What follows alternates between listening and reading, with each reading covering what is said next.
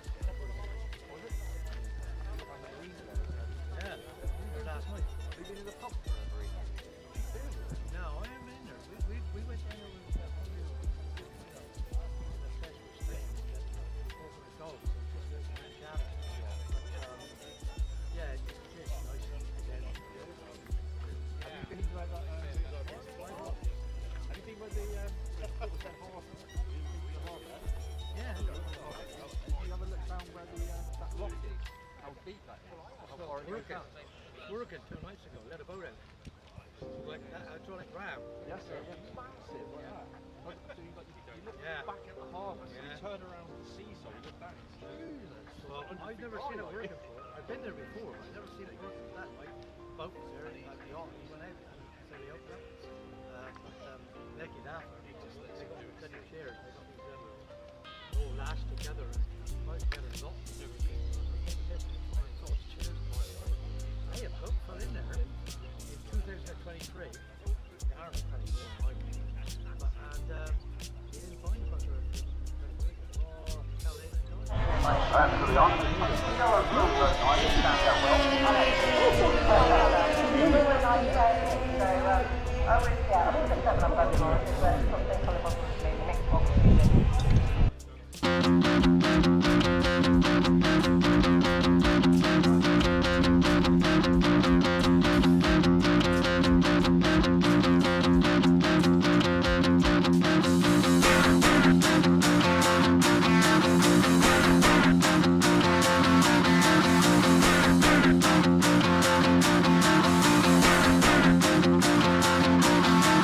Stop the rock.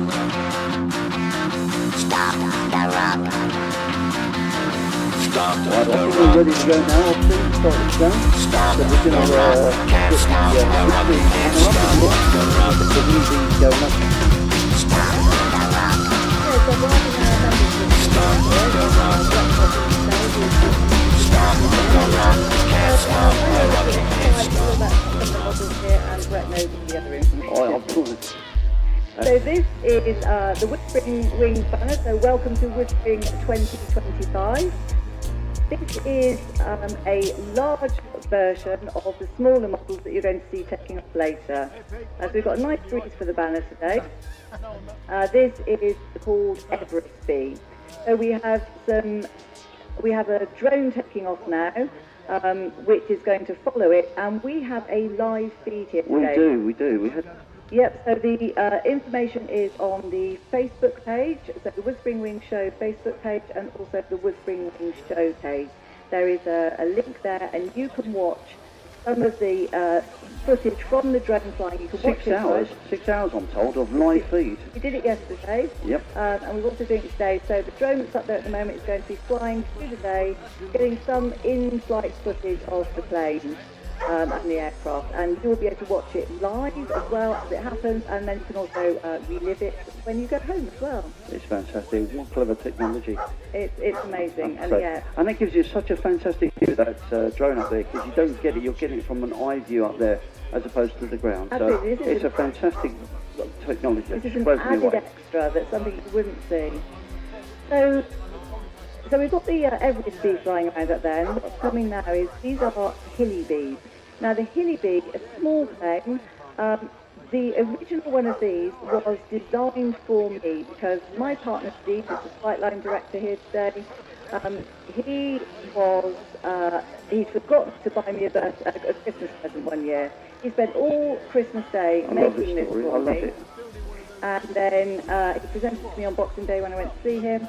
And so I had the first one. Lots of other people enjoyed it, so now we've got lots of them. So I am going to go and have a fly. I'm going to Go leave and you fly, there. Sharon, go and You fly. can come I'm and join going to us if come you out want. here with you anyway, so I'm going to try and talk to some of the pilots. As Sharon was saying, she was the first one, and then with the hilly bee, and then it took off from there. Now she loves pink, so she's got a lovely pink one. And so is Lauren. Lauren loves pink as well. You'll see them all flying up there. So she has to launch hers because she doesn't have extended legs on hers because of the prop. But we're going to go out and speak to some of them in a minute. I hope you enjoy the day. So there's the hilly bees out there now. So we've got Steve flying the main one. He's out there with the signage going around, and you've got probably half a dozen if I can count them. They all must have spotters. It's one of the regulations we do on the flight line, so you must have a spotter on the flight line. And sometimes you find there'll be one between two talking to them, but they must have spotters, just so they know which way the aircraft's going and who's going what, who's doing where, when. So we've got Steve Hollands here, he's flying the main one, they're all pulling up behind. Got the young lad here as well, so how are you doing this morning, alright? How are you? I'm very well. Are you enjoying the show? Yeah, brilliant. And what have you learned about it over the last 2 days? Nothing. he went all tongue-tied there. So I'm not sure, I've been coming here for a few years. Now, how long has I'm going to speak to Steve and ask how long the actual show's been running for. Steve, good morning to you. Good morning. Apparently, those of us that need numbers, it's been 32 years we've been standing here doing this nonsense. And I'm understanding, I was told that the reason that we got a banner that's going around is because you did a record apparently, and you won that record, and ever since then you've had the banner, is that right? Well, the banner was part of our Woodspring Wings participation in the BMFA record, so everybody flew around the banner. But originally the show started traditionally with a start and an end banner. And over the years, various pilots flew them, and we've lost the banners.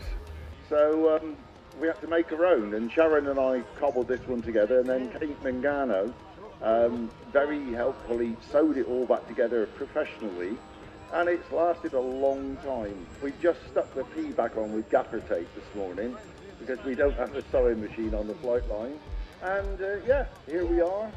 I hope you guys are going to enjoy being spectators here. We're doing our best to put on a display for you. I think today's going to be better. We've got a cooler breeze.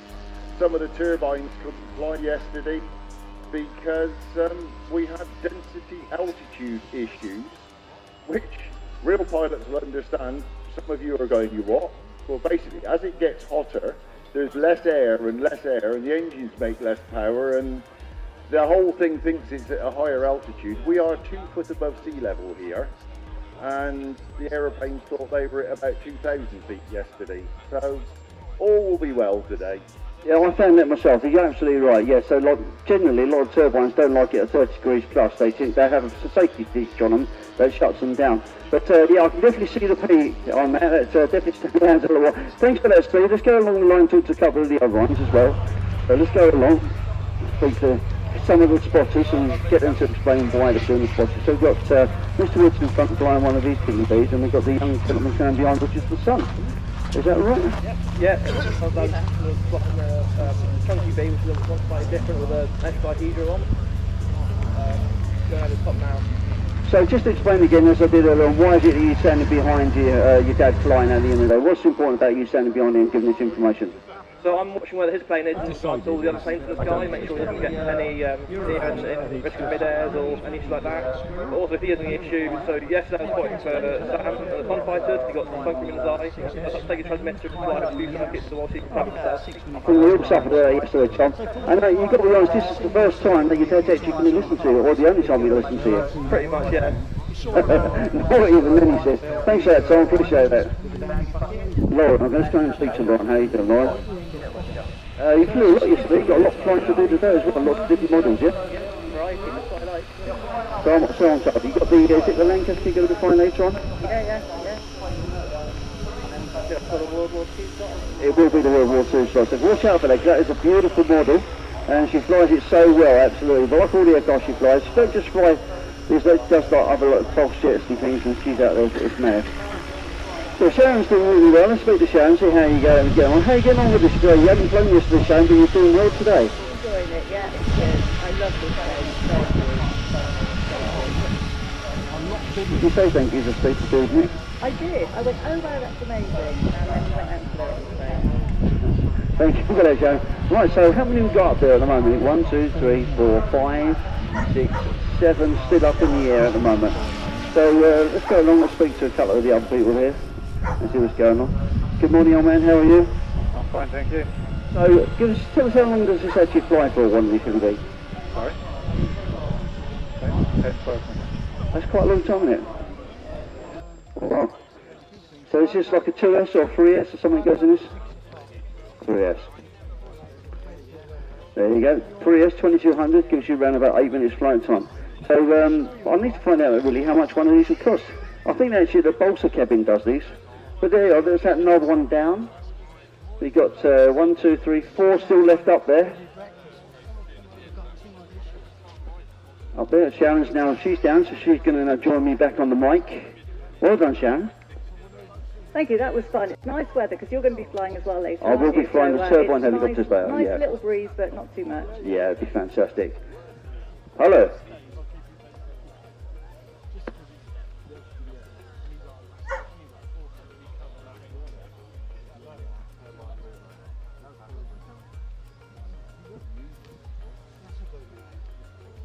So yesterday we were saying if you wanted to have your own one of these, because they're such fun to fly, Becra had some kits here yesterday. Unfortunately, they've sold out, so you can't buy one here. But RC World, if you go online, RC World, they will still have some kits. So if you like these, you can actually get one for yourself.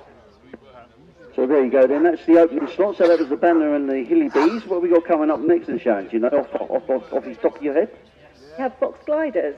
Fox Gliders, they were up yesterday, they were fantastic. There was about 5 of them yesterday. 1, 2, 3, 4, 5. These are great. I see these a couple of years ago when they were introduced here. They did the actual first flying here. And there was just a couple of them. Since then they've obviously grown and they're fantastic aircraft. These are out of the box pretty much. So they're fine and flying, off you go.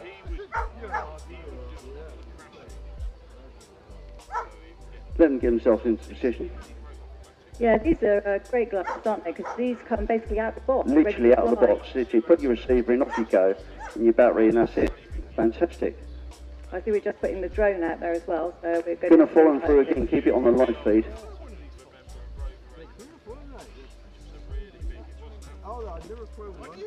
Yes, this is the first time we've done a live feed here, so any feedback would be gratefully received as well. But we saw some of the footage last night, and it was amazing. It was. I saw a couple of it yesterday. We were talking this morning on breakfast, and they were saying there was about 6 hours of live feed from yesterday, so you plenty to pick up on.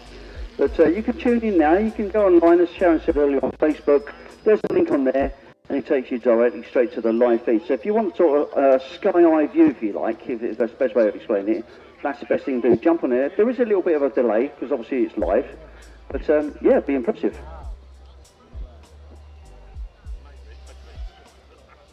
Flare Hannibal, could you come to the flight line, please?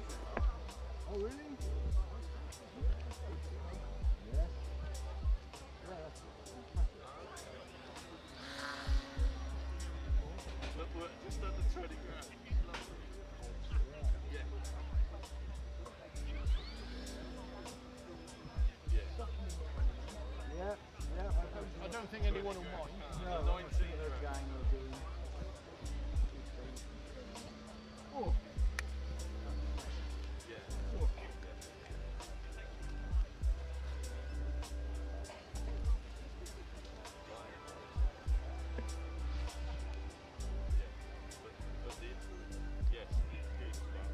So can we have the Flare Hannibal, please, up to the flight line? You were asking this morning what time you're in. You're in now.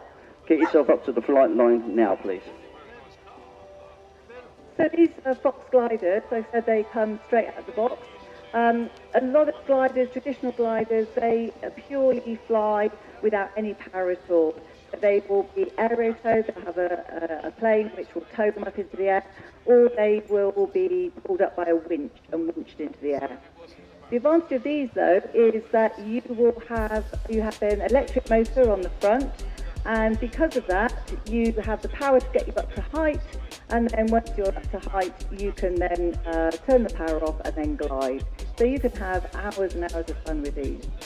Now, today isn't the best weather for gliding. For gliding, you need those nice, pretty glide pilots always get really excited about.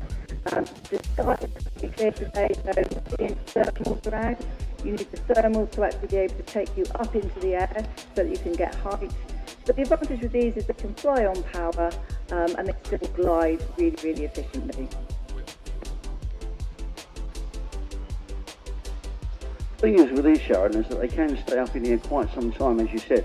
You've got the power to get it up in the air. We got some turbine ones a little bit later on, not Foxes, but turbine gliders, and it's the same principles. They're under the thrust of the turbine and they get it up in the air. Once the power's gone, it's gone. The difference being is that they can put the power on and off with these electric gliders, which makes it much more fun to fly at the end of the day, because you just whack the power on, get it up into the air, and you can just stay out there forever. Get it on the thermal, and it's endless. I hope you're enjoying this morning. Please make sure you stay sun-greened and blocked and everything else and hydrated. It's very, very important to do so, and enjoy the rest of the day.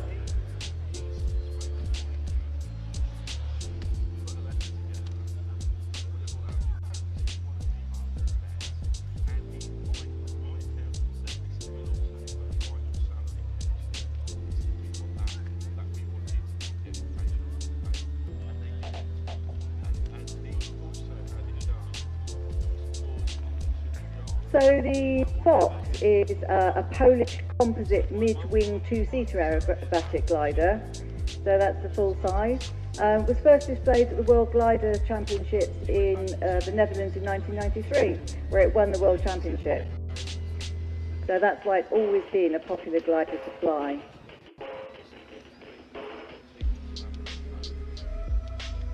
This is a good glider for people to learn in or to go cross country with a friend, because obviously it's got two seats in it.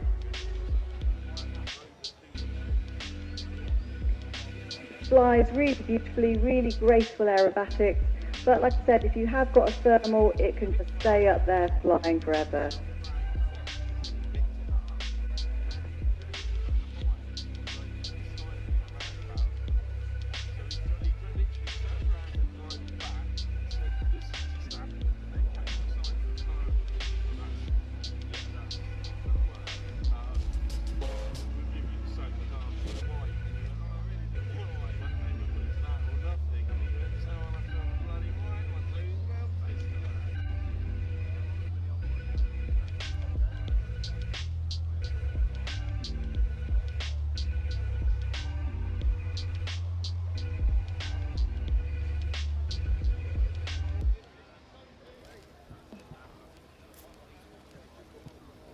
There's a real skill in gliding as well, because, as I said, these do have motors, electric motors in them, so you can get out of trouble. But if you are flying with a normal glider, then you have no power. So you have to make sure that you really manage your power well so that you can get back to the field. Otherwise, you can actually be land out, which then means you've got to go and collect it.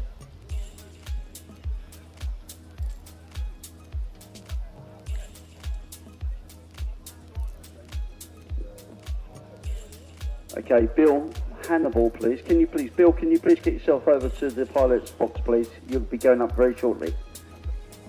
Are you getting attacked by ladybirds, Brett? Yes, I am. I'd like to get attacked by lots of ladies, but unfortunately it's a ladybird. Ladybirds. I had a couple attack me when I was flying there earlier, so yeah, hopefully the pilots won't get put off by them. Better than flying ants, I suppose, or the little black things every time. Yeah, we've been in a swarm of bees that came through on the flight line once. Oh, that was quite interesting. But yeah, these ladybirds just keep flying along. They're quite hard when they hit you. Yeah, aren't I've they? never seen so many of them. It's just amazing. So yesterday I had loads of them on me. Another ladybird summer. Could be. What does that mean? Well, we had a ladybird summer, I don't know, several years ago, where there was ladybirds everywhere. Yeah, is it because it's going to be hot or is it just over here? Is it when it's very hot, I think, yeah. Who knows? It's nice. Good for the green fly. It is. Or bad for the green fly if you're a green fly. Well, it's doing an inverted bit there. That was nice. Nice roll out.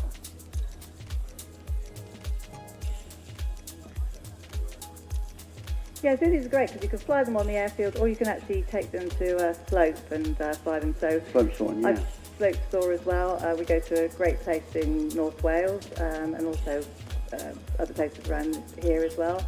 And you know, they just throw these off the slope and no power at all and just spend hours and hours because with that, rather than working on the thermals, when you're slope soaring, you actually throw it off the cliff, which always sounds a bad idea. It does, doesn't it? You throw it off the cliff and then you've got wave lift, so the the airflow where it's coming from the sea over to the land, that's actually what keeps the planes in the sky. So I know what I'm talking That was about. so good. It sounded very impressive. I've got to be honest. I feel like a meteorologist. I know everything now. So as I say, some of these guys will just pot around on the thermal here, and you'll see them every now and then put the air brakes on or whatever. They're trying to literally hover. There's one coming in now. I think they're running out their old batteries now and just plopping along. So we got what we got coming up next then, Sharon? Dawn Patrol, is that? We've got some biplanes coming up now, Biplanes. so I'm going to go and refer to my notes. Quickly. There's some lovely biplanes here, some lovely colours, very fetching. They stand out, really nice. That's really key to when you're flying an aircraft. If you've got one model, keep it a really good colour, like blues and light blues and yellows, or pink in Sharon's case. That really does stand out in the sky. So we've got Steve Woods out there. He was just flying one of the Hilly Bees a minute ago. He's out there. He's going to be flying one of his. What information do we have yet, Sharon? Any idea? I'm frantically searching through it. So I believe we have a Tiger Moth flown by Jamie Cuff. Yep. I believe we have Simon with his Stomp. Okay, yep. And do we have Dean with the Rolly Stearman? Yep. Yep, that's what I've got on my list here. Okay. So Well, we've got another one. Has The blue. appeared? Got a Stearman in the front. I'll go and speak to Steve.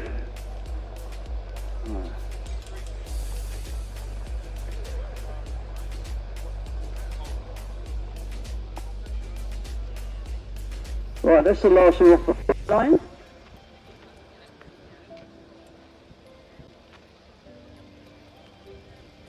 Well done, guys. Thank you very much for that.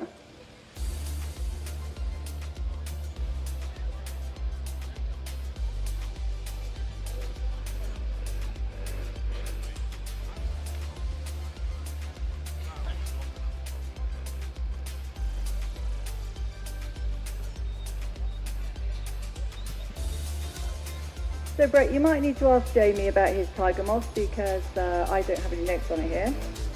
Yeah, what I'll do is I'll ask him when I'm out here with the pilots. I'll try and get some information off him about the aircraft whilst I'm here.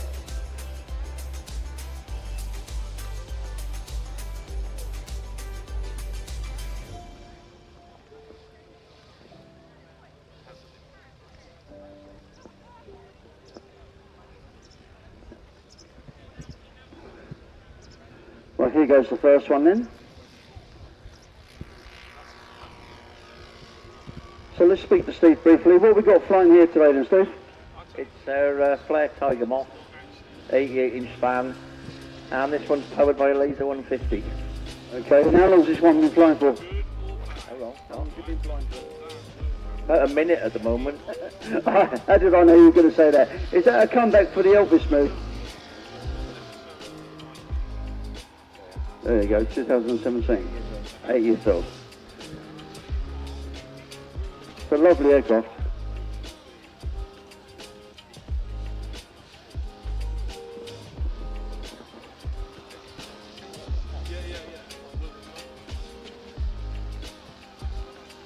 So the one that's just coming out here, this is Simon Wood with a Stomp. And this again is an aerobatic trainer and trainer and aerobatic model. This particular one was acquired at least third hand 2 years ago, simply because it looked pretty. But he said it flew awfully. It does look nicer. Yeah. So the thing, you get quite a few old stumps. If they actually get to live, people really love the stumps. No. Now, yesterday, Sharon, we were talking about this, why the difference was between two wings, and you were educated on this, wasn't you? What is the difference? Can you remember? Yeah. So should we talk about that in the Why not? In the Stormstride slot? I think. Okay. Yeah, because we've got told. lots of information about these here. Okay. So the stomp of Simon. So if you look at the colour scheme, this is it's called Les Manchots. Les Manchots. The penguins. Oh, so right. The stomp is a Belgian aircraft. Yep. And they actually use this for aerobatic demonstrations. So this is one that you'll see at the museum in Antwerp. This is the Stumper Museum in Antwerp. Yeah. And you'll actually see the full-size one of this there.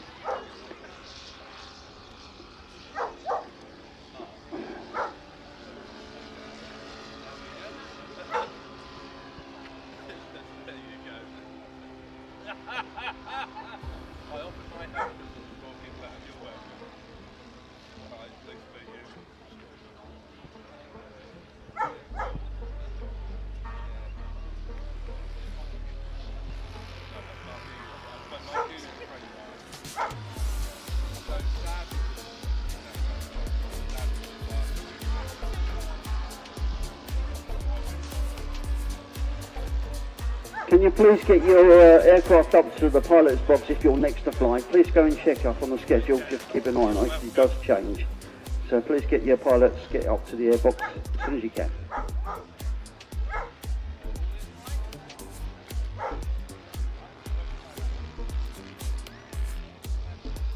Yeah, sorry, got slightly distracted there. So back to the stomp. So it's a Belgian, it was built in Belgium, and it was designed by a World War I pilot. And he was the Belgian moth dealer, so tiger moth. We've got the tiger moth up there as well, flown by Jamie. So they sort of look fairly similar, but he wanted to actually create a counterpart to the tiger moth. So sometimes the stomp is called the Belgian tiger moth. So you can see the tiger moth coming through here now.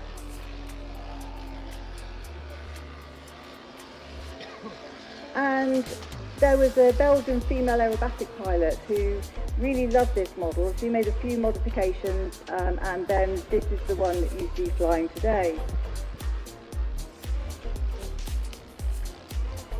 So it's a two-seater, so it can be used for training. So the pilot will sit in the back and the student will sit in the front, or obviously it could be used for touring as well. So really stable aircraft, so good for training, but also good for aerobatics as well.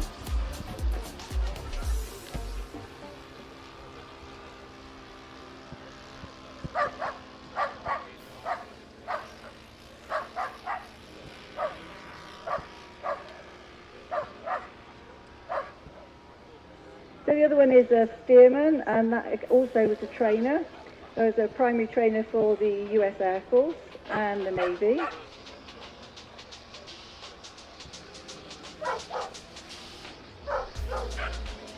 And it was used for training during World War II, and so after the war was over, there were a lot of spare trainers around because they didn't need as many anymore. So thousands of them were sold on the civilian market. And then they became crop dusters and sports planes, aerobatics, you sort of see them as wing walkers as well, and in air shows. If you've been here at previous years, you may have seen the Breitling team, the Breitling wing walkers.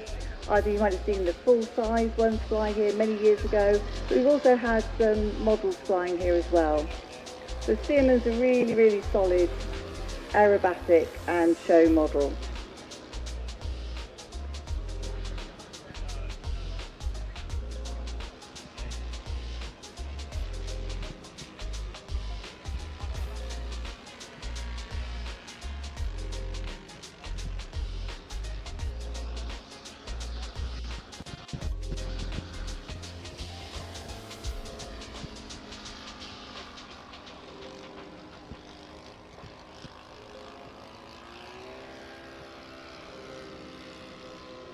So the Stearman is a flare model, and it's got an ASP 400 in it.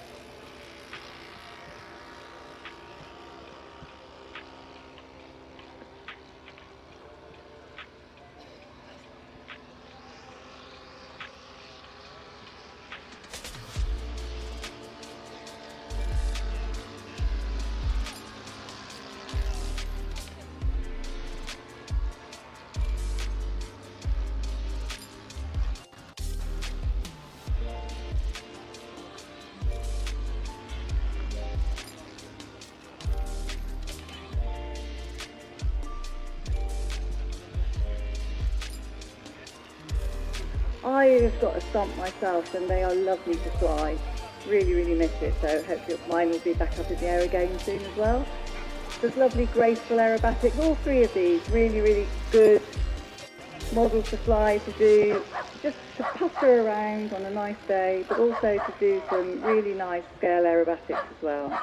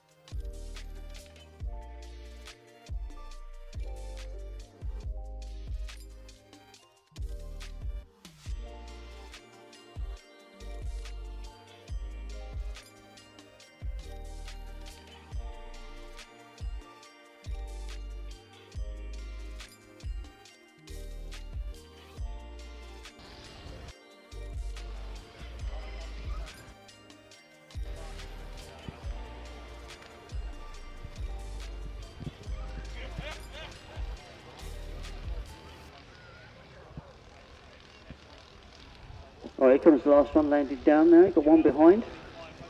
Still going around.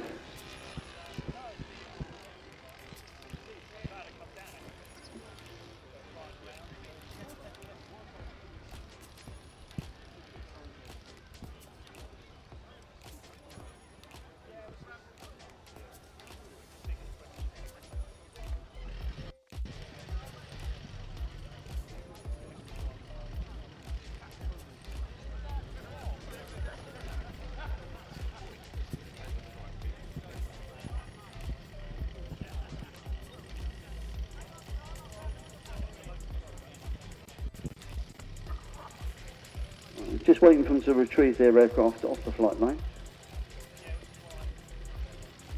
Please, pilots, check the schedule. Make sure you are where you are 10 minutes before you're due to fly. So just come and check it.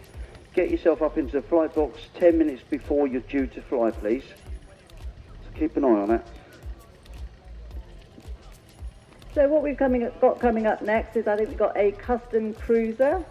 We have a farmyard, and we also have a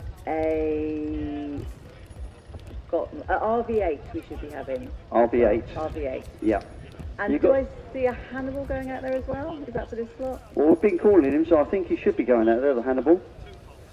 You've got some information on the farmyard as well, haven't you? I certainly do, yes. This is a model I also know quite well.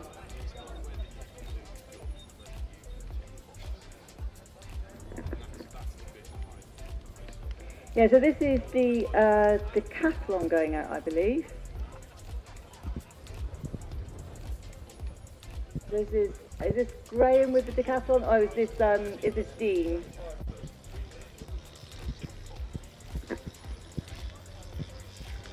So we have a Decathlon here.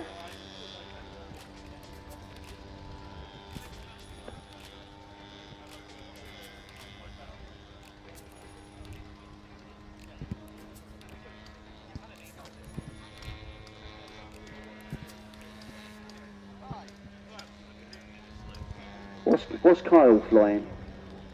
So Kyle is flying a farmyard. Right. So this is a model that was designed by Steve Holland, the flight line director. I promise he has not designed every single model in this show. And this is a really good plane for somebody who just wants to sort of start off with going into large models, because it's stable, flies well, can also do aerobatics, and can be used as a tug as well. This is got a Noah 38 petrol engine in it. So the first one came out in 2017, and this one was built in 2018. As you can see, Kyle putting it through his paces. The Decathlon coming through as well. No, sorry, not the Decathlon, that one. That's the custom cruiser, isn't it?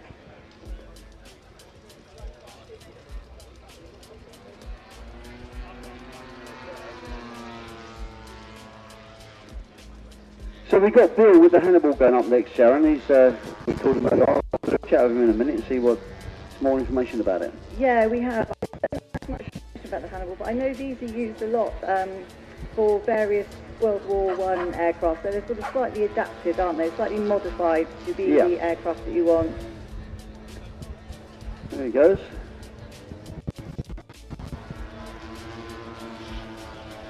The one coming through.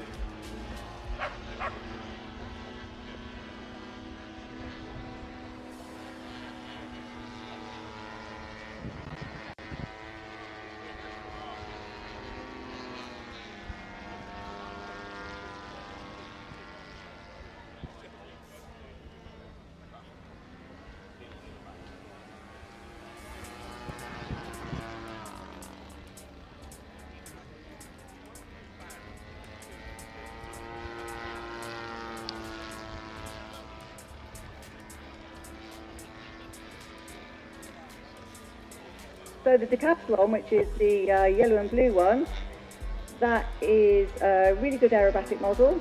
It uses a 124-stroke engine in it. It's made out of certain ply, and it traces its lineage back to the 1994 Ironka Champ.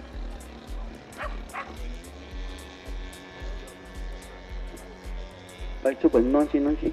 So 1994 Ironka Champ, and then it was sort of, this one was based around it. So the Decathlon Extreme was introduced in 2012. Right. So it looked at that plane and said, this seems to be a fairly good plane. And then they sort of put that one into aviation. Production, yep. Yeah, aviation production. So, and this is a replica of it.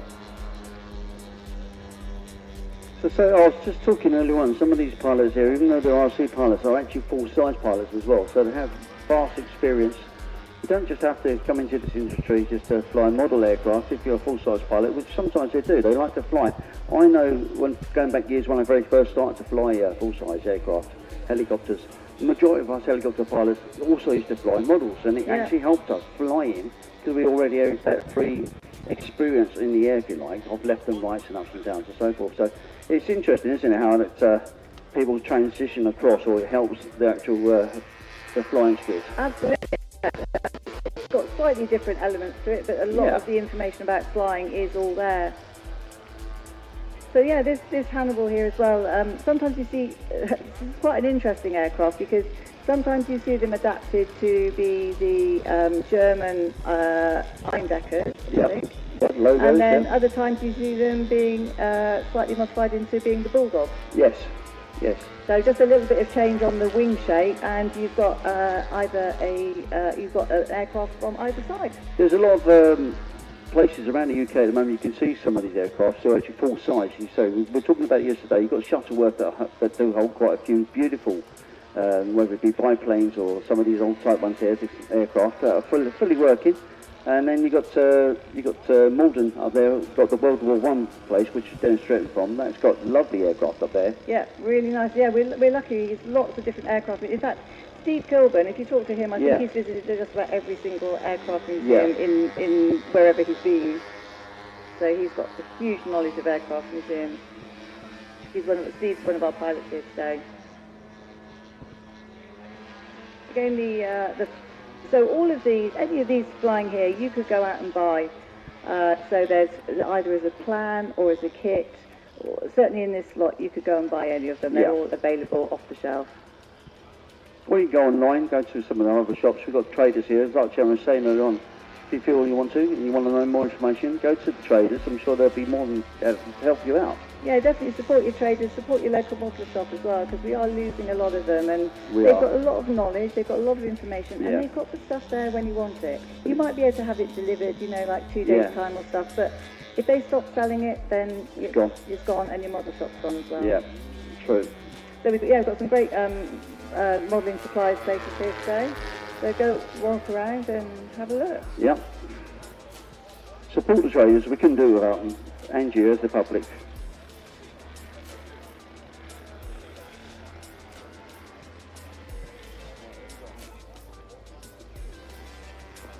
So remember, pilots, if you're up next, please get yourself up to the flight line. Check the schedule, please. Make sure 10 minutes before you're due to fly you're at the exit pits, please.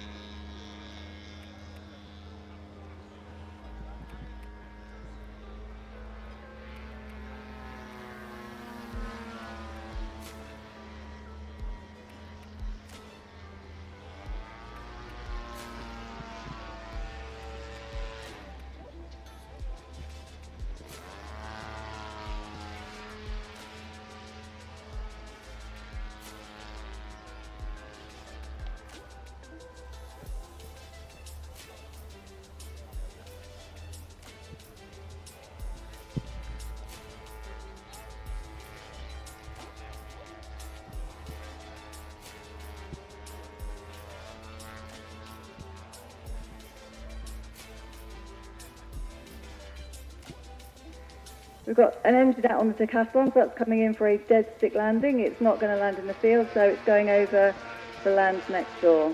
This is always a moment of holding your breath, and it's down on its wheels. Well done.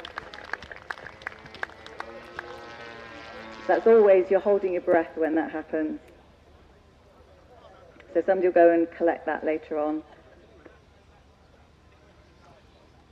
I think he may have been having too much fun and run out of fuel, possibly.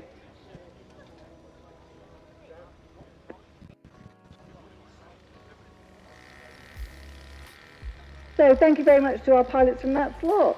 Round of applause. So next up we have the electric models. So we have a variety of electric models here. First one out is the Astra Hog. So we're just going to collect the models that are on the runway, and then we will start off the next slot. I haven't got a time.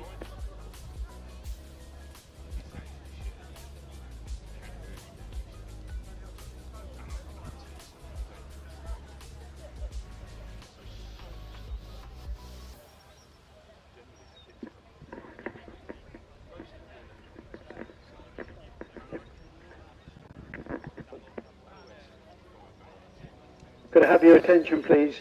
A Yale-type Security key has been found by the Tulsa cabin.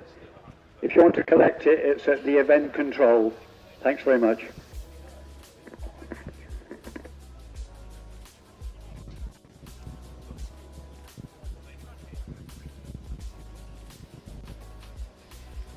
Keith and Andy, can you come to pilot's area, please? Thank you. So we now have the electric slot taking off. We have the Astra Hog, which is the one that is first in line. So the Astra Hog with Peter Ross and Jeff Cosford. And this is a classic RC aerobatic model designed in the USA in the late 1950s. It's the first successful low-wing RC model. It won the top 4 places in the 1958 Nationals.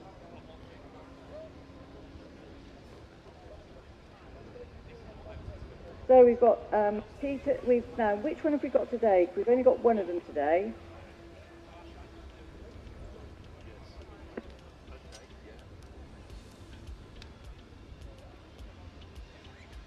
So an Astrahog, you can get that as a SIG kit or also a flare one.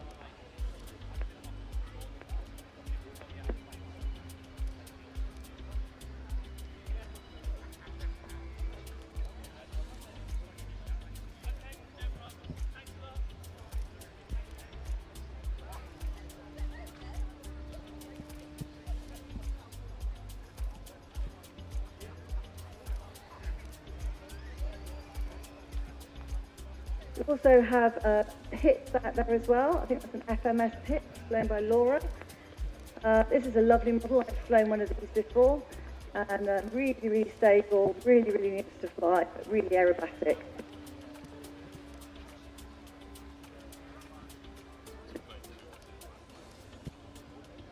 We've also got a T-28 Trojan, which is, where's that one? Oh yeah, sorry, this is the one coming through.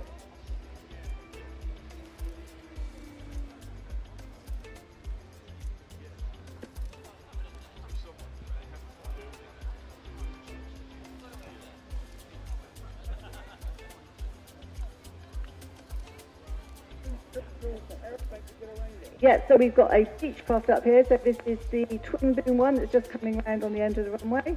And this is the one that Winston Churchill flew around in. Yeah, this is Pasty Man flying this, Mark, and he doesn't go for any old plane. He goes for the best of the best. I don't think he probably rolled in it, but never mind. So the Trojan is the one that's just coming down the flight line. I just turned away from us, the white and red one. That was a US trainer.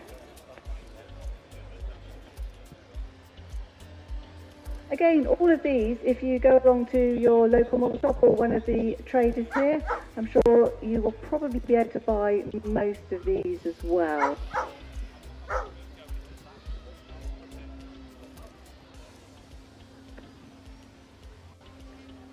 So the pit's hovering on the edge of the runway there.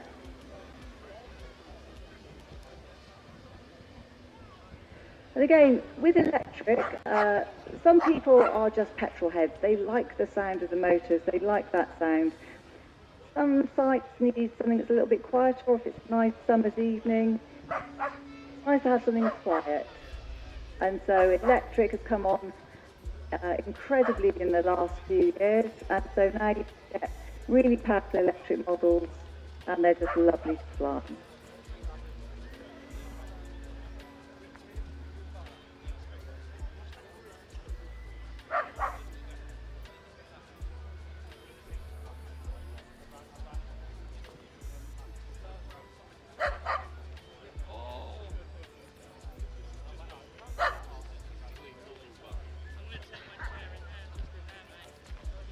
The Astrahog pilot here as well first started flying in 1975 with a Camco Cadet. So anyone who has been on the scene a little while, you may well have had a Camco Cadet yourself.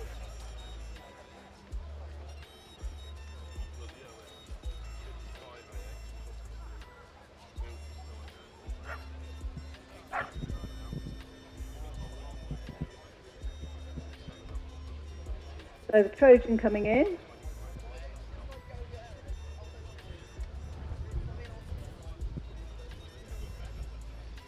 It's a really nice aircraft. This is our very stable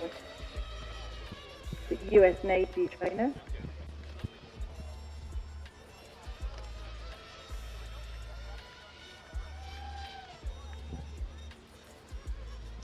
And the Astrahog as well. Oh, sorry, that's the air tractor, isn't it? Apologies, that's the air tractor that's just landed. That's a crop duster. Apologies if I get any of this wrong during the day. I spend a lot of time around model aircraft, watching them and flying them, but I'm really bad at aircraft recognition, particularly if I don't, if it's not one that I've seen a lot. So apologies if I get it wrong. We've had to make quite a few slot changes today as well, because some of the planes unfortunately didn't make it after yesterday. The heat had a bit of a problem with some of the planes, so we've changed the slots a lot, and what I've got written down isn't necessarily what's always happening.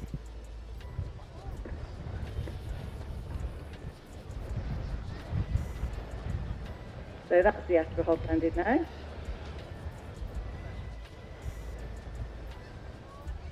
And the pits as well.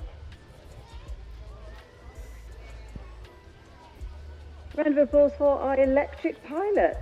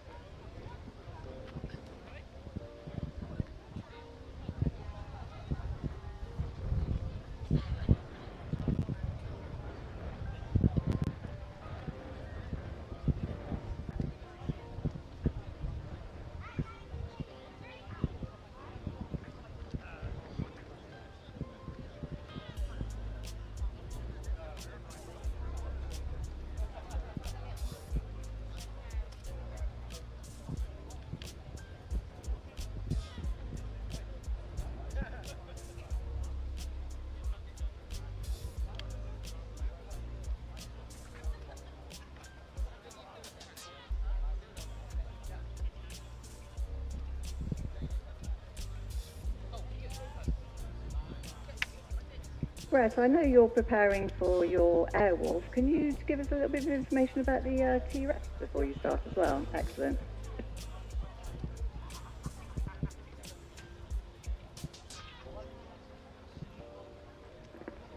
Yeah, so this is Mark Healy. He's going to be flying his turbine T-Rex 700. 1099. Hopefully. Now Mark does fly acrobatic, and this is all set up for that. Obviously, I'll go through the initial stages of it. So it's going through a warm-up stage at the moment. So the fuel's being primed, going through the turbine. Trouble being is that there's as opposed to an electric, this is just constant power all the way through. So you're actually using the blades to go up and down, power and out. As opposed to electric, you can put instant power on and take instant power off. With a turbine you can't, it's running at head speed and you're just flying it with that head speed, so it's a little bit more difficult, a little more tricky, takes a bit more practice. But Mark does do 3D flying, so you never know, you might get some 3D flights out of him. At the moment he's got a little bit of flaring going on, which is the turbine burning off the excessive fuel. It seems to be okay, so we're going to power up now. Now Mark, I've known him for a few years now, back and forth over the circuits over the years, and we're going to be flying together shortly. I'm going to fly the T-Rex Turbine 700 here that is flying now. As you see, it's got plenty of power in it. It's got probably 10 to 12% positive pitch and probably the same as negative pitch. And what it does is that, so if he flies inverted and he puts negative pitch in it, you can stay at the same speed upside down and carry on going. So you've got positive and negative pitch. So this is quite capable of doing like a stall turn, which is where it's going to go up. I'm going to do a stall turn now. There you go round. It's a double stall turn, back down. It's one of the FC3 and FPM manoeuvres that we were talking about yesterday. Set disciplines, the FPN and F3C. Again, you go up, pull it up now. They'll go off and do a stall turn the opposite way, so away from the crowd, as he is doing now, and back down as it comes in. Now, when they do the judging and stuff, you normally have two judges out there, and it will be at this point that he does his next manoeuvre. So you go, now, he'll go off and do his next manoeuvre, so he's doing a full, there you go, over and over, pull over, into the circle, back out again at the same level, all the way across. Now, I'm not sure what turbine's got, this is a Wren in it. It's a Wren 44 in there, yeah, so they're not really around much now. It's taken up by Turbine Solutions, Paul from Turbine Solutions, who's running these, and you've got the Sequoia. That's been fitted in now with a King Tech now. Right, we're just going to hold back the helicopter for a minute over this way because obviously you've got someone on the flight line.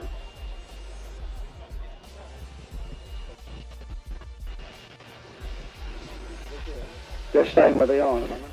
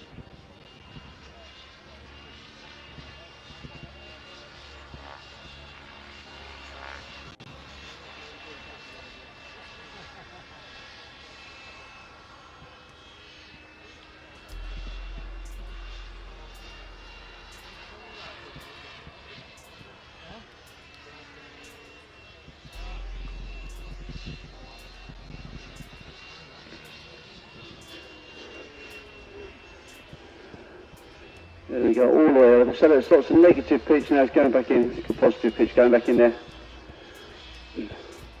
It'll drop down, roll out of that, as he is, there you go. Inverted, he'll come across. So this is loads of negative pitch in there. So it's doing an invertive circuit.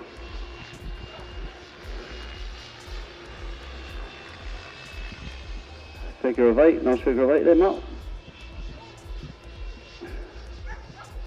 Pull up, back out of it, into a kind of chaos manoeuvre, almost, pretty much. That's what you call a chaos. So it's positive and negative pitch and it's cyclic going in and out at the same time. It's quite hard to do. It's one of the manoeuvres that most pilots like to try and learn first of all.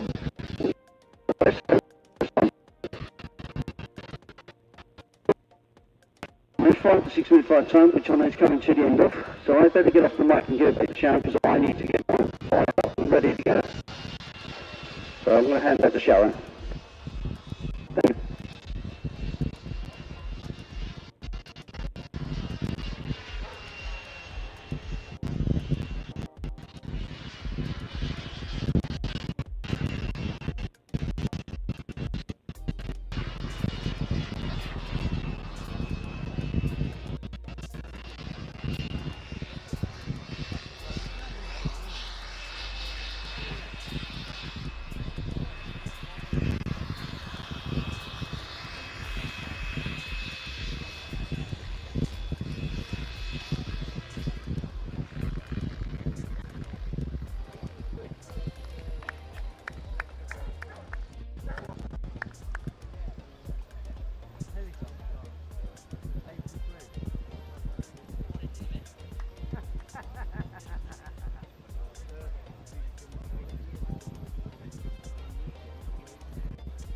So we've got the decathlon coming back.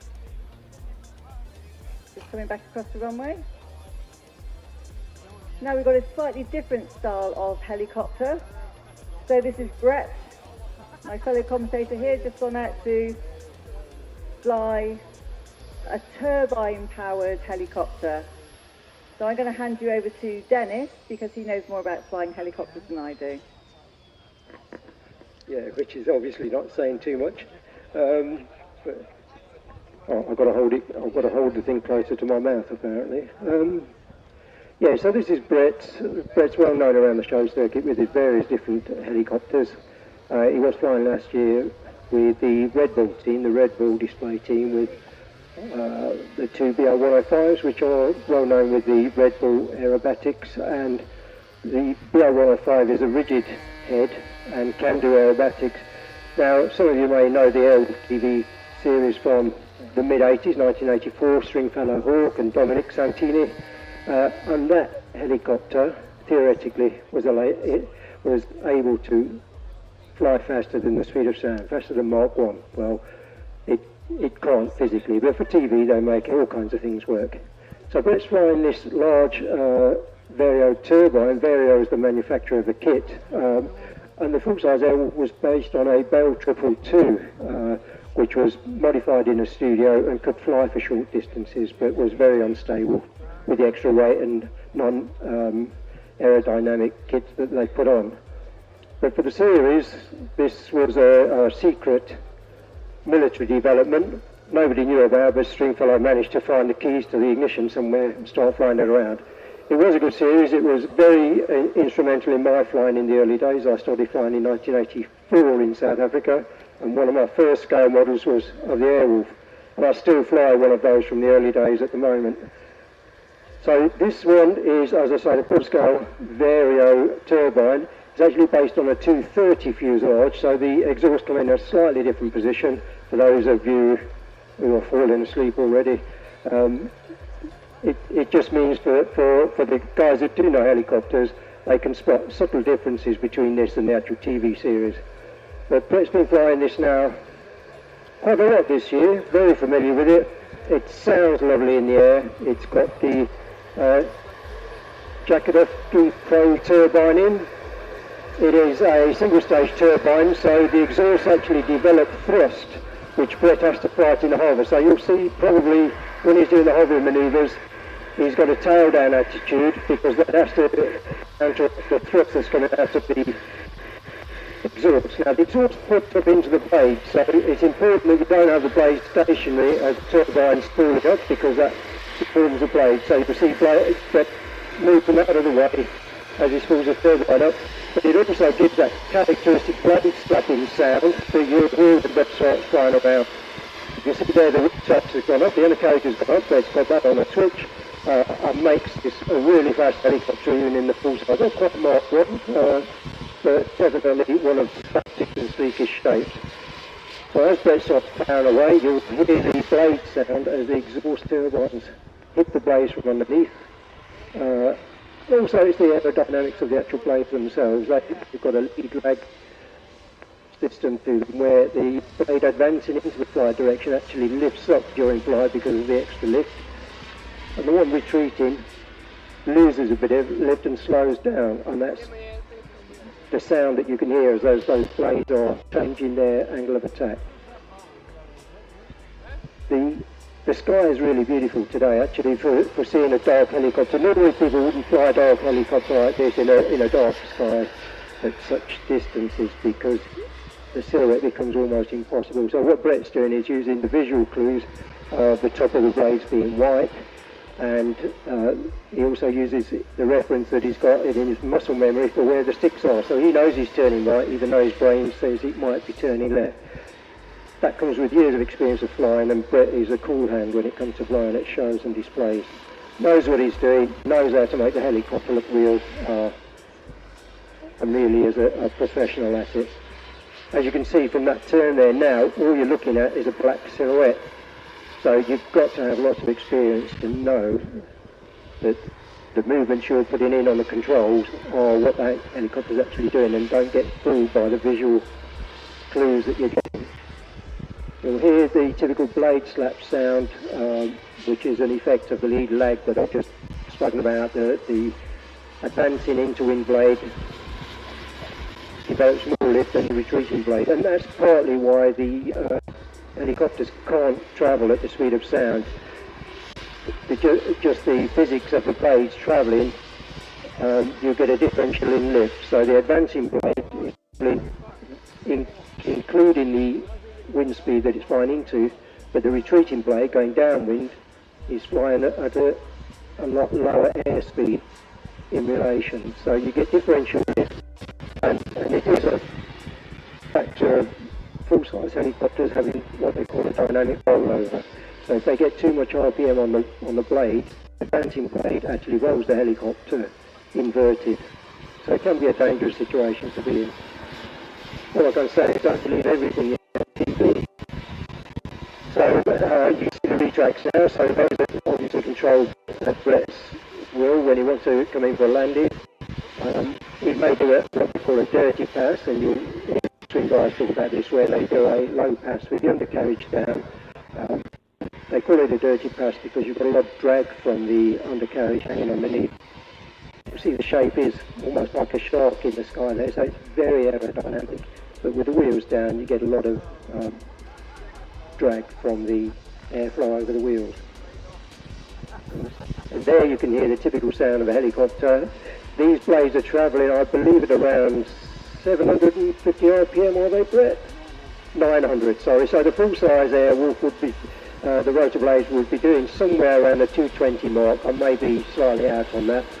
But it's just a feature of aerodynamics and model capacity that we have to fly at the higher RPM. So you don't get the characteristic thump as you would with, say, the Huey, but you do hear it. So Brett's coming in now for landing. He's making sure everything's stable, and he will land. Obviously he's got to be careful. He may do a ground taxi, as you can see, which is what he's doing there now. And this is a full-size manoeuvre. Helicopters with tricycle undercarriage will often do ground taxis away from the runway. Thank you. Thanks very much, Brett. Well done. So can I have a round of applause, please, for Brett and the Airwolf, and also a big round of applause as well for Dennis, who said, "Oh no, I don't really think I can talk much about helicopters," and that just was incredible, all that information. So thank you. Don't underestimate yourself. So we have a Tucano going up next. So this also has a turbine in it, but it also has a prop. So it's slightly unusual aircraft in that it's both a turbine aircraft and also a prop aircraft as well. So people get quite confused about this. This was owned by a former Woodspring Wings member, David James.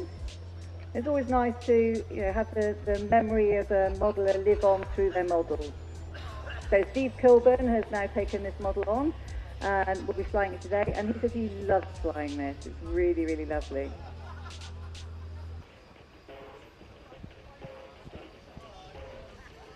So pushing out to the runway.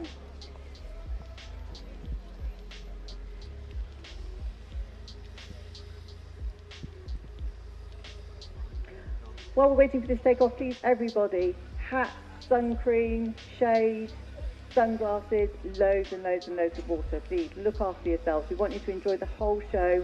Please don't miss some of the show because you haven't listened to those words of wisdom from our medical advisors.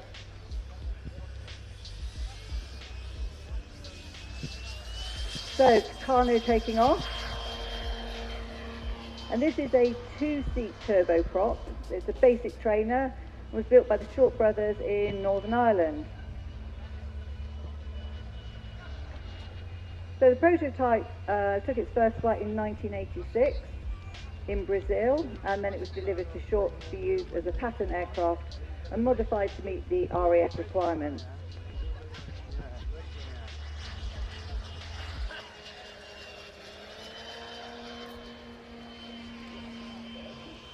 So the interesting thing about this is that it has a turbine in it, but like I said, also has a prop. Now, I had this explained to me yesterday because I didn't quite understand what's the point of that. With a normal turbine, the turbine is pointed backwards, so the thrust comes out of the back of the aircraft and pushes the aircraft, whereas with a turbine, so with a turboprop, the turbine is inverted, so the thrust comes forward through the plane into a gearbox, which then goes into the prop and powers it through the prop. I think that's right. I'm sure somebody's going to tell me I'm wrong. What's the purpose of that? Well, it actually gives a lot more power to the aircraft because the prop is being propelled by the propeller. It's getting its energy from the propeller. So it makes it a really, really efficient aircraft.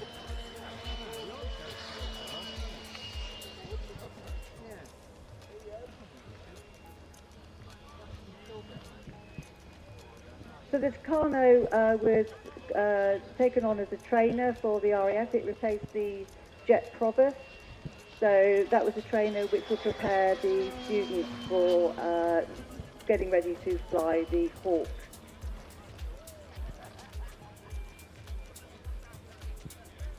And apparently this aircraft is about 70% cheaper to operate than the previous aircraft, which was the Provost.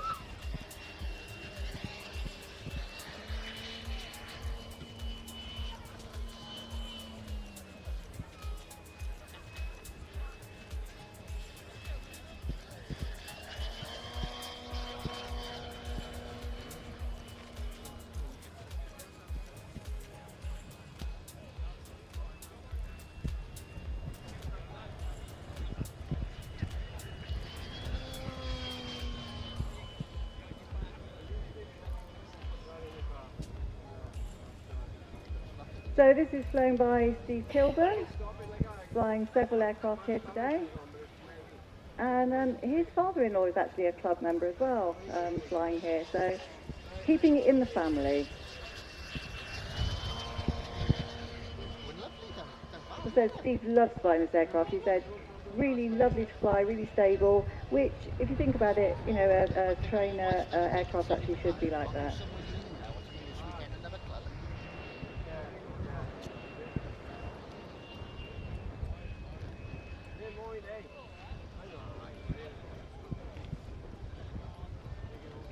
Tucano stayed in service with the RAF until 2019.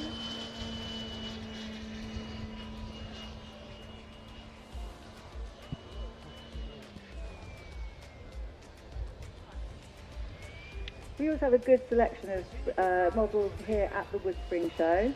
As you can see so far, we've had a huge variety, but also just generally within the club itself. So when members come down here to fly generally, again, we have a huge range of aircraft that club members fly.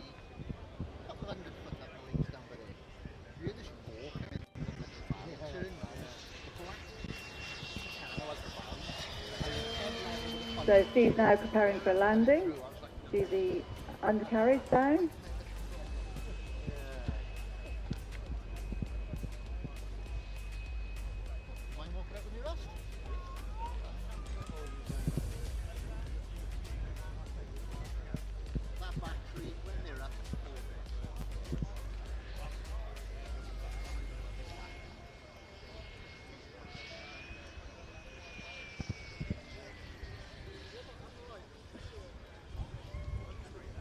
And a round of applause for Steve Kilburn and the Tucano.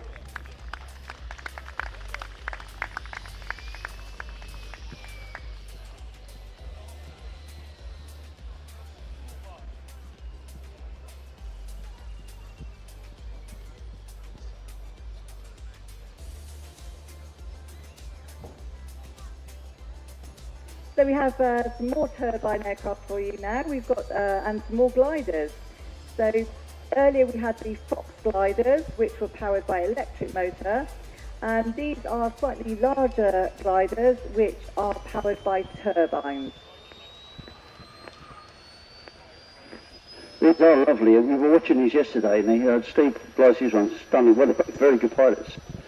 But like we were saying, these are the turbines. Do they pop in or pop out, or do they stay as they are on top of the actual aircraft? These particular ones stay on top of the aircraft, but there's a full size. They pop up when they're needed, I think.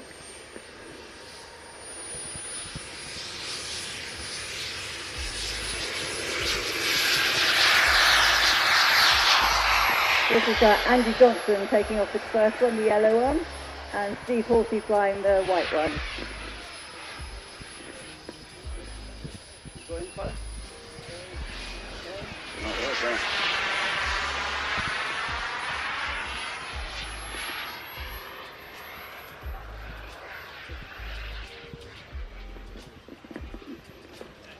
So tell us a little bit about Steve's aircraft then.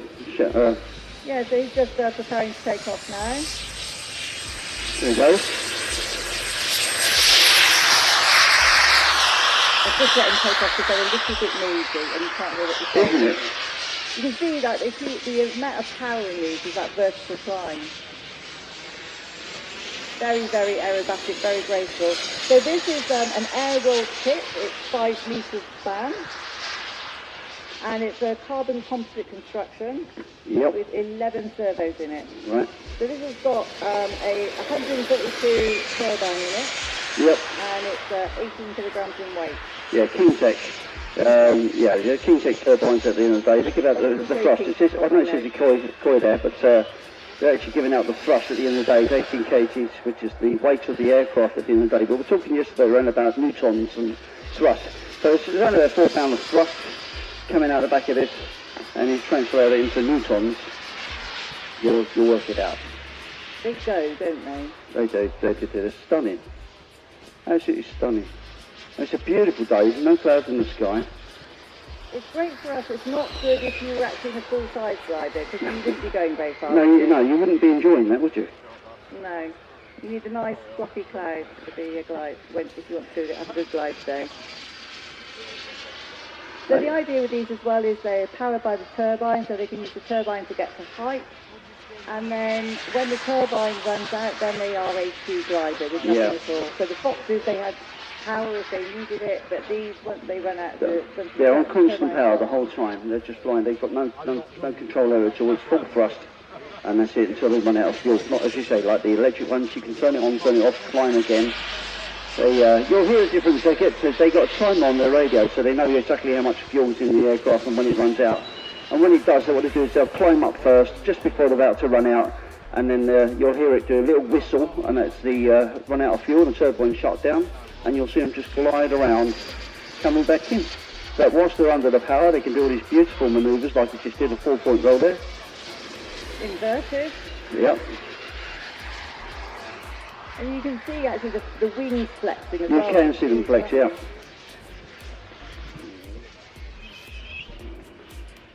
You can hear the whistle as well. That's usually Over the wind wings. going through the Yeah. ailerons.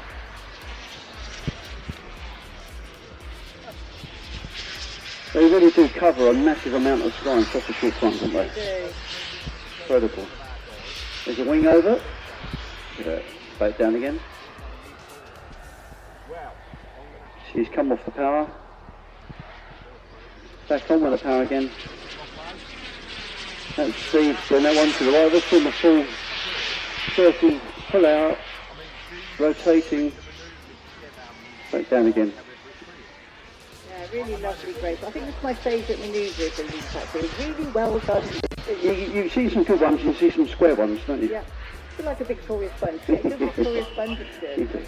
A leap's good. Soft and squidgy, but juicy in the middle. Yeah. They are really nice colours. That yellow stands out tremendously, so does the white one, which you think it would blend in, but it doesn't. Yeah, white gliders are often difficult, aren't they? Because you're often flying them on a white day, and colours are colours. Of course, for full size, it doesn't really matter. No. Have you been in the full size? I have been in full size, yes. It was, I thought it was going up vertically, but they told me it was only 45%. Was it towed or was it cabled? It was a winch. Yeah, winch, flew in a winch in Iceland. Yeah, it was good fun. We used to see a lot of gliders. We used to fly on an airfield that was a glider site as well, so always checking out the gliders as well to make sure that we weren't in their way. It's an amazing, because it's so quiet in there when you're up there, isn't it? All you can hear is the whistling when you're inside the cockpit. It's amazing. So if you get a chance, ladies and gentlemen, get yourself out one of those £99 free flights, red letter days. It's worth doing. It's an experience. Yeah, in the past actually, we have had the Cotswold Gliding Club here, I think actually. They're not here this year, but in the past we've had them here with one of their gliders. So they're local, they're just near Bristol Airport. So you see they're quite high now, so I would imagine their fuel's going to be running out shortly. I think so. You'll hear it, you'll hear a little whistle go off. When you've got people who like doing low passes, the only reason they're high is because they think they're going to run out of fuel. Yeah. Well, they know Biggs has said it's on the radio, and they got a rough idea. He's still obviously got fuel, unless he's coming in. I think he's... No, he's under the inertia. Steve's right up there. And again, what's amazing is you think that, oh, they can't possibly there make he goes, it. gone silent. They're really low. His engine's gone. Yeah. But gliders just glide. They go on forever. They do stay there forever. That's the But these do have air brakes as well. So they do, which if they come in a little bit fast, you can see his air brakes just slightly on his wings now. Lovely landing. That's done. Give him a round of applause, please. Thank you very much. Well done. Sandy Johnson there. You've got Steve still up there somewhere? Oh, there he is, up in the sun. Oh, was it Adam? Apologies.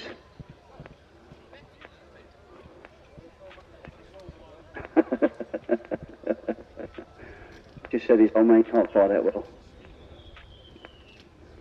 You can hear the whistling.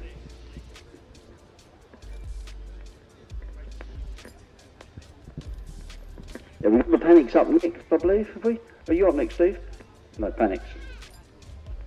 No. Yep. So remember, pilots, please go and check the schedule. Please get up there 10 minutes before your flight slot, please, so we can keep the flying going all day. Just keep checking the schedule. It will change. I think Steve's enjoying himself up there, he doesn't It is. I think he's forgotten about the time. He's a bit over to himself, or Steve thought. He don't know what it is. I said that he looked like Elvis earlier on, when he passed away. He wasn't impressed by that. Pilots become different people when they're on the flight line. They don't want to stop. They don't want to... He just don't care. It's ruthless, isn't it?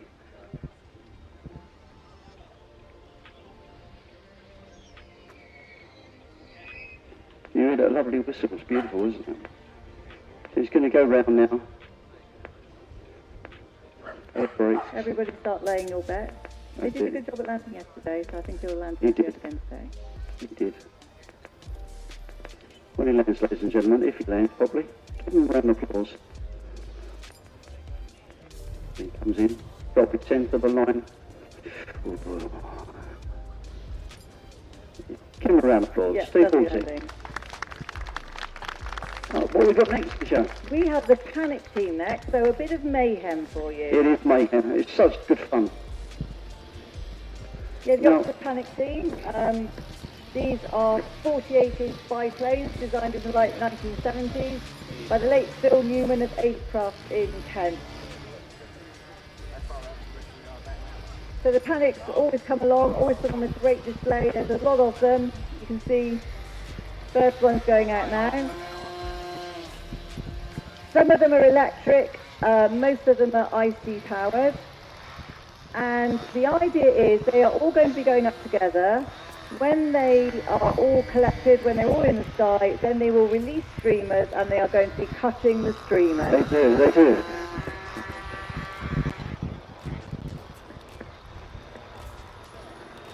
So, it is absolutely mayhem. There's such skill involved in this though when you're up there, just try and catch the other one. It's almost virtually impossible, but they seem to manage it. They seem to manage to knock it off the streamers. Every year I'll come here, they do it, and then Steve gets telling off because all the streamers are in the other field. He just go and get them. Yeah. So most of these, as I said, they're 90 IC engines to some 72. Yep. And the electric versions use 1100 to 1600 watt motors. Wow. I think there's 2 of them that are electric here today. Yeah, that'll be a 4-cell, won't it? Yeah.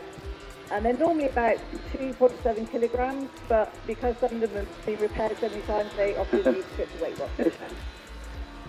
Yeah, Charlie, they're doing a little bit too much. Yeah, they reckon they usually lose about 2 per slot, that's their average. But yesterday they didn't lose any. No. That one I think went down. But there wasn't a lot of repairing going on last night. They all went home early. So you can see them all. This is the sort of thing that's going to happen, but when the streamers go out, then they're all going to be trying to cut the streamers. So as you can see, it's absolutely mayhem. There's a streamer gone already, but here they go. Yeah. And then we're just going to get the other ones. So you got red, I think we got blue today. You had red and yellow yesterday, red and blue yesterday. We've got a pair of different colours of ribbons today. And so they're going to be trying to cut the streamer with their prop. So of course other people are going to be doing the same. First down, yeah. One's down. So they're trying to get their average back up again then. Yeah. Oh, we've got another one coming out. So it's believed that the Oxford Panic team is more than 35 years old. So Yeah. Andy Stevenson joined in 1990. Yep. And then back in the day, the whole team flew at the same club. And then they've actually moved on since then. So there's a kind of core group of people, but they sort of have friends go along and join them as well. You really need to keep your eyes open with this lot, don't you? You do, you do.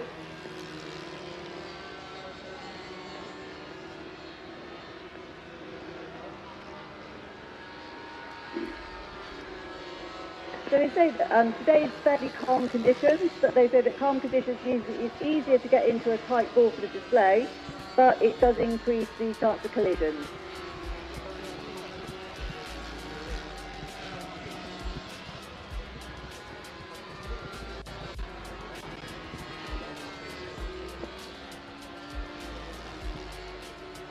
There's still quite a few, they've got quite a few, haven't they? They're fantastic. Oh, I just can't believe it. Such skill involved. I'd like to speak to one of the pilots to see how difficult it is. It is absolutely so difficult because if you are flying and trying not to hit somebody, you can pretty much guarantee you'll fly into them. But if you're trying to do it, it's so difficult, isn't it? Because you're manoeuvring to some, and you're trying to kind of get them, but they're also trying to get you. So everything's really unpredictable. There's another one down. Oh, one ribbon's been cut off. Look, there he goes. Yeah, we've only got 2 ribbons left now. 3, I can see 3. No. Oh well, 2.5. 1 to 2.5. There, there's another one.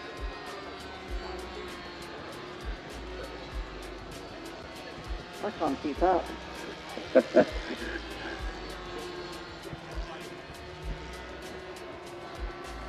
This is an amazing display. That's they're really Oh, great. that's so close.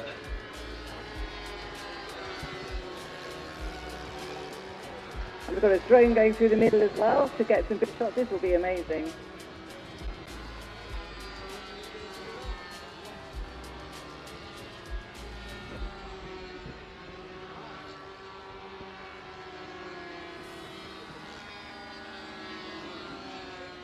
So we've got just the 2 left. They're still going for it.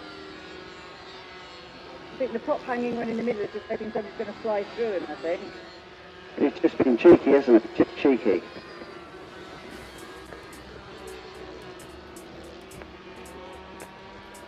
Every year they ask if I'm going to fly in their spot, and every year I go, maybe next year. Yeah, I think you should do it. I think you should.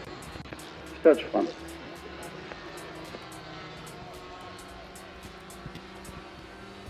So just spoke to Matt Stubbs, who's the drone pilot here today. He's been getting the in-flight stuff. He's doing an amazing job. He's doing an amazing job. Yeah, and I'm so looking forward to seeing his footage later on. Big thank you as well to Matt and also to Brady, who's doing all the technical stuff in the background. Sitting in the back there in the tent, old Brady. We're chilling away with the old screens, making sure it's all going right. So you can actually join us live if you want to. Just join on the link, on the Facebook link, you'll see it live. I've been set up, it's fantastic, and you get an absolutely bird's eye view of the aircraft whilst they're flying around. So, is that another one? That's another one down. Yeah, that one's done, yeah. Oh. Oh, now did that one go in the water or is that in the field? Just see the streamer just tailing off. So we are actually surrounded by water on our field, water on 4 sides. So there is always a danger that if you land outside the field, you could end up in the water. I noticed the ground moves as you walk on it. It does. So you, the public, if you don't believe us, just jump up and down on the ground and you'll feel the actual ground move.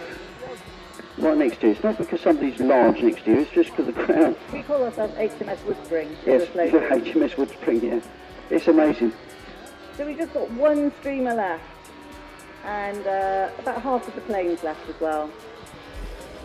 They're still going for it though, aren't they? They never give up.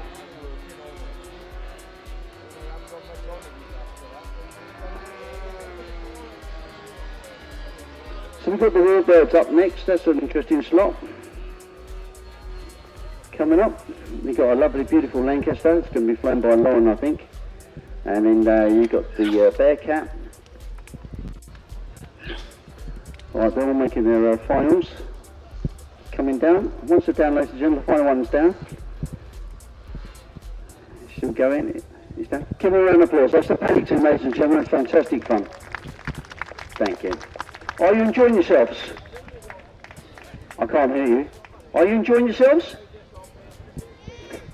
That was better. It's better than last time. Right, don't forget, of course, to rehydrate. It is very warm today, although we've got a bit of a breeze and it feels a bit cooler, but it is very, very warm. So please make sure you've got sun cream on and you're hydrating. We don't want any accidents or any problems, sunstroke. Enjoy the show. Right, so we've got the Warbirds just coming up. When the guys come off the flight line and it's all nice and clear and safe, we'll have these lovely birds going up in the air. Then after that, we've got Steve Hollands flying his beautiful aircraft in the Concorde as well. So get ready for that. It'll be a nice camera shot from him. My colleague Sharon's getting herself ready with loads of info. Yeah, I'll go with it. In fact, I'm going to go and speak to one or two of the crowd line, Sharon. See what they think. Let's run across over here and speak to a couple of people. What a beautiful day. Don't forget, of course, go around the trade. Just got any questions or anything like that you want to ask about the aircraft or you think you want to take up flying, you can definitely come to the club and they'll teach you how to fly. You do a buddy box system with them and they get you up in here and it's great fun. It's good fun to do it. Even when you have full-size pilots, I'm a full-size aircraft helicopter pilot and there's lots of actual wing pilots here flying as well. Let's go and pick somebody at random who looks like they're interesting to talk to. So I won't speak to you because you don't look interesting enough.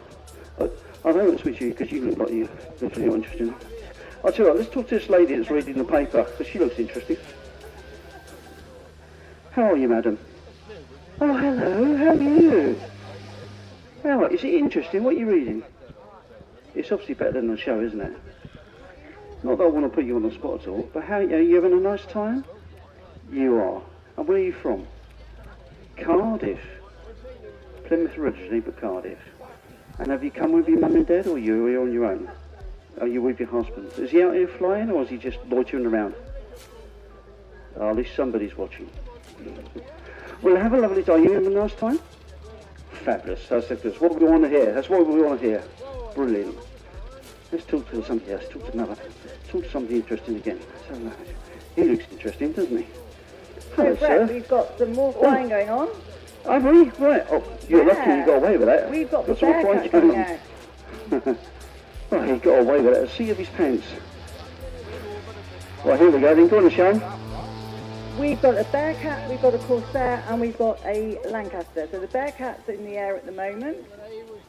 Yep. This is Ziroli Plan. There's a Grumman Bearcat, F8F Grumman Bearcat. Ziroli Plan built a 5th scale.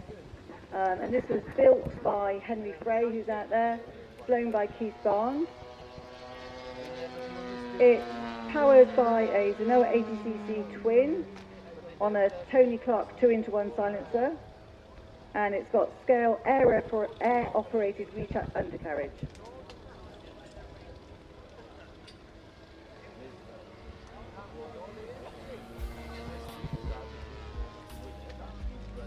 And then going out to take off now, we have a Corsair. This is Jeff Fraser. And this is a giant scale top flight F4U Corsair. Made out of balsa wood and plywood. And this one's powered by a DLE 55cc engine. And it's got robot air retracts.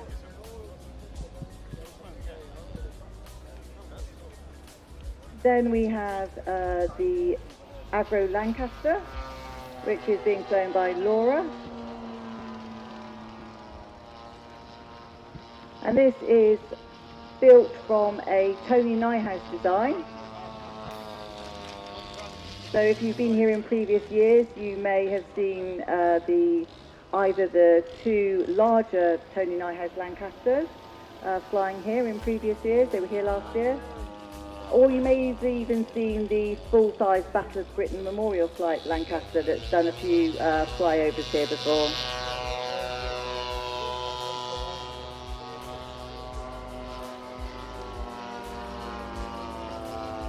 And then the final one to take to the air is Steve Kilburn and his Spitfire.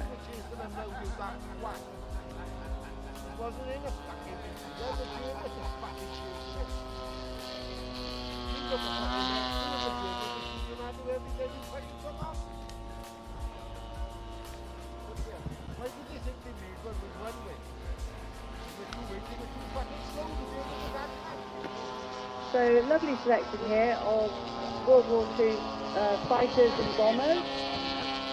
We've got American and we've got British.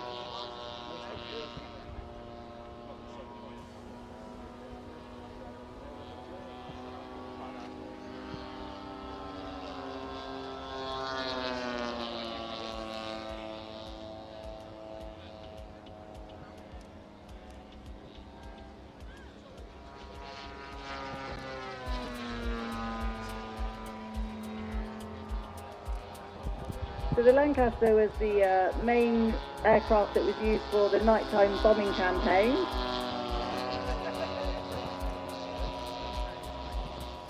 And of course it was known as the dam-busting aircraft.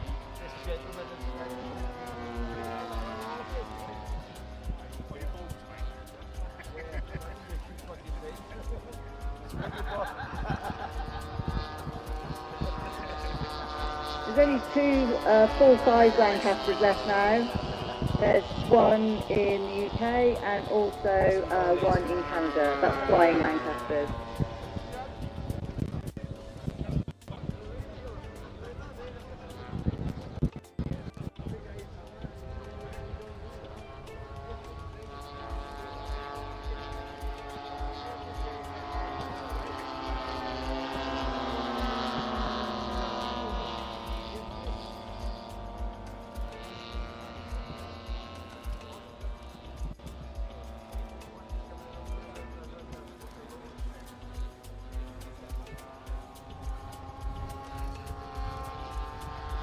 So the Corsair, which has got that typical gold-shaped wing, so it's probably one of the easier aircraft to identify. The reason for that is because it was a carrier aircraft. Lovely fly past by Lancaster there. as the fighters come in. So the Bearcat and the Grumman, both US fighters, and the Spitfire obviously British. Bearcat and the Corsair were both carrier-based aircraft.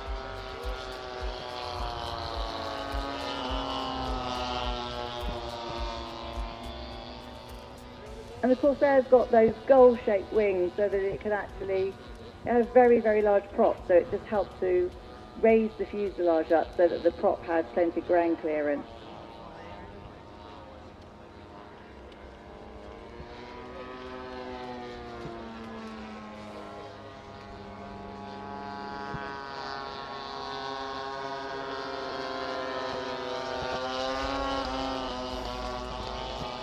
Now the Bearcat, to be able to land the plane on carriers, to just give it a bit more space, they actually had detachable wingtips, and so they devised a system where they could actually detach both of the wingtips. But they found that although it worked under proper conditions, under testing conditions, in reality, sometimes one wingtip came off and the other one didn't. So they then decided to try doing explosive bolts instead to make the wingtips come off that way. But that also caused its own problems, and so in the end they came up with a system where they could just automatically, they actually ended up adapting the wingtips to make them stronger so that they then didn't need to detach.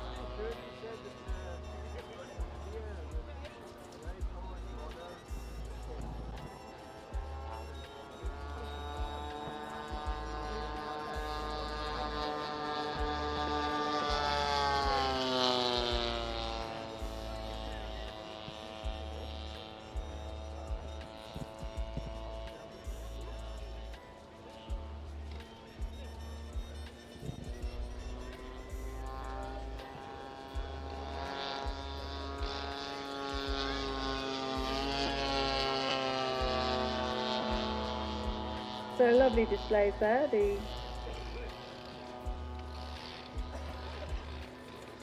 Corsair coming in now. If you can see it straight on, you can probably see those gull-shaped wings there.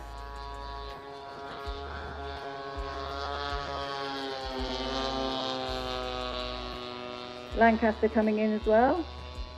Lancaster will have not quite as much flight times as the other models because it's electric. It doesn't have quite the same duration, whereas the others are all petrol.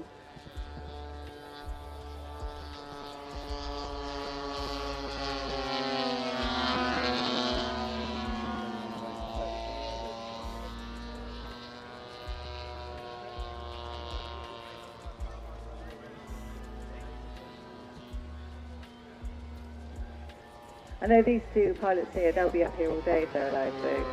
They're always out here on the flight line, love flying. They do. It's normally the Bearcat guy stays out the most, is it? Yeah. Yes, that's what I You're thought. always the last one down. Always the last one down. Nicely flown there by Laura, I'll see the Lancaster. Got some amazing flying here today, great flying. It started off well today. Yesterday was a bit mishmash, wasn't it? And we didn't know what we were doing, but today we don't know what we're doing, but it's a lot better. We got used to not knowing what we're doing. Yeah, we've got a huge selection. The nice thing about Woodspring, the thing I always like, is we have a huge variety. So today already you've seen electric, you've seen gliders, you've seen turbines, you've seen petrol-powered planes, you've seen small ones, you've seen large ones, fast ones. Just fun, isn't it? It's all here. Everything's here.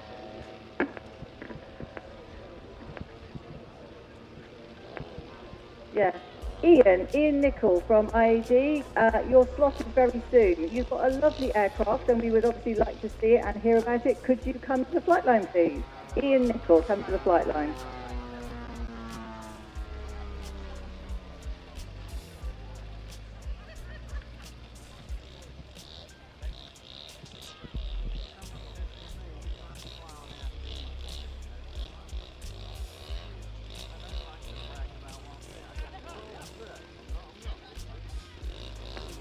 Here comes the last one in. When it comes down, give him a round of applause. It's always the bear cat last. He takes, oh, give him a round of applause. See, that'll teach you for taking the mickey out there, isn't it, mate? Staying up too long, that'll teach him.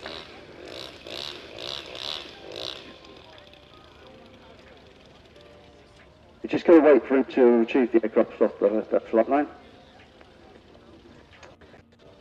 Yeah, we have two lovely aircraft coming up here, two of the Stunning. larger, well actually, the Repeat is definitely the larger one. Concorde is not so large, but it's very, very imposing. Very impressive. Yeah, we all love a Concorde. In this part of the world, Concorde's very important to us. Yeah, you were telling sister, it's a family thing, isn't it? You all around it, wasn't you? A lot of the people around this area will have sort of had something to do with Concorde, either the engines or the construction. So yeah, it's got a big part to play in as well in this part of the world. So hubby's flying the Repeat. Steve, should I say, flying the Repeat. Yeah, Steve Holland, the flightline director here, he's flying the Repeat, he's also my other half. And Andy Johnson will be flying the Concorde as well. So yeah, this is a very large model, it's third scale. And this is the de Havilland Repeat. I love this plane, really elegant biplane from the 1930s. It's lovely, isn't it? It's beautiful. Yeah. And you can actually fly in this as well, can't you? You can actually take trips out. Yeah. Not obviously, the full size. Yeah, so you have to be very small to go in the model. And also we're not allowed to carry... He's quite small. We're not allowed to carry live people or animals. We're not allowed to carry anything living. Children? No, nothing. Part of the rules of multiplying. I have a 2-year-old grandfather I'd like to go and get with him. I think sometimes I wouldn't like to be a girlfriend in my So yeah, this is a beautiful plane. It was originally built by Ted Allison. Yep. Again, a long-term LMA member. And I'll just put my notes for a second. Here we go. So the original was built at a factory in Hatfield in southern England until 1943. Yep. And then the factory was needed to build mosquitoes. So they then moved to Loughborough, and that's where the full size of this was built. And the full size of this is still flying today as well. Well, if you can see, you've got the quad following Steve behind, sort of the light feed of the eyes on up above in the sky, or sky, what would you say, quad in the sky? Quad in the sky. Eyes in the sky. Yeah, we had another footage of this yesterday, actually. Yeah. So this is a 33% scale model of that one we were just discussing. Stunning. It's built by Ted Allison, a lovely, lovely guy. And he started off building a 17% scale model and then just decided to go twice as big. And so this has a 16-foot wingspan, and it's 11.5 feet long. It's got two DLE 55s and 24 by 8 propellers. That's 24-inch long propeller with an 8-inch pitch. So the wings foam and balsa, and the covering is dope, so that's a traditional method of silver. And all the detailing on it was hand-painted by a professional sign writer. It is lovely. It's beautiful, yeah. So I love the way that Concorde lines up like that. You would think it was real, wouldn't you? Yeah. Here he goes. We've got Concorde now flying, and this is stunning. So this plane was built by a former club member, Bob Blackmore, along with Bruce Mackay, who was one of our former flight line members. When it was first built, it had two IC engines in because at the time turbines weren't really feasible. I don't think originally built it. And he's adapted it. Yeah, and Andy came along and looked at it and went, that needs turbine. I want that plane. And Bob said, you're not having it. The language might have been slightly different, but that was basically it. And eventually Bob gave in and handed it over to Andy. And Andy put the turbine in. And love the camera moment.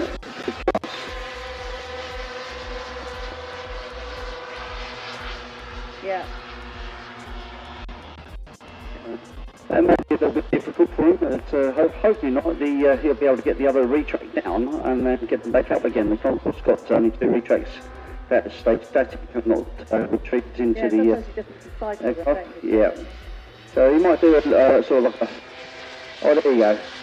The nice thing about flying model aircraft is you can get a spot like this, where you've got these two aircraft that were built 40 years apart, and if you look at the two of them, one was probably going like 100 miles an hour, Yep. and the other was going 10 times faster.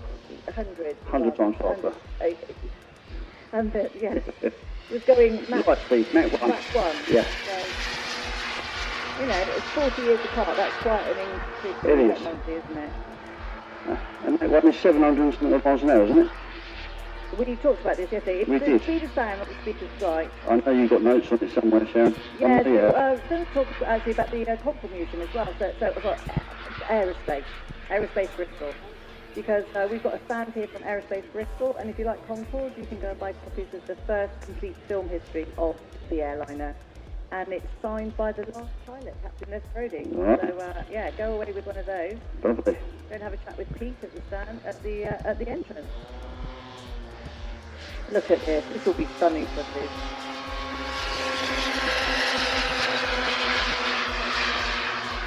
Obviously, having retracted down causes a drag on the aircraft, so it makes a lot of difference to the fuel efficiency of the aircraft. Yeah, they'd get there a little bit longer, wouldn't they? Yeah.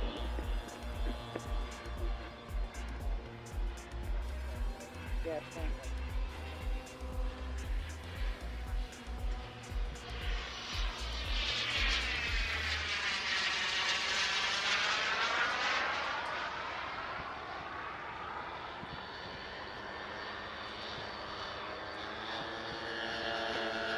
So the Rapide was also used as a small airliner in its day. It was used for, this particular one was used for Royal Mail deliveries, but also was capable of carrying passengers, and like Brett said earlier, you can actually go and fly in one at several locations. Sadly, Concorde you can't any longer fly in, but again, if you go to Aerospace Bristol, you can actually go inside one of the full-size Concorde. And as also Aerospace as well, you've got some you've got great exhibitions there, and you'll also see a model that was built by another club member here of the Bristol Brabazon. That's hanging up there as well. That has flown at shows in the past, but now it's living out its days at Aerospace.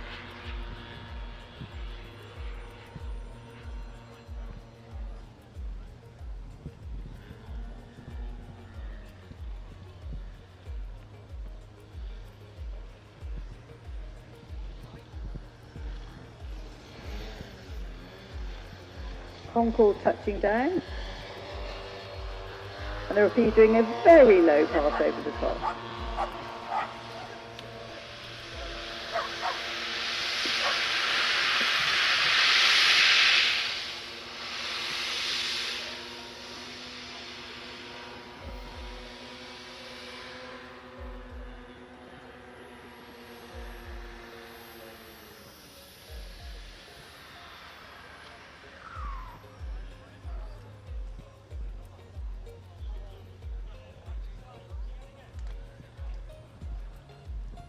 We've got the Rapide now coming in for a landing.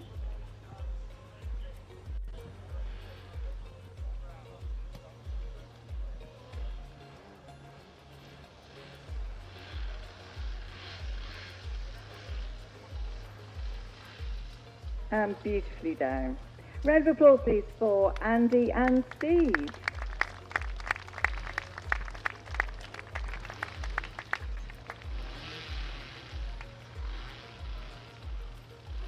So please again remember hats, sunglasses, sunscreen and water and shade. Look after yourselves please, because we want you to stay with us for the whole show.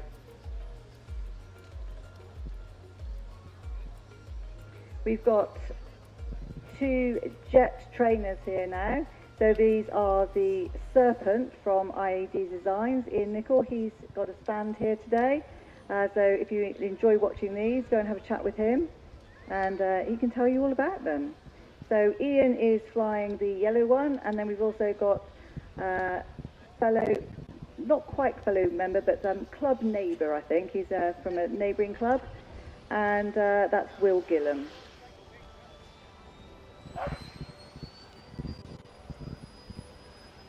Some of you will have noticed that the Dragon Rapide in that last slot was absolutely flat out to try and get you a shot with it in the same area as Concorde. Concorde was shut down with the engine at idle, and the Dragon was absolutely flat out and still not catching it. So if you think some of the flying was a bit erratic with the Dragon, that's what we were trying to do, is to get into a pattern. We'll have another go this afternoon. I think you're putting yourself down. I think that was quite good flying. Quite good play, actually. And that's coming from me too. Right, here comes the second one in, about to take off. Get ready on the flight line.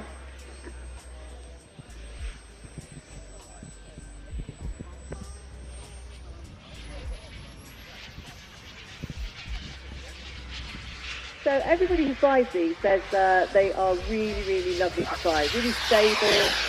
Great if you're getting into jets and want to have a good sort of stable trainer. They are, that's it. They're a good trainer. Boomerang is, I've known them as called boomerangs, but obviously they're called something different. But they're great aircraft. They've got a good sort of 7-minute flight time on them. Again, you can see that he's just floating through. He's just got his flaps down.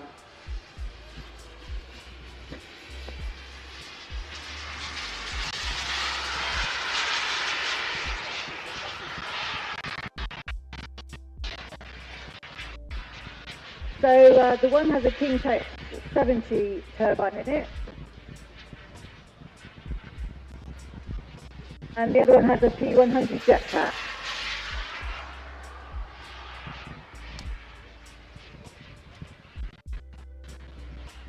So Will's got slightly more power. But you don't need a powerful one, do you, Ian? It flies perfectly.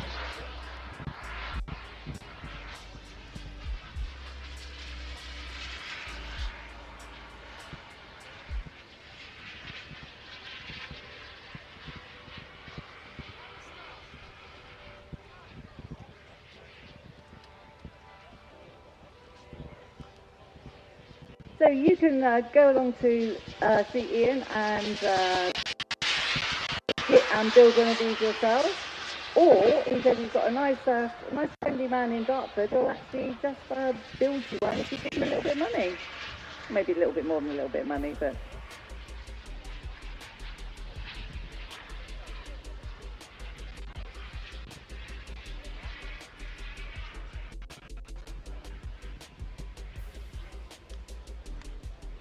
So Will built this, the one that he's flying today, built it last year.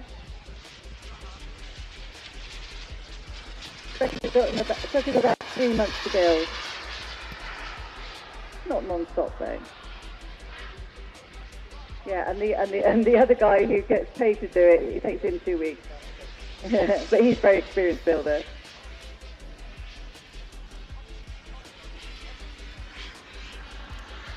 Yeah, Will says he's trying to fit in 2 jobs in his 3 months. So I guess yours was probably about a week then, wasn't it, Will? Just pure work. Yeah, so if you like these, go along and have a chat with Ian. They do look really, really good. Fly off grass and off tarmac as well.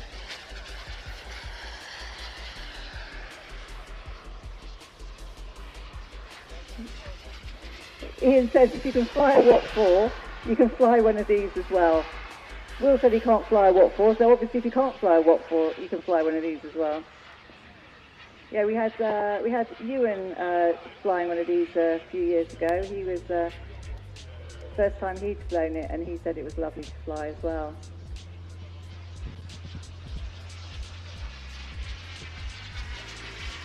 He had some flights before the show, and then actually flew it in the show after he had a few goes on it.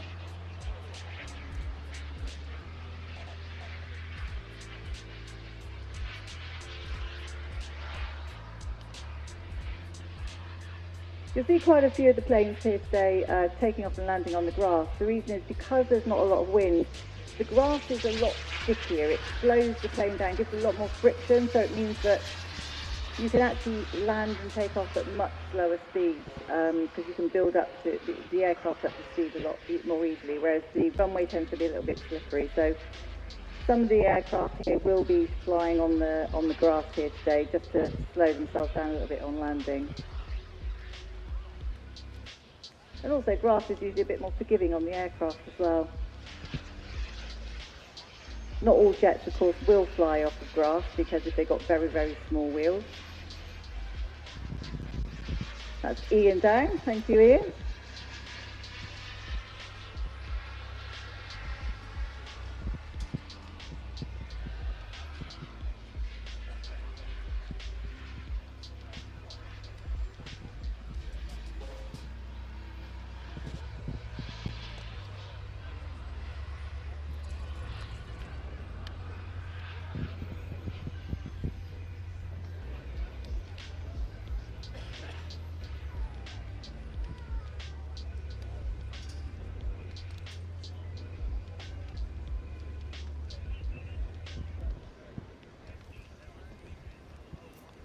And Will coming into land as well.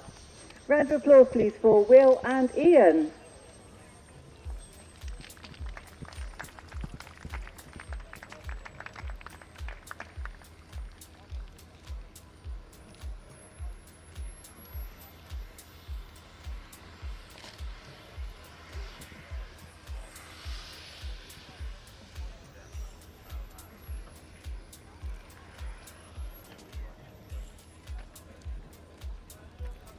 So I'm just having a quick munch here. If you're feeling hungry, like I am, there is, go and have a visit on the food stands. Got a good selection of food here. Also ice creams as well. We tested out the ice creams yesterday. They were really nice as well.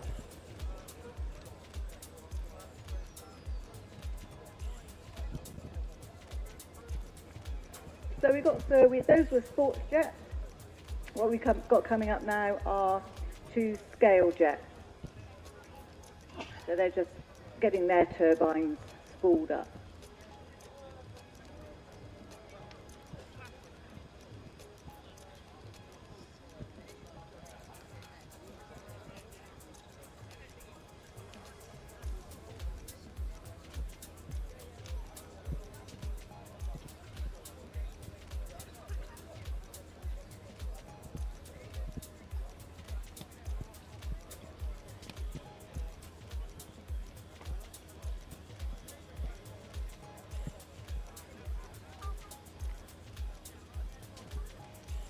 So the first one in line is the Gloucester Whittle, and this was the first British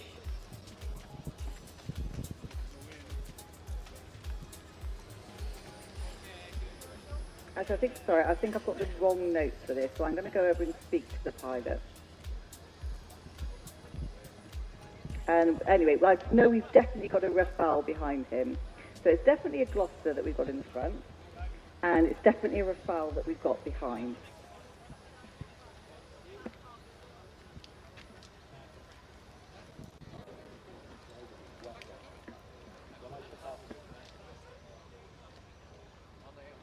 Right, this is Steve going out with his lovely, beautiful aircraft. I'm sure Sharon's got some info on it. Have you, Sharon?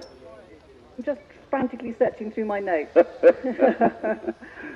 So yeah, so this is this is the Gloucester Whittle. So it was the first turbojet engined aircraft.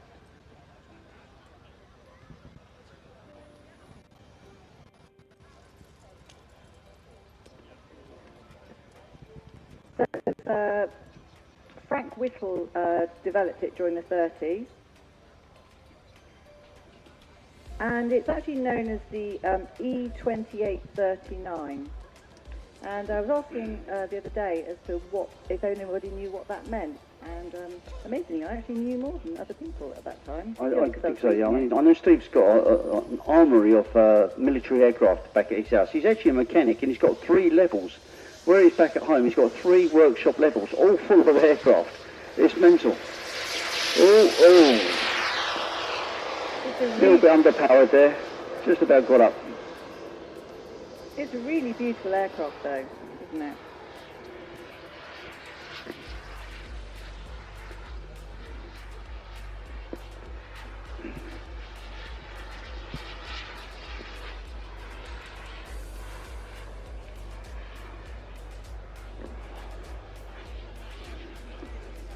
Yeah, so this aircraft, it lacked the features that would be expected for a fighter, so it didn't have a radio. Yep. And the original engine was started using an Austin 7 car engine. Wow. There we go. Okay.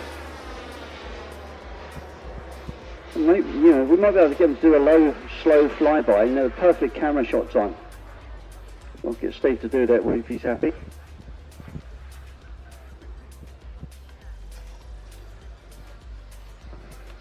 Okay. Look at that, beautiful. So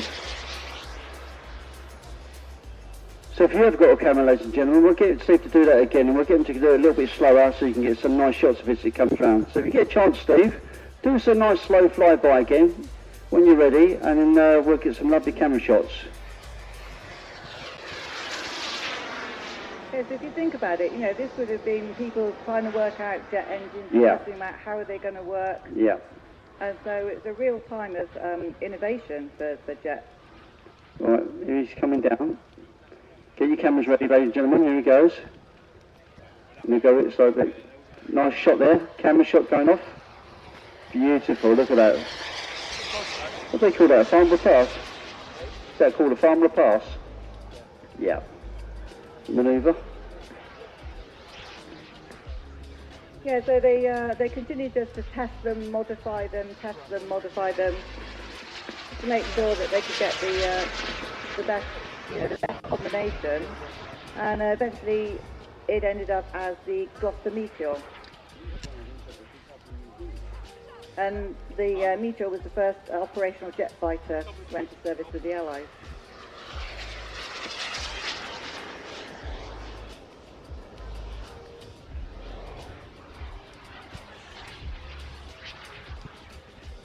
And sort of fairly local as well. So the manufacture of these actually started at Brockworth, near Gloucester. So again, quite local to us here. He does fly really well. He really does use up the sky, Steve. With all these models.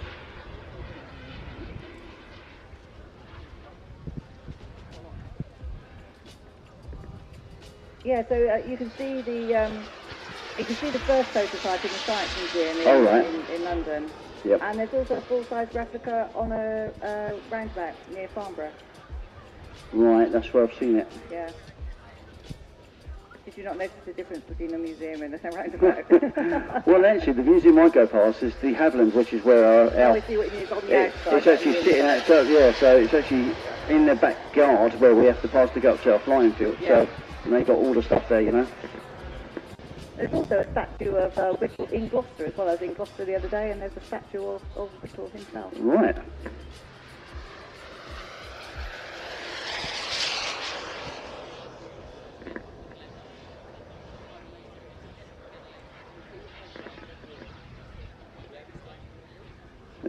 As Sharon said earlier on, it's midday, ladies and gentlemen. Make sure you have got sun cream on and you're rehydrating. It's one of the hottest time of the day.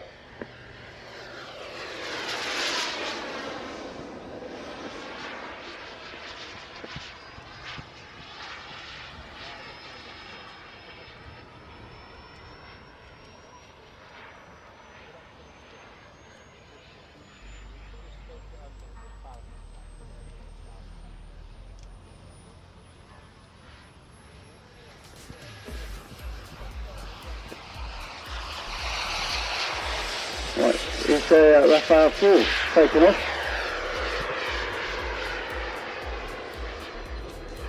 Yeah, so Rafale literally means gust of wind.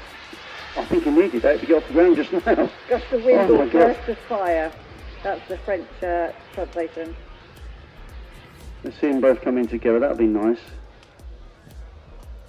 Steve's coming down low.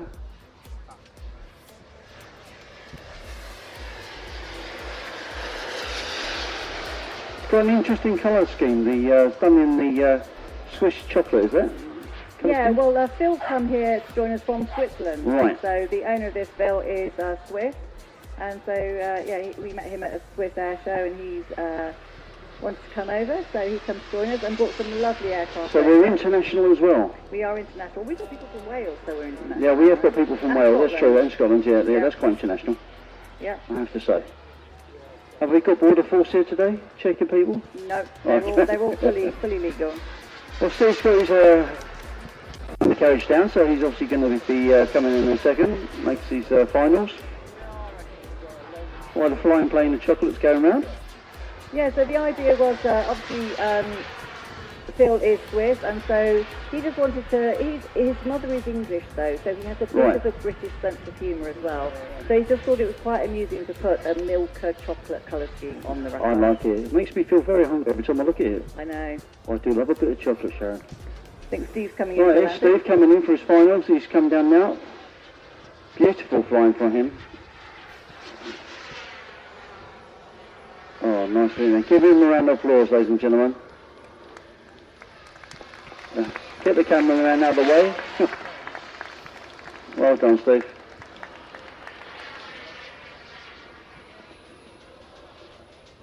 Yeah, so the Rafale is capable of air-to-air and air-to-ground all day in adverse weather operations. Right. And it was in the late 70s, the French Air Force and French Navy wanted to sort of consolidate their existing fleets of aircraft.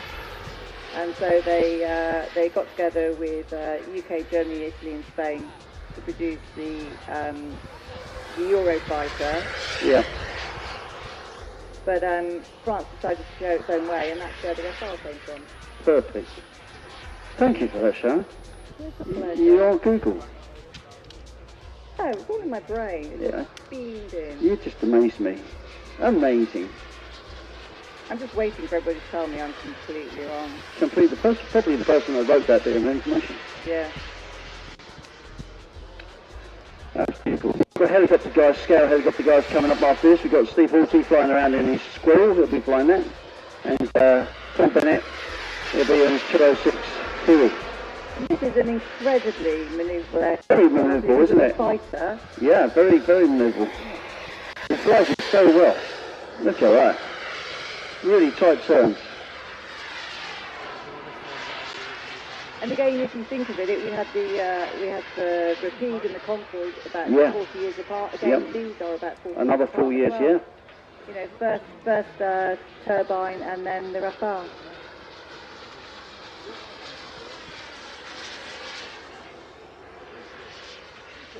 I suppose that people get it confused with like an F-15, F-16 or anything like that, but because if you didn't really know much about aircraft, you go, oh, that's a fighter aircraft. I personally get confused with. Yeah. The thing is, again, a lot of aircraft, similar era, and a similar purpose, they will tend to look the same because they are sort of trying to do the same thing, aren't they? They so do. they will say, what's the best way of doing this? This is a very efficient, this particular design, the Delta shape is a very, very efficient design.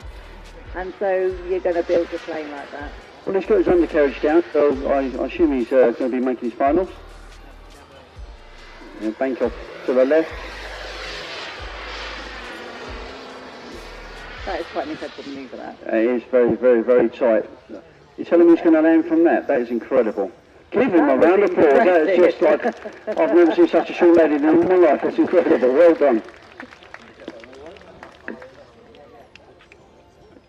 Well done.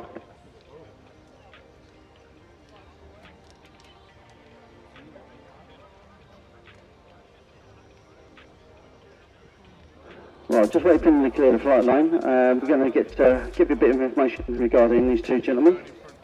So going out, Steve's going to go to the left. Steve Halsey will be to the left. He's in the Euro Squirrel over there. Right, so we've got some more helicopters there. And we've got Paul Bennett with the Bambi bucket on the right hand side next to my colleague. So I'm going to spot over here with Steve, and my colleague Dennis Stretton's going to spot for Paul Bennett. And are you going to commentate? So we're talking about the one with Steve. He flies a lot of the aircraft. He doesn't just fly aircraft, he flies for X-Wing as well. And you can see him fly along with the gliders a little bit along the jet gliders. So he's a very fair pilot, I have to say. I'm impressed with him this year. He's got a lot better than last year.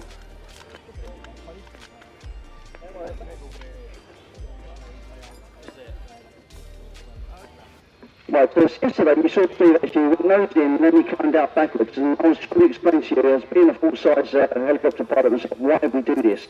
And the reason we put off backwards like this is that should the engines, because there are two Pratt & Whitney engines in this, should one of them fail, you've got enough inertia in the blade so that you fall forward back into the same spot, as opposed to taking off forward.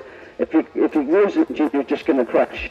And the other questions I used to get asked when I was going around doing talks at schools and stuff, and that was, why do we circle out to the right-hand side all the time before we land?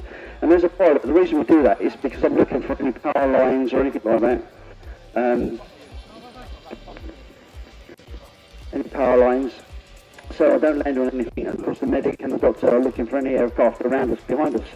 So that's the reason why we do that. There's obviously find out I'm talking about Paul's aircraft. So this is and normally we have a little tiny pool here, and he picks up water and he goes around and he sprays the water around and goes home. Now, in a conversation we were talking about this morning, it's quite difficult when you got when they find with something underneath, because it tends to pull the aircraft around. So you've got the distribution of weight that sits in the bang bucket, and it causes the aircraft to sway. So you want to try and keep forward momentum on the aircraft till you get to your destination. Now, I'm told Paul does actually have some water in there.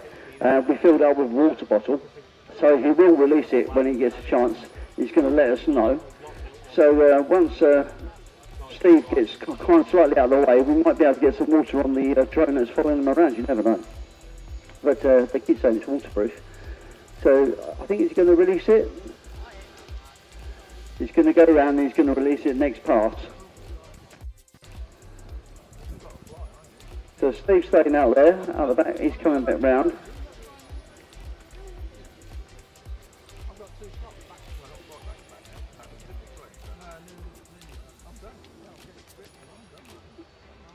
What's the make of the squirrel, Steve? It's a Vario, what, 7 scale, 700 size. Yeah, there's a lot. It's a mishmash, isn't it? It's a bit of a mixture, this one. Yeah, so we would just at least. Okay, so Steve's going to stay high while Paul comes along low, and you see the bucket swaying around the moment. He's got to try and stop that a little bit, so he needs to keep the form of motion. There goes the water. Completely missed me. One on, he did it the most. There's a little switch on his transmitter that can release that. It's a little servo, and it pulls up and releases all from the bucket. So Steve's flying this really nicely around, really nice to scale.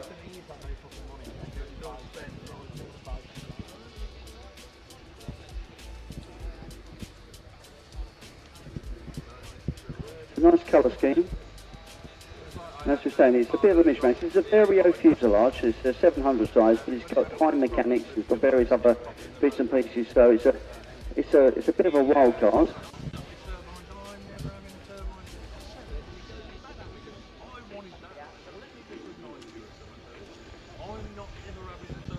Nice bit of breeze. Leave it off.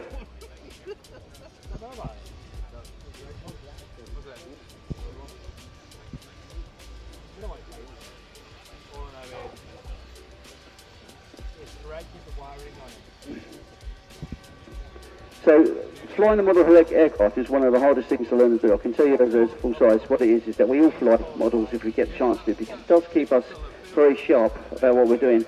Difference being with an aircraft and a helicopter, an aircraft can go forward motion, so it's forward motion, so it goes forward, it can roll, it can pull up, pull down, whereas a helicopter can stay stationary, so that's the difference about it. It's about the hover. And Paul's going to come in and land now, so I'm going to get off the mic because I've got to get myself ready with Dennis to fly the two airwolves together.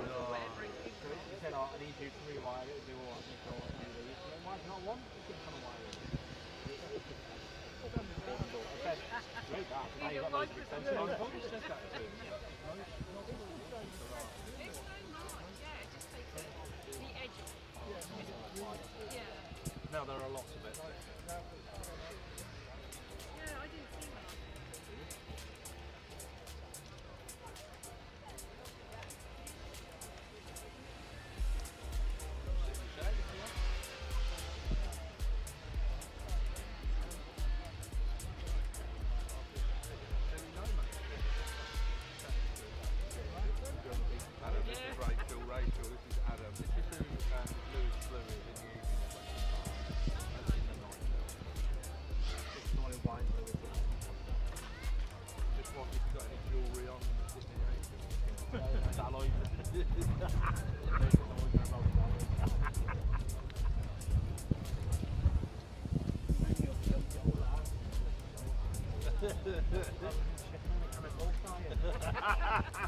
And he's getting good at the accent. He is good at it. Yeah, I can't.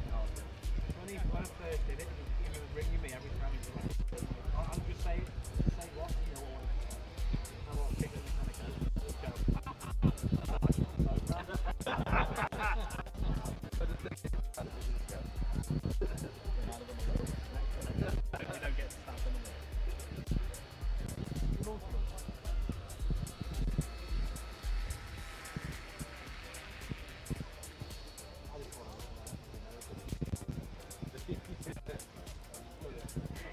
Thanks to Steve Hawley and Paul Bassett.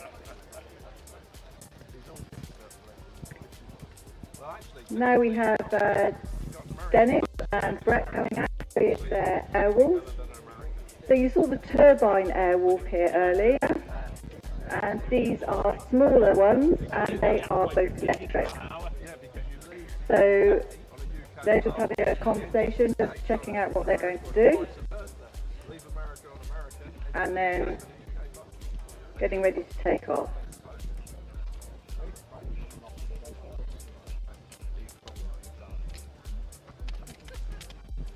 So the rotor's going round, and this was a lovely display yesterday, and another good one today.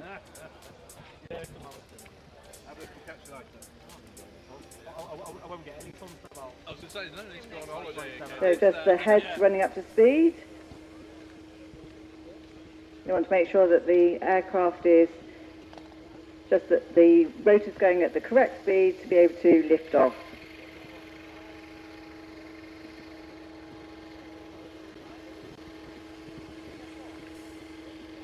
Now I'm just going to let them stabilise a little bit, and then I'm going to go over and get a little bit of information, because I've lost my helicopter commentator because he's actually flying in this slot.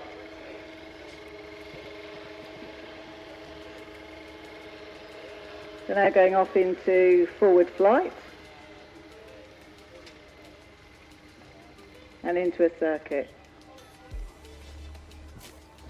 Now model planes can be difficult to fly at times, and helicopters are even more difficult because you have to fly all of the controls all of the time.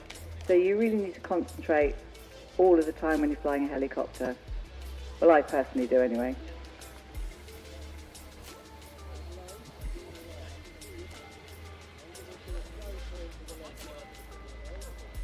They're going into a figure of 8 now.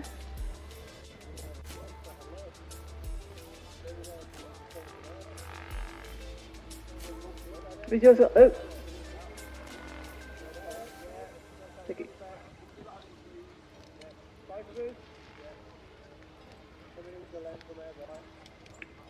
So just coming in.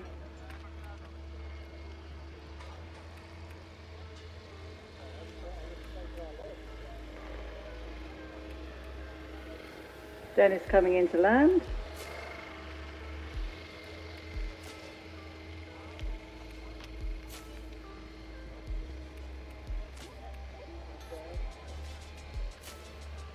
And then Brett coming into land in front of him as well.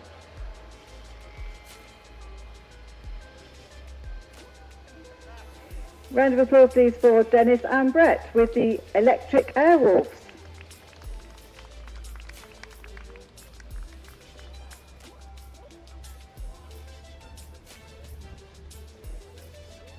So next up we have some more Fast and Furious. So these are fun fighters. Well, I'm multitasking here. We're going to your bike. You may hear an engine start up.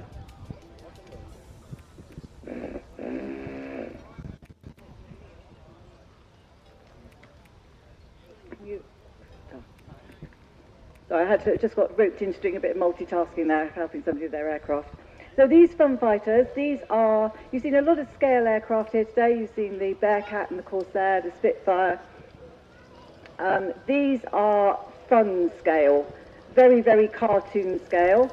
And the colour schemes are not exactly what you'd normally see in a fighter aircraft. So I think we've got some beads, we've got Spitfire, Mustang.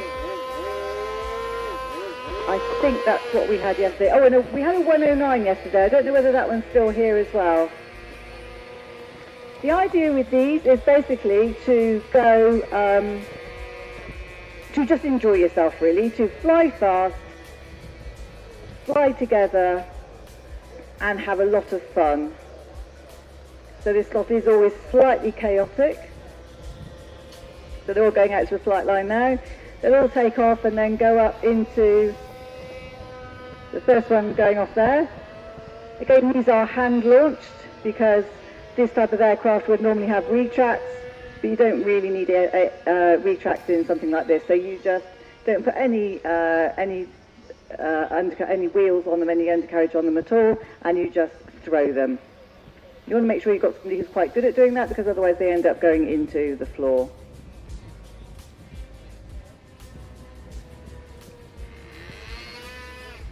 So they're all just gathering up together, waiting for all of them to go up into the sky. Got 3 more on the ground. So I think we've got 3 in the air, 3 on the ground. And they're just loitering, waiting for the mayhem to commence.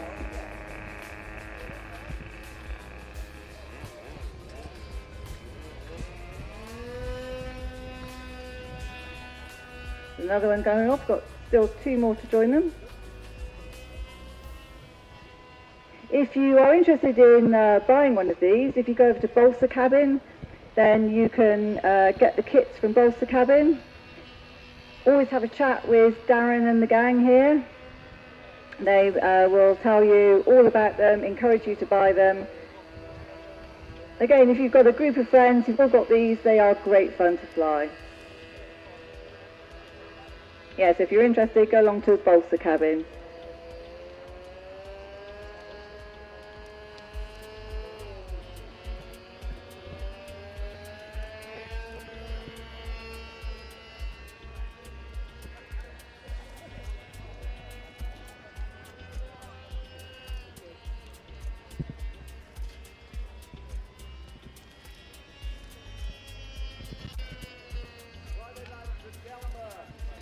Right, the master has arrived on the flight line, the master with the loud voice, because they are going to be flying in formation, and obviously they all need to know what the others are doing. So they've got one caller with a very loud voice who will be giving instructions.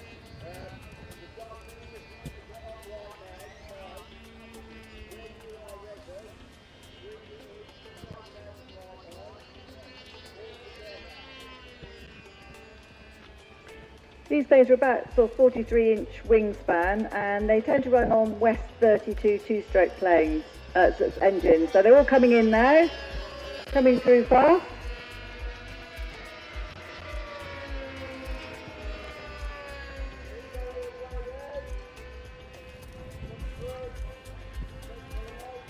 Going to come all the way around and back down the runway again.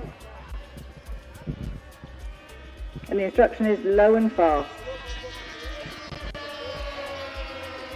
Going up at the end. Half roll and pull, and then come back down again as fast as you can, up to the other end, and same again.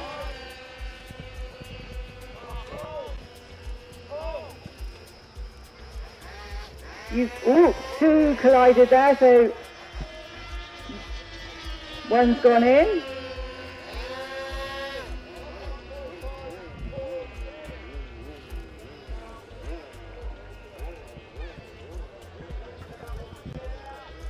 So we've got another one to join them now.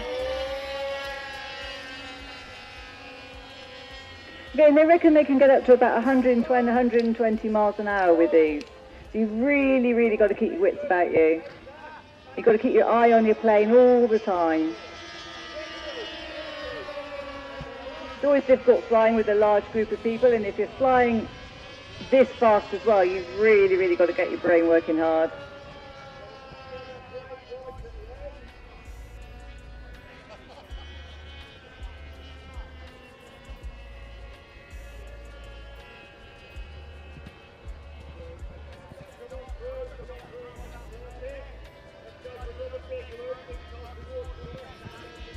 So they're coming in again. Going to loop again.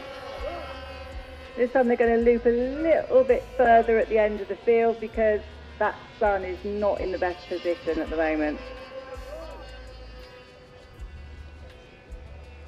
Now Darren's here, Dave Woodhouse is here. His aircraft, he reckons it's faster than the rat up a drain pipe, and he's the fastest fun fighter in the West. And he always says, challenge me. So we've got 3 of them left.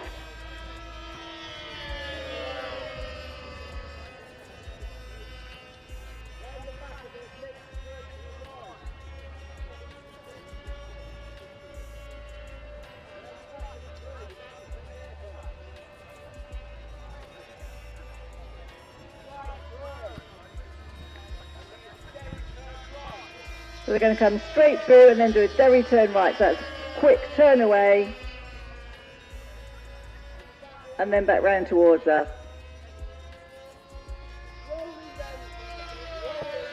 Rolling now.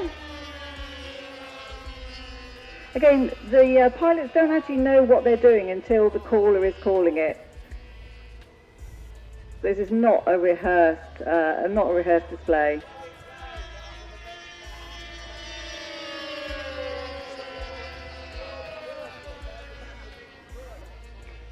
Now I think their brains need a bit of a rest now because they are going for a slow circuit now, just to be able to take a breath.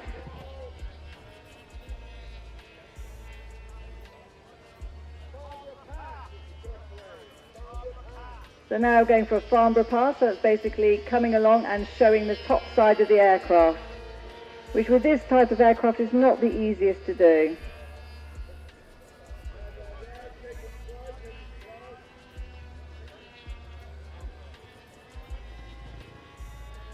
These really are fun aircraft.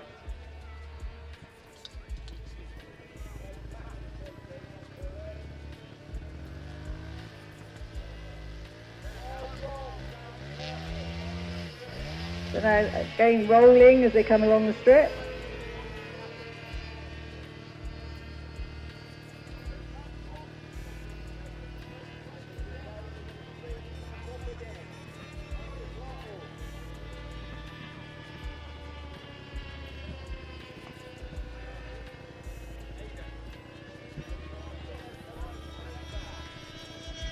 Again, coming through, sharp turn away.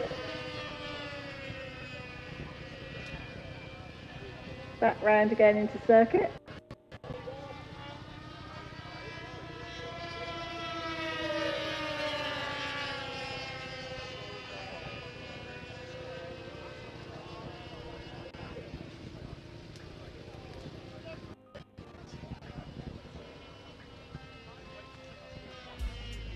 And now they're coming in for a landing. And breathe.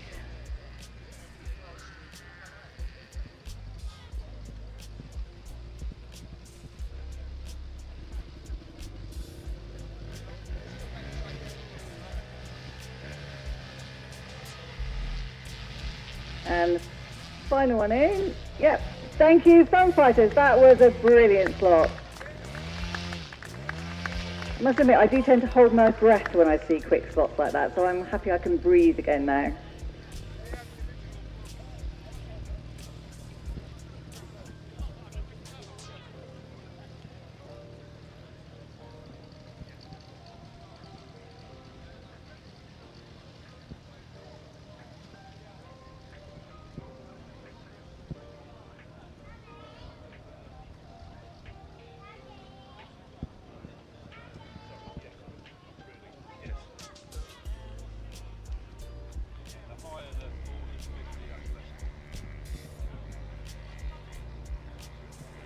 This is the World War I taking off now, World War I and a World War II. That's the interwar years, I think, isn't it, the young Meister?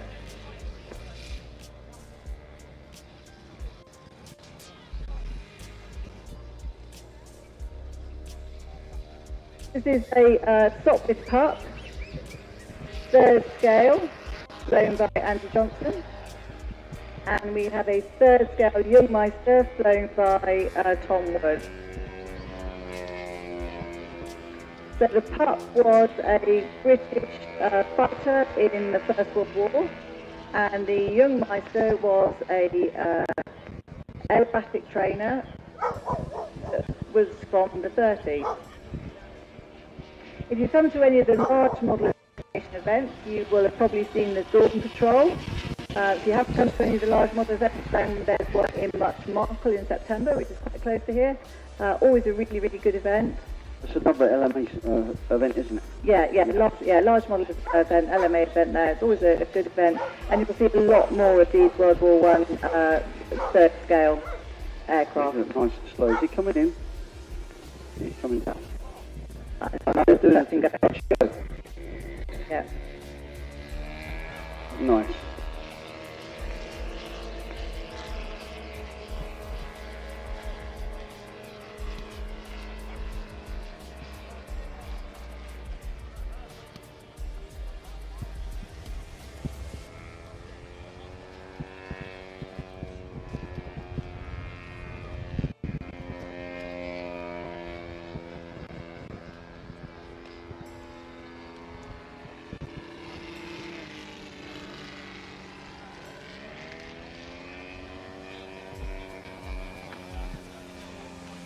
Yeah, so the Soviet pup, very, very manoeuvrable for its time.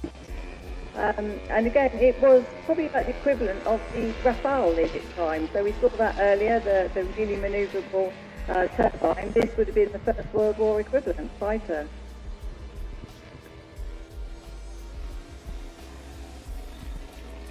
Its proper name was actually the Scout, but they called it the pup. What was the reasons for the pup? What's the name? Forgotten. Oh. It's really, really good, but I've completely forgotten. So give me 5 minutes. Everybody will be shouting it at me now. They've all been from the show lines, I'm sure.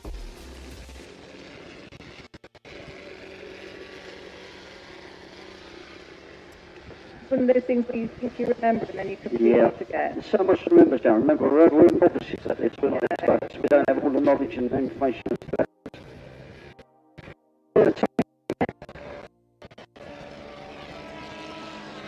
Young master, just runs to go over.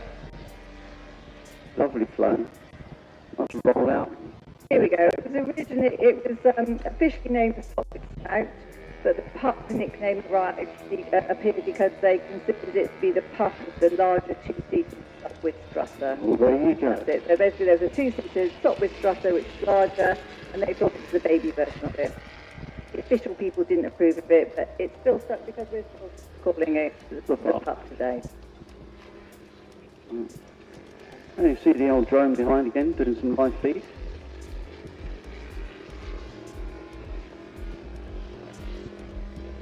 Lovely slow fly by there. Perfect for some picture shots. You've got your cameras out. This is the ideal time.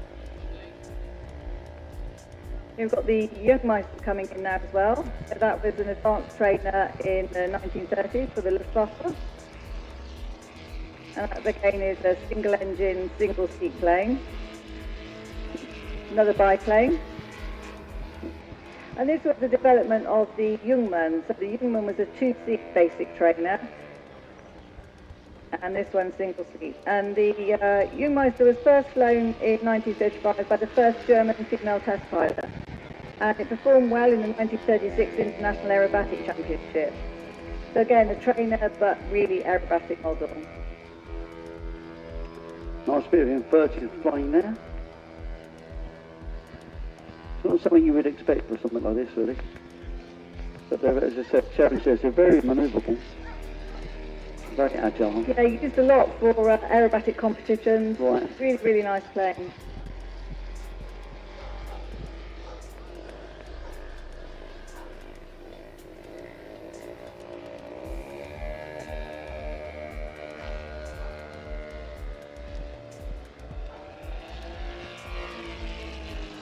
Again, there was a Jungmeister team.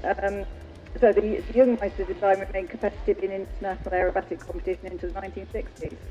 So it had a good sway for about 30 years or so. So coming in for another landing, a touch and go. That's a lovely touch and go.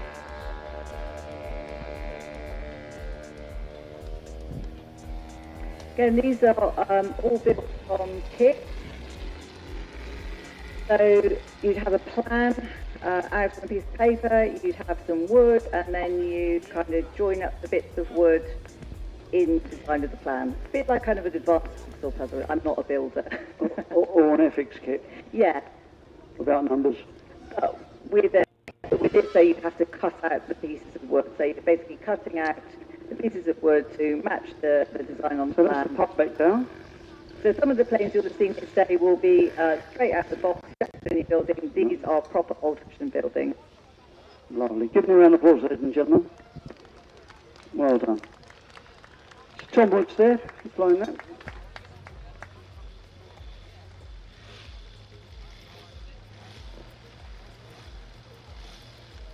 Right, up next is the Bulldog, the acrobatic biplanes.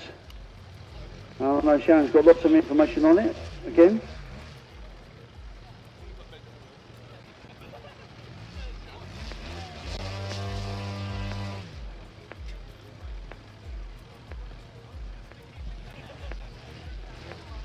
So we've got aerobatic biplanes. So as I said, the young Meister was aerobatic. Some more aerobatic models slightly later.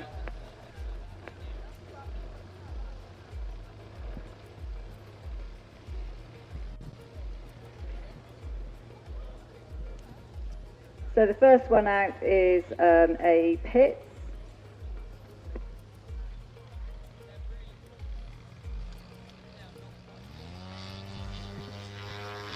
This is the Jim Leroy design, the Bulldog.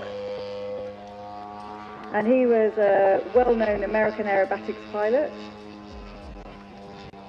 He used to fly at a lot of the shows. In fact, he was one of only a few people who could actually make a full-time living from being an air show pilot. An incredibly great performer.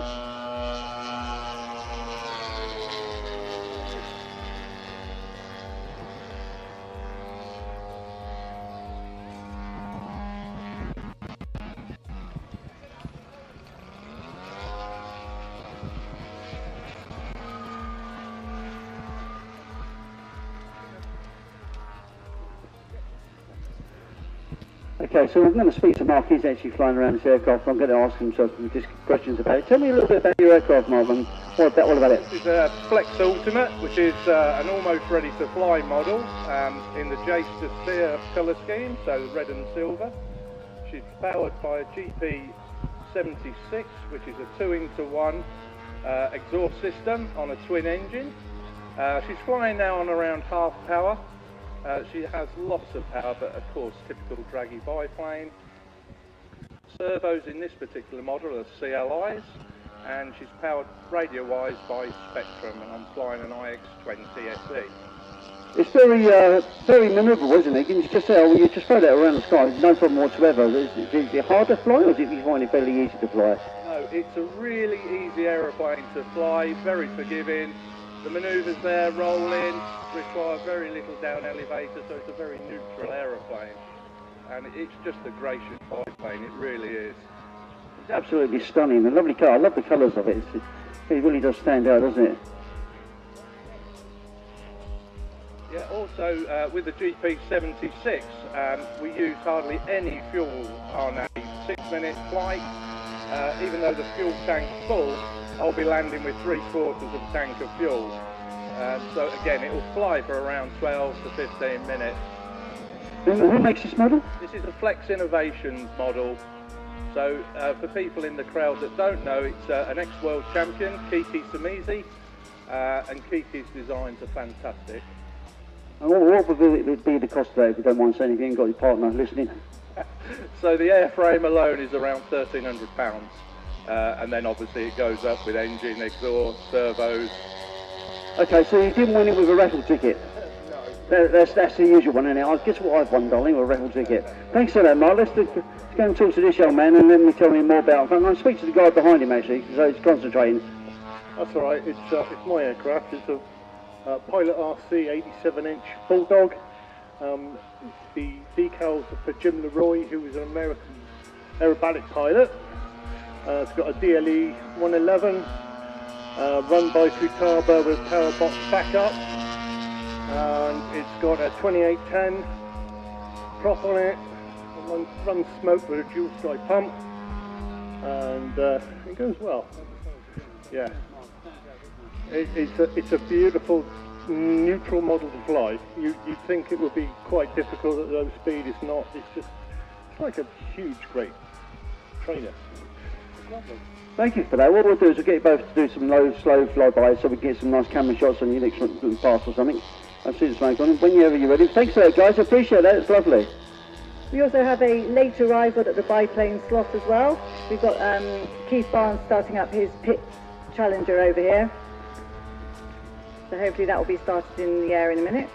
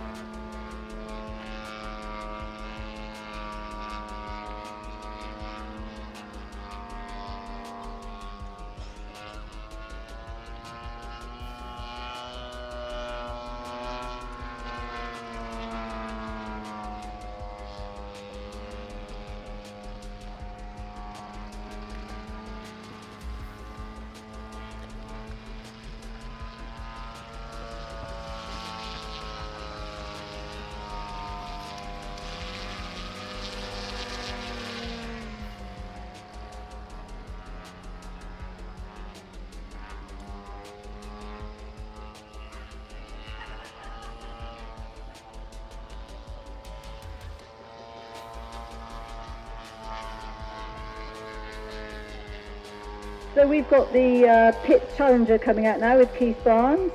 This is a 44% scale. Skip Designs, designed by Robbie Skipton, who's often at various shows. Again, this is a build it yourself or get somebody to build it for you. So again, proper traditional construction.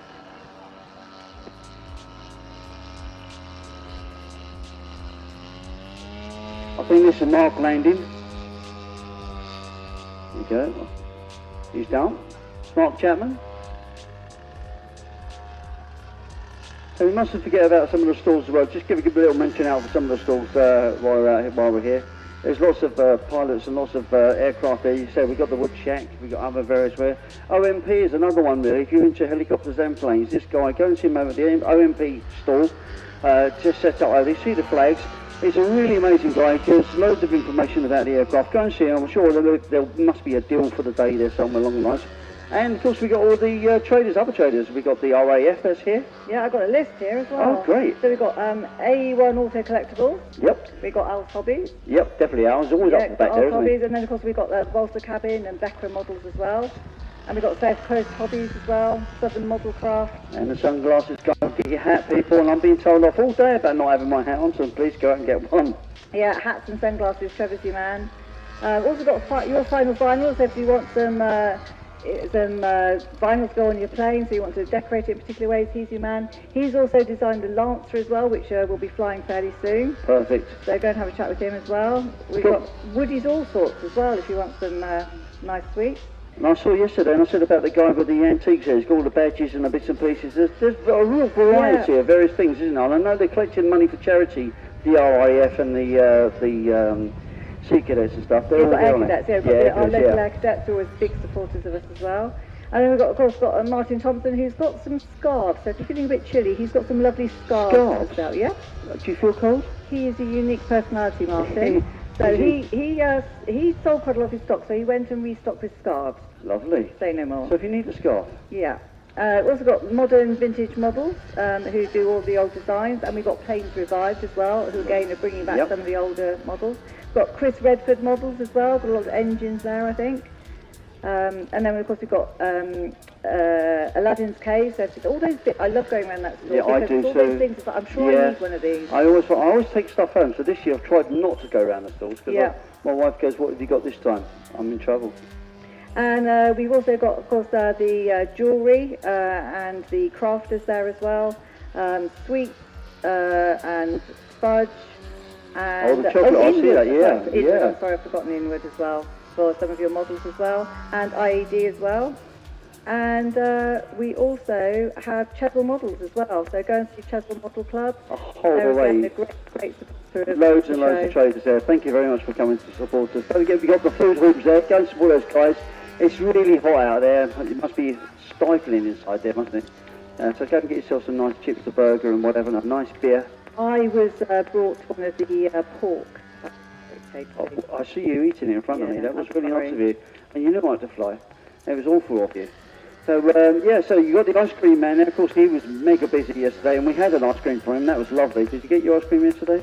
I did have an ice cream yesterday. I had a couple, actually, yeah. And we've got some beer over there, nice craft beers as well. Yeah, it's lovely. So thank you for you and obviously spectators coming on. Just go along and have a look at the stalls and see if you can pick up a bargain. Oh, I forgot to mention that. Of course, got the bringing price. Oh, how could I forget our club bring the fight? I do apologise, guys. Yeah. They will give me such a hard time. Shame on you, shame on you. Yeah, go along and talk to them. And again, if you are interested in coming and joining the club or just coming along to see, sort of flying on a more normal club day to see if you fancy it, do come along, have a chat with us, because we always love meeting new people and teaching to fly if you're interested. Absolutely. Well said. Right, so what have we got coming up next then? After this, we have the electric aerobatic, so we have the Edge 540. Right. And coming up soon as well, I think we have some of the club models as well. Brilliant. So I've lost my schedule, it's over there, so I'll go and find out what's happening next.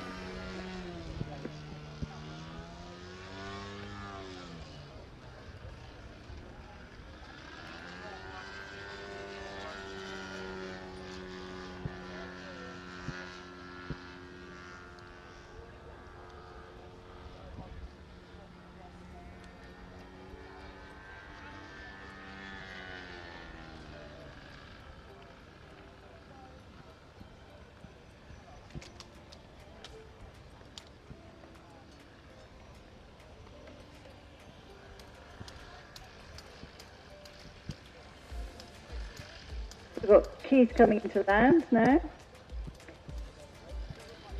Round of applause for Keith.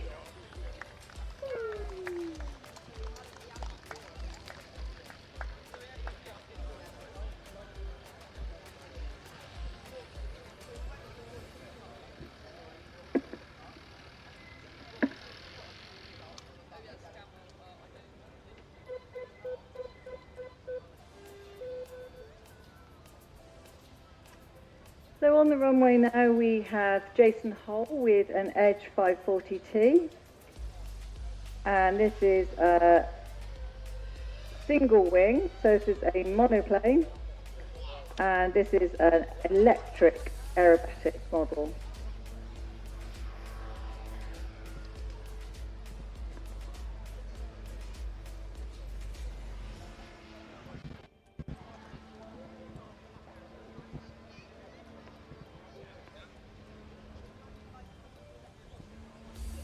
Now Jason's plane was a free aeroplane to him. It's about 15 years old and it's powered by a 6S battery. So it's got a lot of power in it. Then we've got some other electric going out to join him.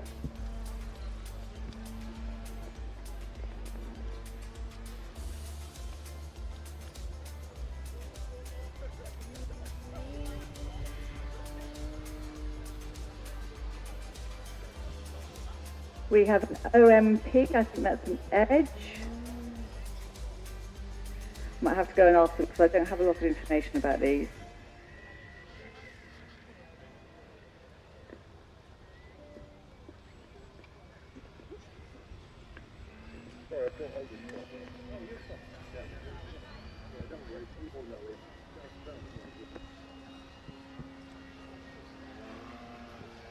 OMP Edge 74 inch, it's running a 12S system, Futaba radio and GDW survey.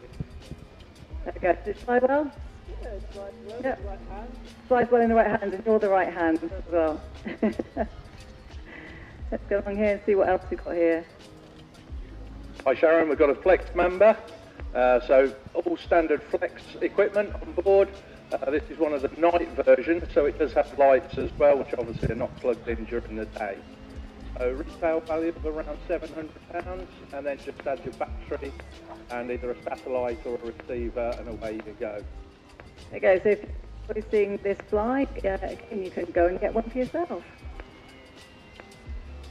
And what else have we got here? Can you tell me about yours? Got a E-Flight 330 SX from E-Flight, the Jim Burke edition one. Flies really on a 4S, tracks really on the sky compared to the 6S, as you can see. Very responsive in the sky. Lovely model to keep in your hangar if there's anything you want to do. And a really great model, E-Flight. Excellent. So again, another one that you can buy. Again, these are all just lovely. If you enjoy doing aerobatics, with these you can do scale aerobatics, but you can also do some of the 3D aerobatics as well. Depends on your personal preference of flying. What about you, Laura? Flex RB8, all standard Flex equipment in it. Yeah, standard as normal. Is that the one that's inverted? Just the one that's just one that's spinning around on the edge of the runway there. So, variety of different electric aerobatic models here.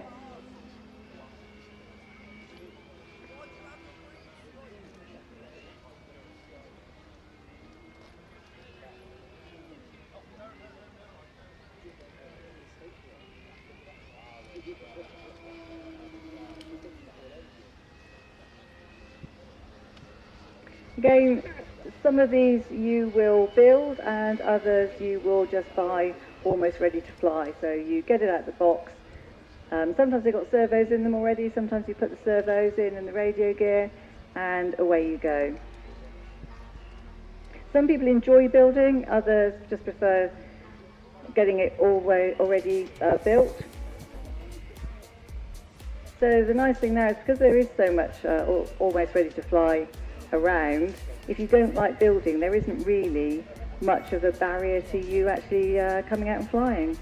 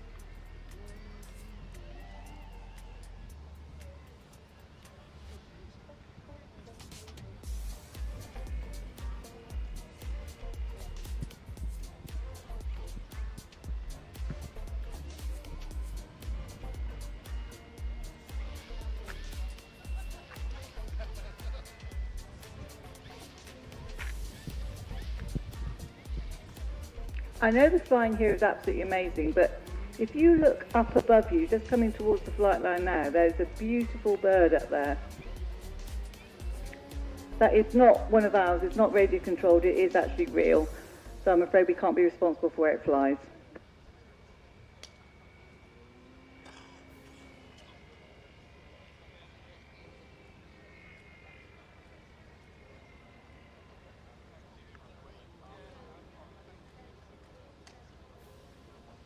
So the final one's coming into land now. Hopefully that one won't be landing inverted. I know, just to fly past.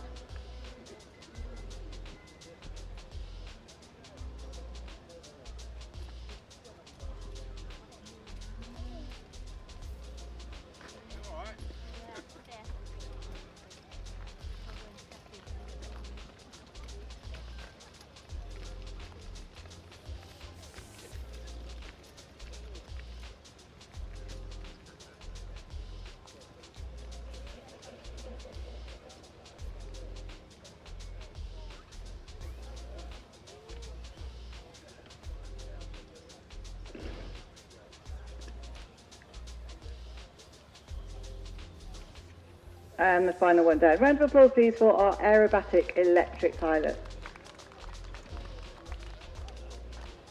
We've got another aerobatic slot for you now. It's slightly different. This is Adam Johnson. And he's going to be flying some 3D aerobatics with much larger aerobatic models.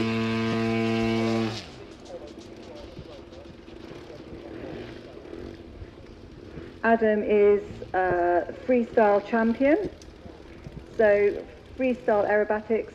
You'll probably see Lawrence flying later, who flies IMAC, which is much more structured. You fly a certain schedule with specific maneuvers. Freestyle is basically you do what you like and fly amazingly, impress the judges, and the best one wins. Incredible flying. It's impossible really to commentate on it because it all happens so quickly. So Adam doesn't hang around.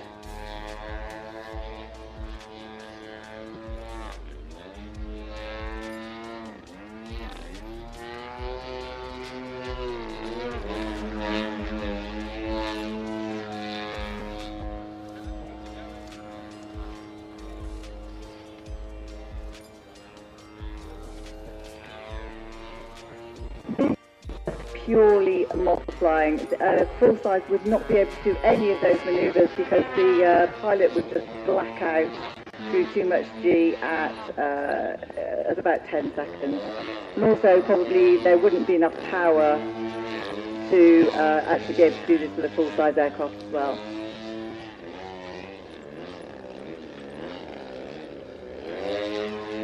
So again, one of the benefits of model flying, if you like seeing something whizzing around the sky and doing incredible manoeuvres, this is something else that you could take up.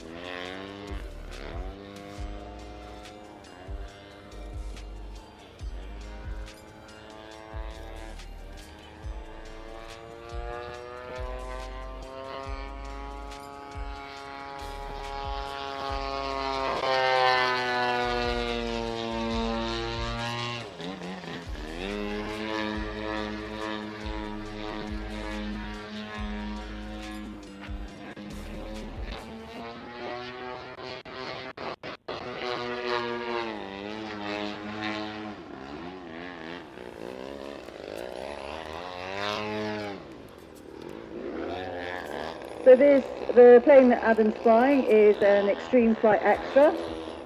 So an Extra is a full-size aircraft. This is obviously a model of it. Got a GP 160 engine in it, so again a lot of power in it. About 108 inches, the wingspan.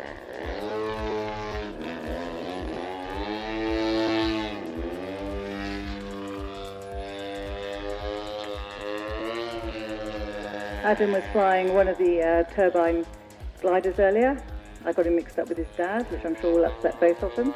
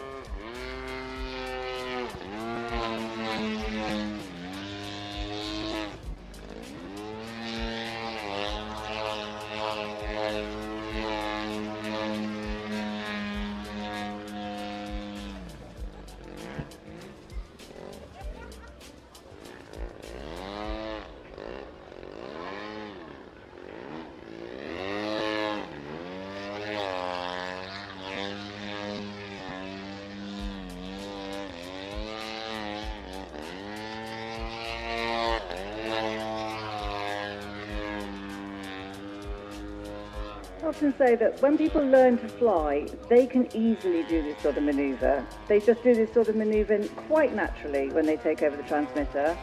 Then they learn to fly, and then they spend years trying to get back to this standard to be able to fly like this again. So if you ever fancy having a go, you will be doing these manoeuvres without even knowing how to do them.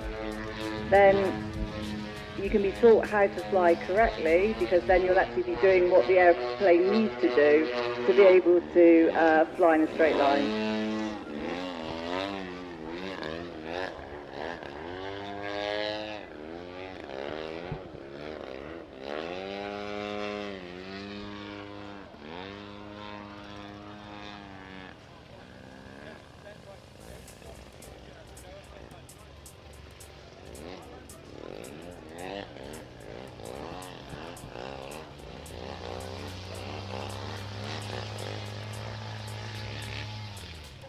That is such a posy landing. Big round of applause, please, for Adam Johnson.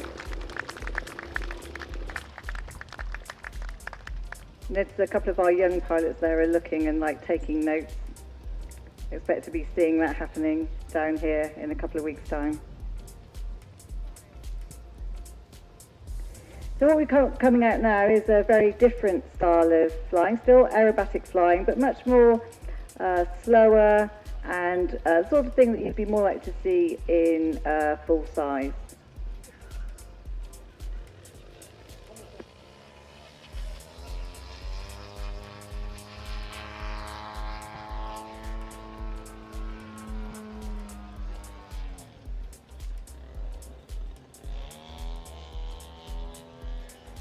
So this is Lawrence Stretton flying now. He's got an AeroWorks Edge 540, and this is 29% scale, so just under a third scale.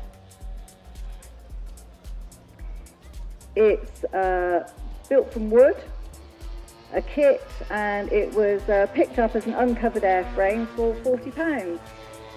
So quite a good bargain, I think.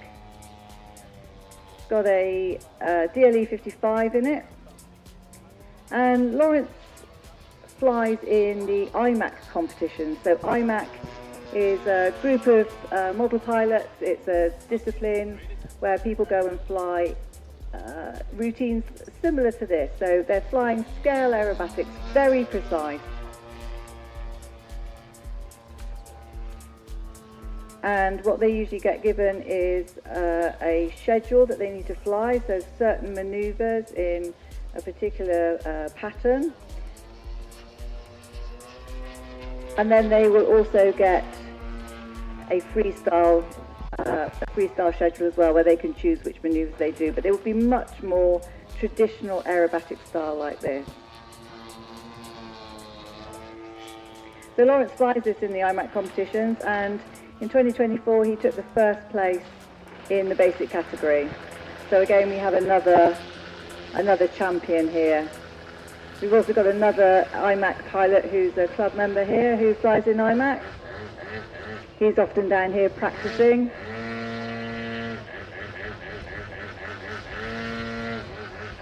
And again, if you want to really improve in the sport, getting together with another group of people who fly your discipline, learning from people who have been doing it a little bit longer, it's a great way to actually improve what you do.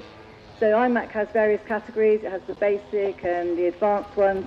So as you improve, you also move up the scale, so you keep being challenged by other people at the same level as you.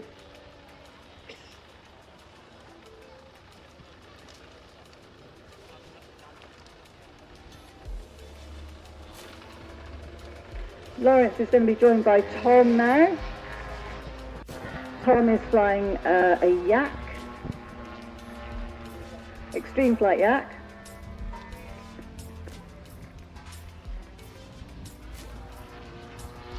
I'm going to hand over the microphone to Simon, because he knows all about it and he knows what's happening. He does. Actually, as long as you talk with authority, people will think you know what you're talking about. I'm hoping. I've tried that and I'm hoping it's working. I don't know.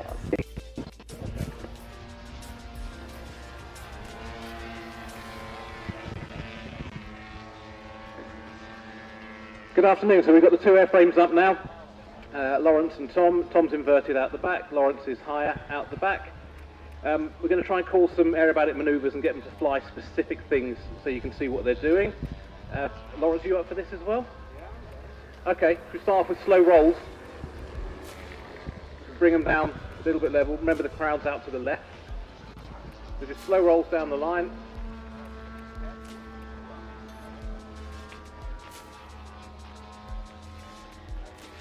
And there you see Lawrence putting his corrections in, moving it down. Here comes Tom through as well. They're correcting with all the surfaces as they come through. Try and hold the line and hold it straight. And then from there, we'll come back round and do a loop in the middle. You've all seen a loop. We'll try and get a nice round loop. Again, when they're flying the IMAC competitions, the judges are looking for perfect symmetry on the loop as they come through. And there they go right through the sun.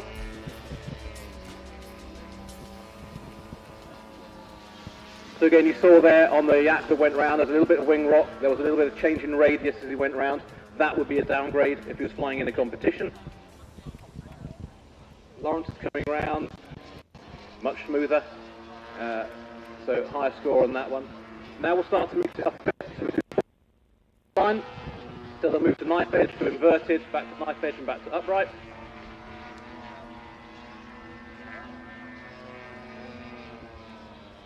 How far do you want to push it, Lawrence? Okay, we'll now try doing something called a Humpty Bump. So a Humpty Bump is where they fly to the end, they pull vertical, they do a half loop over the top, vertical down line, and back down again. Often used in competition to position for wind drift. So if the wind's blowing you in or out, then you can do a quarter roll on the way up if the schedule allows for it. So I'm careful of Lawrence coming through. So you saw Lawrence do one then. Tom's going up, he's doing a quarter roll, he's pushing out to the back. He'll come on a straight down line. There's a snap on the down line, and then out to the right hand side. Cross and snaps now then. Yeah, I mean, you guys still happy? Yeah. Okay, so that's rolls now or flip rolls. So here we're looking for the aircraft to break the line, so the nose should pitch up before anything else happens, and then you get an auto rotate from one of the wing stall, and the whole aircraft rotates. Maybe it's 180 degrees, maybe it's 360, maybe it's 540, depending on what the arrestee is asking you to do and the competition needs. Often it's on a straight line, but it can be on an up line, a down line, a 45-degree line. It depends, again, what's being asked of you as part of that competition. Okay, Lawrence is going to come in for a landing now, and we'll do some more 3D type manoeuvres coming through. So, Tom, if you clear for landing.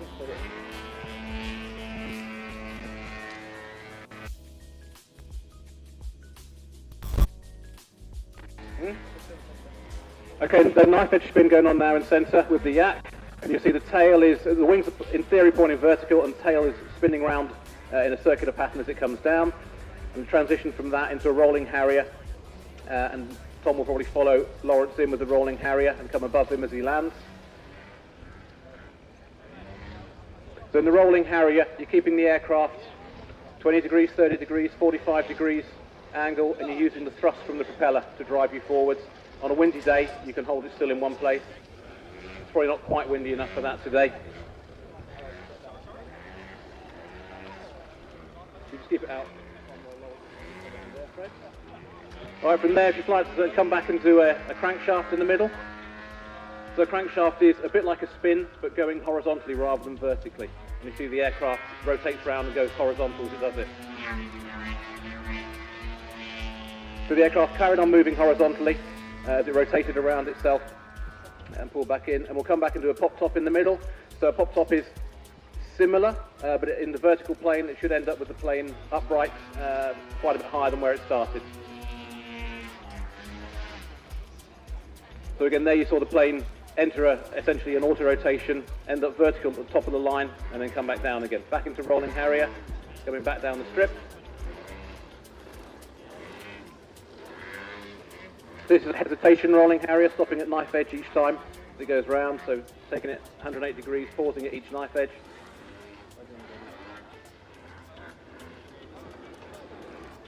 Then just do a straight inverted harrier, so we stop the rolling, but now holding the plane upside down.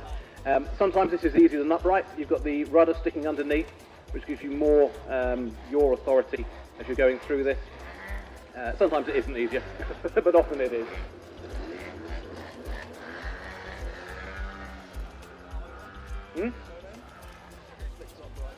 Okay, and then the next one is one that Jason Lucia popularised called the No Name. It's a flick to upright.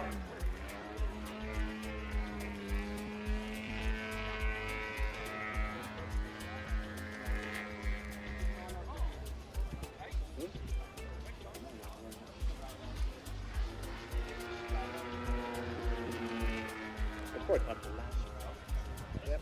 And then we're going to set up for a landing and go for the next one. Thank you.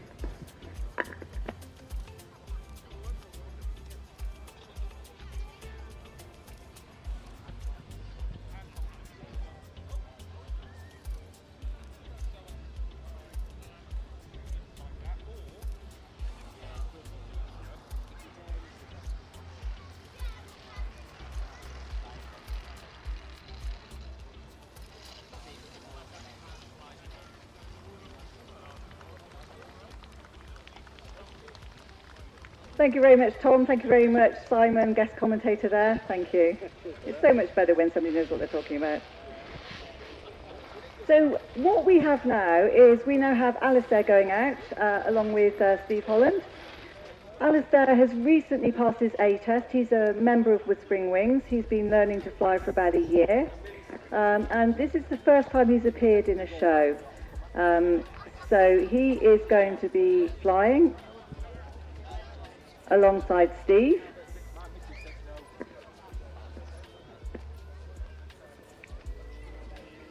So Alistair's flying a trainer. And really we wanted Alistair to fly here today to show, you know, Alistair's been flying for about a year. This is the standard you can get to in a year.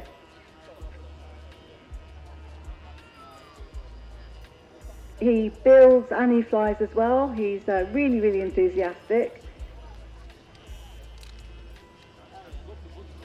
And Steve's there with him, just making sure that everything is okay.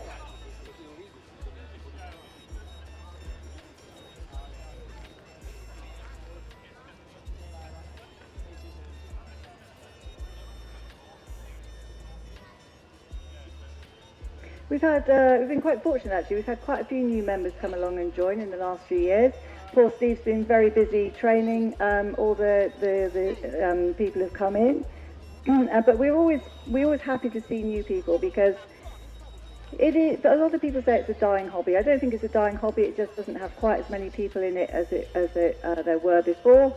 But there are still really, really enthusiastic people. You don't have to be able to build. You don't have to be able to fly. Come along, have a chat with the people on the club stand. They'll be more than happy to have a chat with you. Come along. We can arrange a date for you to come along and have a go on the buddy box. So we have a setup so that you have a transmitter, the trainer has a transmitter, and you cannot crash it because the trainer can instantly take over and save the model. So come along, have a go, see whether you like it and see whether it's a hobby that you'd like to actually be a member of. Now a big round of applause please for Alistair because that is his first show. As I said, he's only been flying for a year and that was a fantastic display.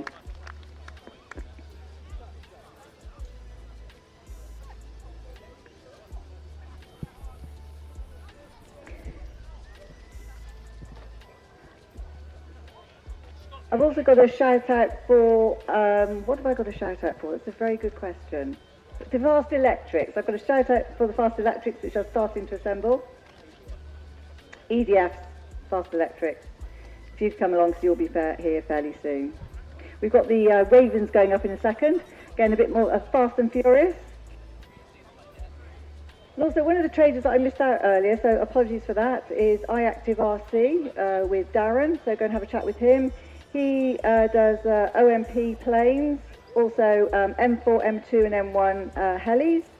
So go along and have a chat with him. He's got a special show deal, so if you've seen something flying here that you think you like, go along and have a chat with him as well.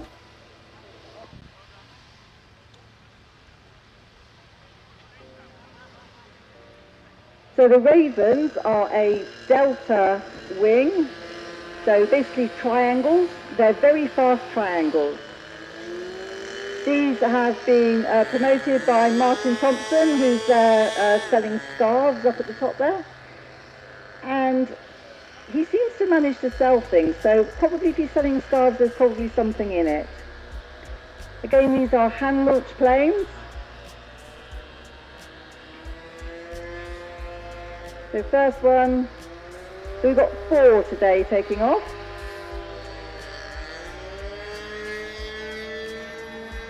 And again, you'll recognise some of the pilots here because pilots don't tend to just fly one particular type of aircraft. Often they like flying a range of aircraft, and so you'll see them flying in various different slots.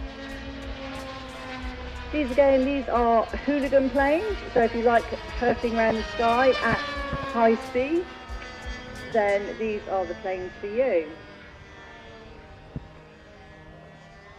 I was at an event a couple of months ago when Martin was just testing all these out to make sure they were fine to fly at the show. And I think he had about 16 of them at the time, and every day he was flying and flying and flying. I think that's the only thing he flew the whole time. So first one down, is that Martin's? Martin, is that yours? Did you fill it with fuel? He filled it up with fuel and didn't fiddle with it. Martin.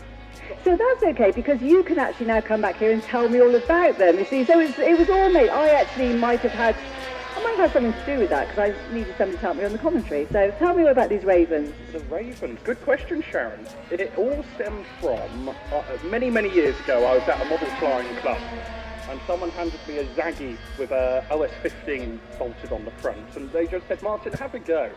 And I absolutely loved that. I kind of got to fly with a team for the first time and everything. So with the Ravens, I wanted to create something and do something that would give people the same amount of joy as what I got when I did the Raven, or when I flew that plane all those years ago, and that's what we've done.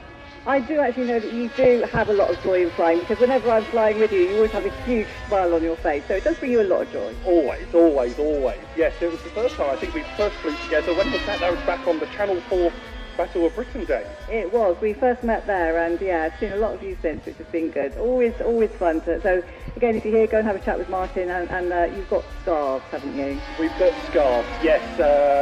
I heard through Facebook that Steve Holland was worried about the heat wave this weekend, and it was too short notice to get any hats or umbrellas or sunscreen to sell. So instead I brought some winter scarves, in the hopes we could capitalise on the British members of the public sense of humour. And also, you do want to be well prepared as well, don't you? Yeah. So, do you know how fast these go then? No idea, but I would probably guess they all, regardless of what engine gets put in them, whether that's a 40, 46 or a 53, 52 or a 55, I'd probably say top end around about 100, 130 miles an hour. So you could give a Sun Fighter a run for its money? Oh, possibly. We have to get 2 of them up in the air at the same time and see how that goes. I think that would be a good idea. There's a lot of shouting going on behind us here with somebody, Keith is the caller here. And again, with this, nobody really knows what's happening until the caller calls, so you've got to have your wits about you, haven't you? That's it, the element of surprise. We were recently flying all the way at Western Park. Not long ago, I think we had just under 50 flying in one go. We were doing like the usual standard squares, figures, space, loops, rolls, and then every time again the caller will shout through. So we'll have to fly up. In the distance, it looks like it's flying behind the tree, but just above the tree, and keep your visual line of sight at all times. And there was always just a cheer from the pilots as they had to bunch up together and fly through this area. And that is part of the fun, isn't it? Is this one going to make it? Yeah. That is part of the fun. It's a challenge, isn't it? It's the challenge is just pushing yourself and having fun.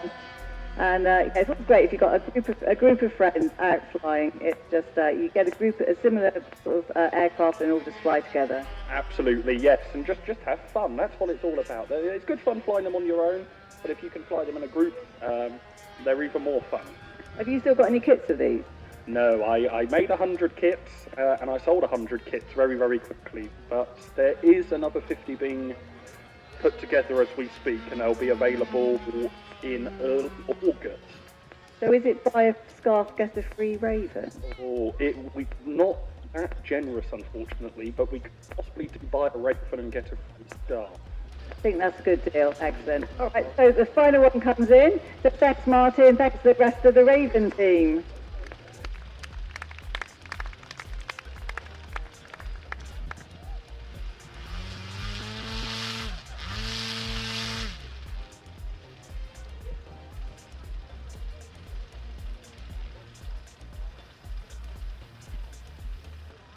So they collect the Ravens. We've got another slot starting up. Now, you've seen turbines here, fighters, jets. You've also seen aerobatic planes. Now we've got both of them together. Hello, Sharon. Back again. After a Good. little bit of lunch. Good. I was just saying to poor Steve here, he got some sun cream in his eye earlier on. Just same issue as me earlier. It's nasty Nightmare. stuff, isn't it? But do put it on, though. Do put it on. Maybe wear a hat and then you don't have sun cream above your eyes. I know. Yeah, keep on that sun cream, keep on those sunglasses, hats, water. Right. So what have we got coming up next then? So this is Phil with his turbine. I think that's a Eurofighter. And Yep. we've also got Laura with her... is that... it's an extra. An extra? Yep. I like it when they've got them written down the side. I know what they are then. So totally different aircraft. Oh, we've also got the drone going up to get some shots as well. Yeah. So this will be interesting in the air. Yeah, it's totally different type of aircraft. Different speeds as well, really. Absolutely, yep. So flying in formation, when you're flying two different aircraft like this, the jet is much faster than the extra. And Laura's inverted while she's coming around. Well, why make it easy for yourself?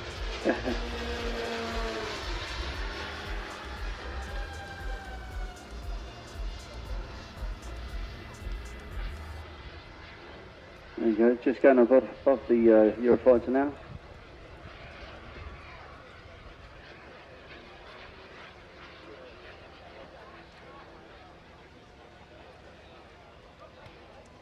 So I'm guessing that the jet will be powered right back, and Laura will be going pretty much full out. Knife Well, edge she's from not Laura. that fast, actually, is she? She is, yep.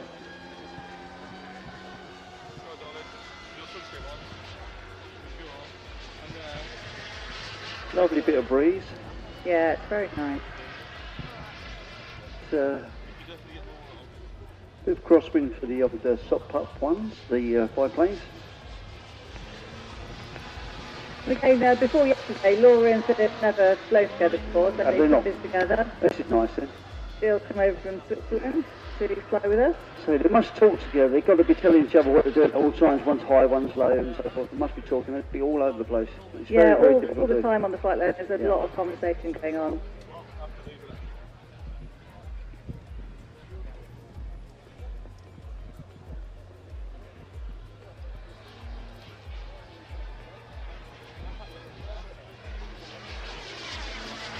The old Eurofighter doing the Red Arrow's corkscrew manoeuvre there, going in Yeah. a spiral.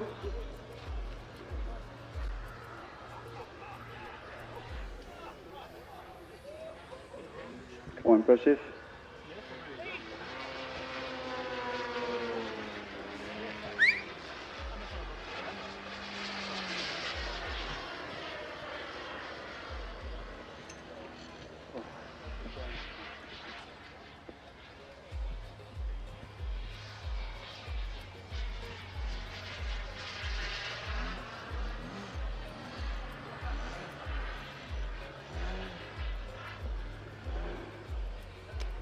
And, Laura now has a prop hanging.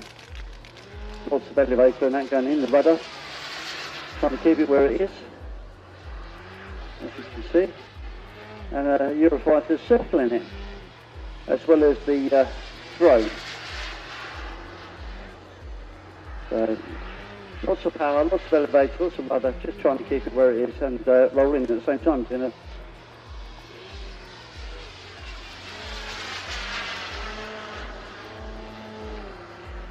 And back up.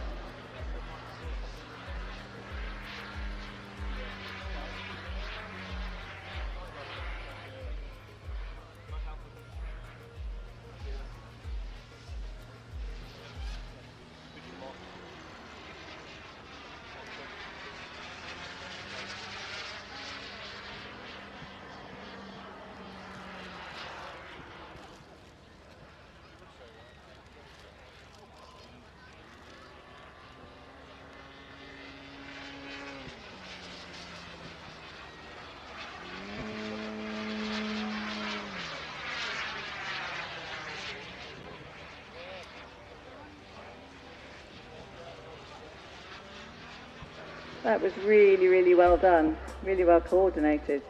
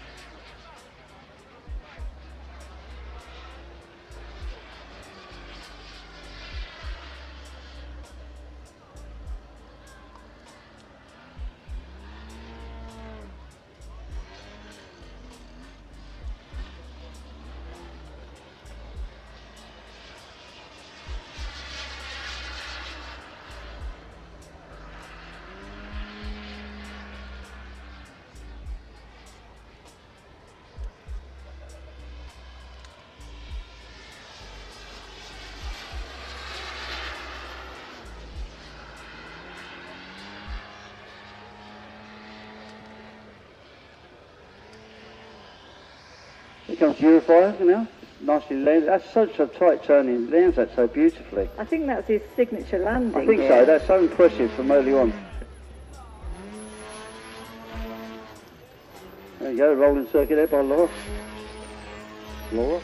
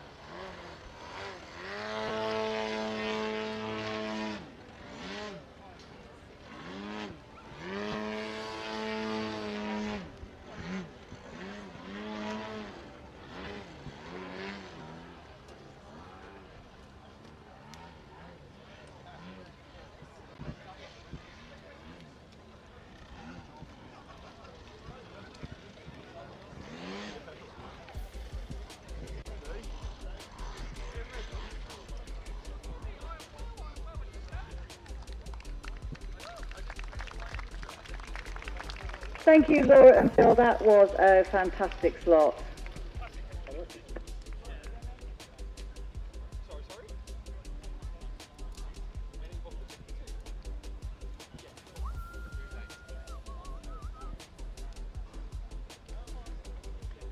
So what we have coming up now are some jets, foamy jets.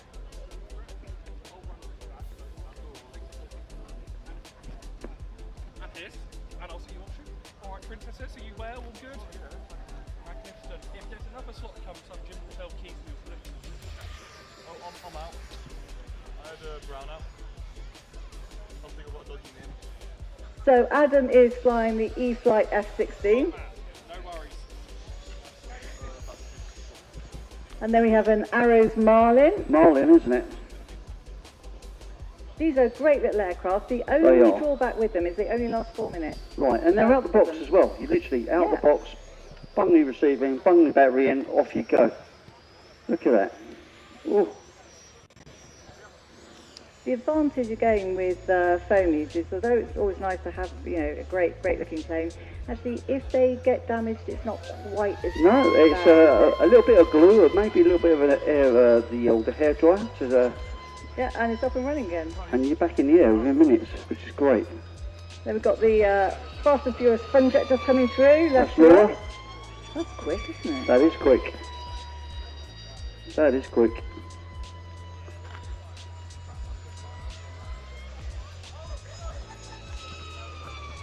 So again, if you like fast jets, you don't really want a turbine, this is something to go for. This is the I would say get something like this first. Gives you like the aeronautical side of it all. Gives you all like the eyes on and so forth before you go for a turbine. Yeah, then go for one of the IAD ones Yeah. to get you trained up, and then go for one of the Absolutely. more exotic ones. That thing's mental. Oh.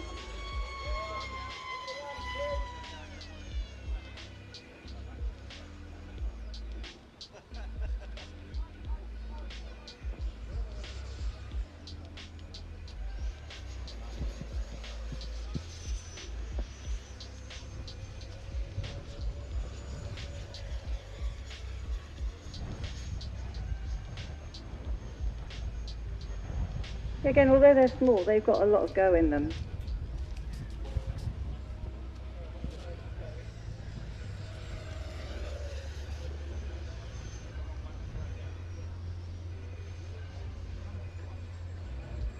These days you can get foamy that's virtually any particular model, can't you? You can get foamies of everything. A really good like staple model to fly. So there's a few stores that sell some foamies over there. Ours Hobbies, they do, so I know they've got some nice foamies. And I think he sells the Merlin as well, on the Marlin as it calls over there. Inwood have got some as well there as well. You've got RC Active as well, they do lots of aircraft over there. I think they've got some foamies as well as some small helicopters and stuff. But yeah, you say you can get them pretty much anywhere online or wherever it be. Definitely go and have a look round before you leave though, because I know there's some people who are open to negotiation, I think, as well. Definitely get buy And of yourself a course, bargain. do remember the club stand as well, see if they've got any models left there. Yep. Look at how he's hovering down, literally. The Marlins ran out of juice. Yeah.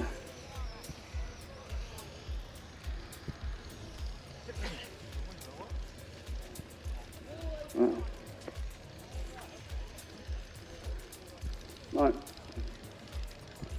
Just waiting for him to come and do his landing. He's going to do a flyby, do his finals.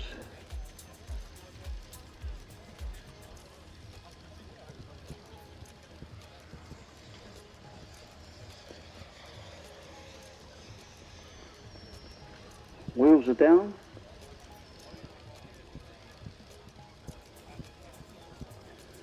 Flaps on. Coming through his landing. Once he's down, ladies and gentlemen, give him a round of applause. Look at that, couldn't be more perfect. Give him a round of applause, that's a fantastic landing. That's the fun foamies. What have we got coming up now then, Laura? Sharon? Not Laura. It's easy, you know. I was just because I was looking at her. I'm rubbish with names. So we've got two Cassett racers next. I've got to sit down, I'm getting too old for this. So the Cassett is a single-seat sport and racing aircraft. They're lovely, aren't they? Yeah, 1950s. So it's designed in 1951 for Formula One air races. Okay. So again, if you like things that sort of fast and race in the air. So yeah, Formula One, but in the air, not on the ground. Absolutely. And these were designed by former TWA captain Tom Cassett. That's why they're a Cassett racer. They are nice. I love these are beautiful. They get off the ground literally straight away. They're built for speed. There's a mid-wing, so it's not a wing that's at the top, not a wing that's underneath, it's a wing the wings that's are middle. quite stubby, aren't they? They're not quite a big wing, though. I think most racers do tend to have fairly stubby wings, certainly like the GB racers as well. I wonder if that's to do with like the drag as well. Very good question. I was just wondering. Could well be. Okay.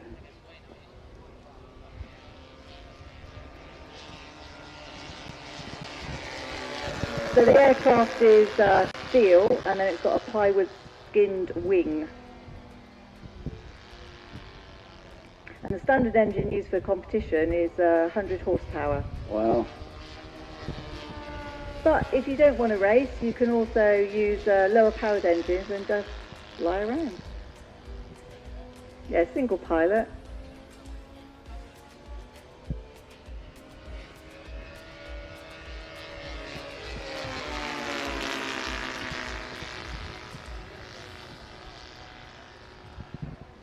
So normally with the air races, they have like a circuit, don't they? And they Yeah, have, they do, yeah. Or they do the pylon as well, so I think Yeah. the pilot racing as well.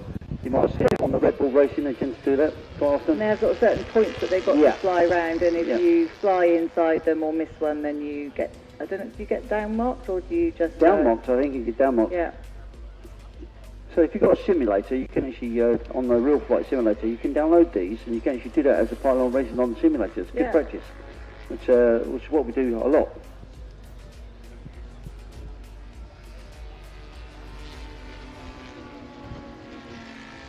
Nice manoeuvres there, controlled. 4.2. Back out again. Synchronised. Mix and move up. There you go. Look at that. A nice barrel roll.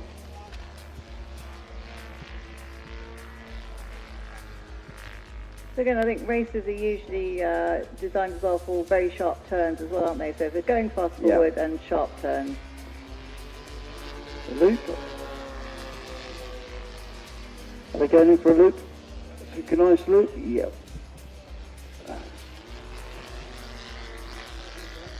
Right.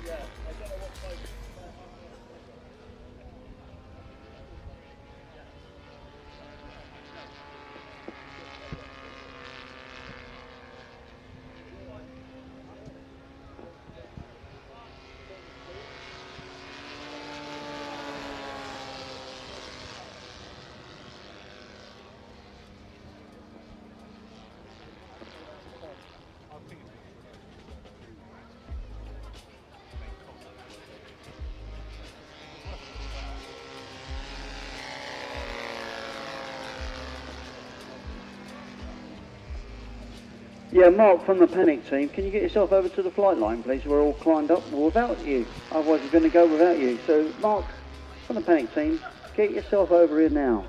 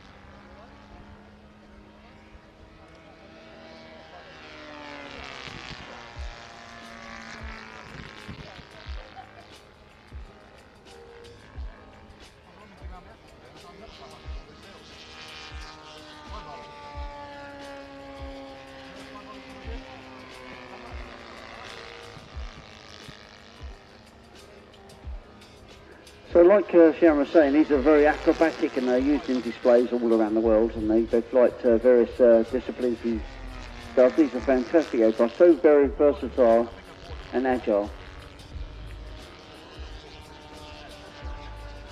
Nice 4-point roll again. Beautifully flown. So we've got the Panic scene coming up after this. This is again another mayhem section. Again with all the ribbons, as you saw earlier on.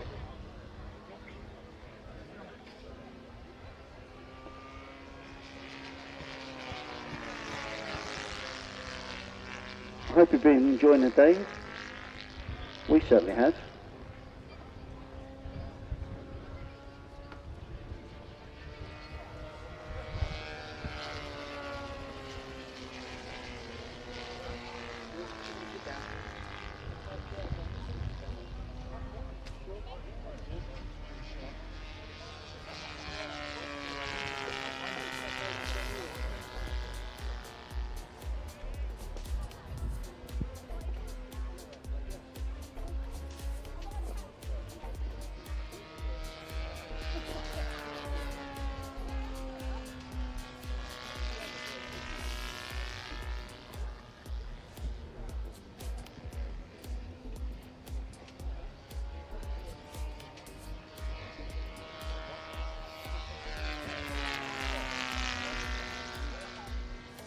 Well, that's the first one down.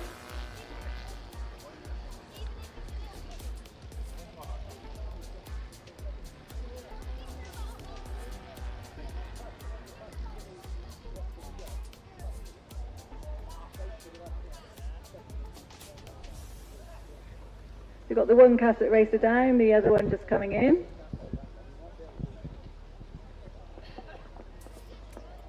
Taking a long approach.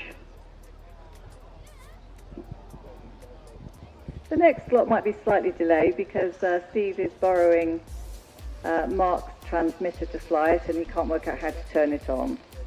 This is a man who flies lots of very expensive transmitters and he can't work out how to turn it on.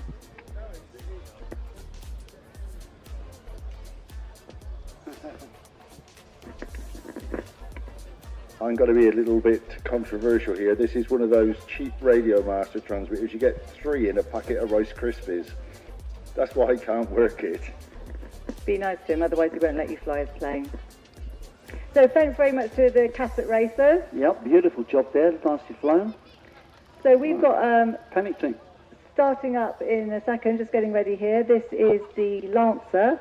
So this was designed and built by Mark Armitage, who is your final vinyl over in the traders area. He's just fitting the battery. Steve's going to fly it for him. So Mark is a club member here. And he's going to tell me a little bit about it as well once he That's gets up good, in the yeah. air. I'm glad. Yeah, so really, You don't have no notes on it? I've got the notebook. The notebook is standing here. It's ten. Isn't there something about dog and barking, I think? That's what Yeah. I get it. Yeah.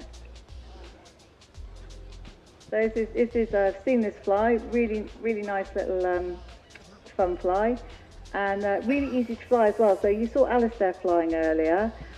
When they were doing some testing down the field here, they just handed it over to Alistair and went, here, you have a go. And he just put it before, picked it up and flew. Went and bought one. Yeah, I think he's probably bought one, hasn't he? Just took it on and Yeah. flew it perfectly. All right, let's Steve Holland's there going out with the Lancer. Yeah, so Mark, tell me about this then. Why did you decide to build this? So, Lance was a member here. He's done his son's lives. And he got me into all the fun fly competitions and that when I was a teenager.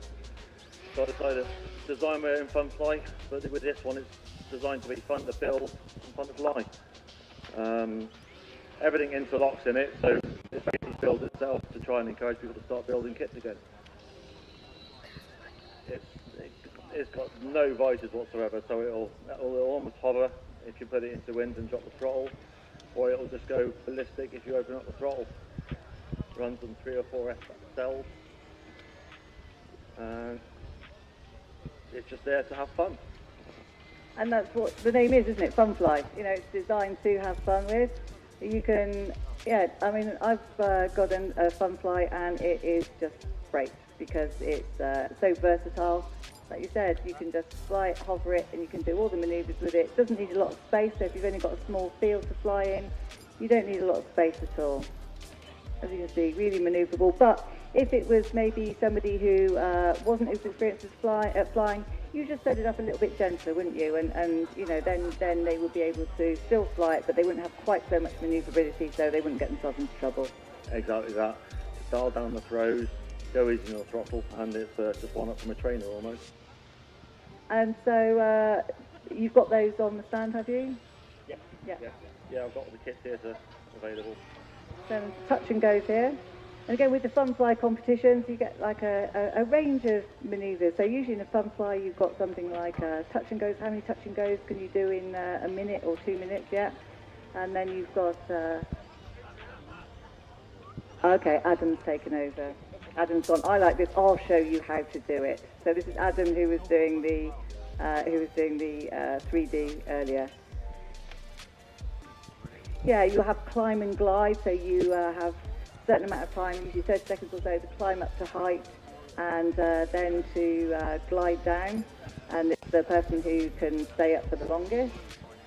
You have how many loops you can do. What else have you got?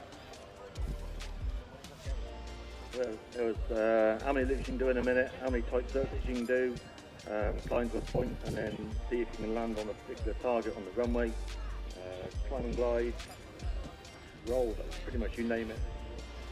Oh, and sometimes limbo as well. Do they do limbo sometimes? Like, yeah. Steve said it's so good he's doing it without any hands. So yeah, if Adam goes over and goes, give me that, I'll have a go. You know, it's probably quite a nice model. So again, something that you can enjoy flying on your own, but again, something you can enjoy flying at sort of competition level as well. How much time do you get out of a battery as well with it, do you reckon? Depends on the size of the battery. So 2,500 milliamp, you get about 4 or 5 minutes. 5,000 milliamp, you get 10 minutes. So you can choose the time that you want to fly for, and also the manoeuvres as well. If you're not pushing it too hard, you obviously get a little bit more time as well. So yeah, this is a really, really nice little model. And I'm guessing you can do lots of decorations for it as well with the final vinyl as well. So you can cover it and then have lots of lovely designs on it. Yeah, it can be totally customised.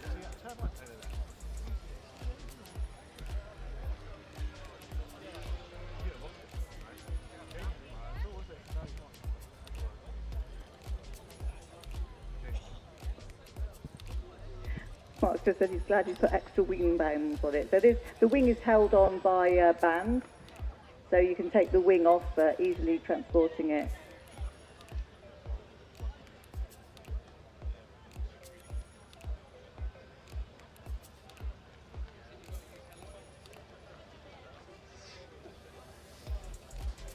So we are now coming into land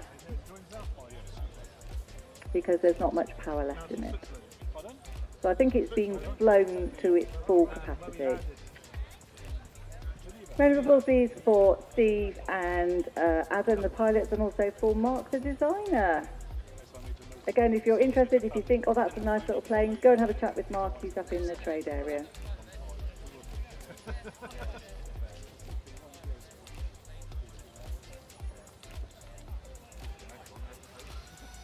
So we've got the panic starting up here now as well. So if you were here earlier, saw the panic. Also, we will have the toffee bombing at some point later on as well. So all the kids out there, if you like toffees, hang around for that as well. So the panic's coming out. These are 48-inch wingspan biplanes. Right, is Steve Dawn, can you come up to the glider, please?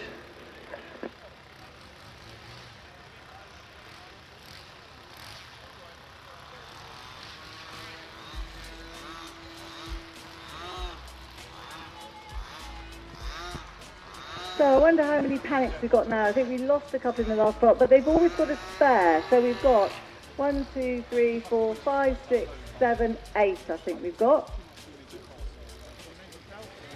And the idea is they're all going to take off and go up to height, all gather together, and then when they're all in the air, they're going to release their streamers, so they have streamers at the back, and then the idea is to cut the streamers.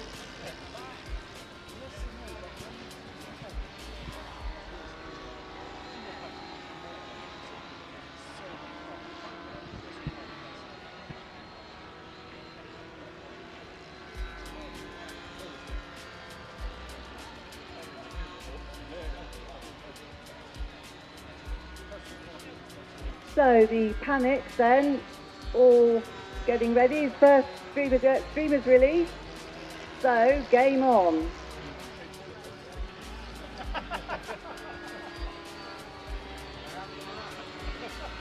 First streamer is cut.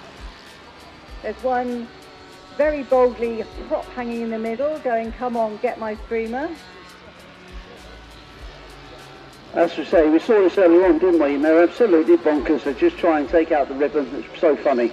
It is, yeah. It's great fun. You just don't know where to look. Which one's going to go next?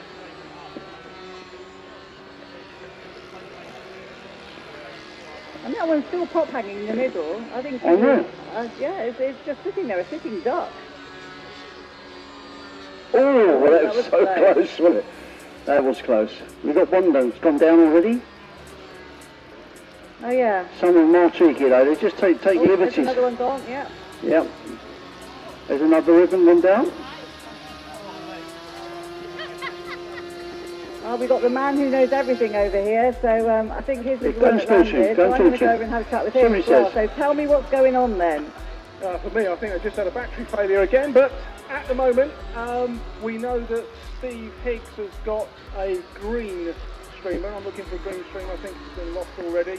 And we know that there are a few grudge matches left over from this morning, and I think that's going to create a tighter bait ball than usual. Look at that.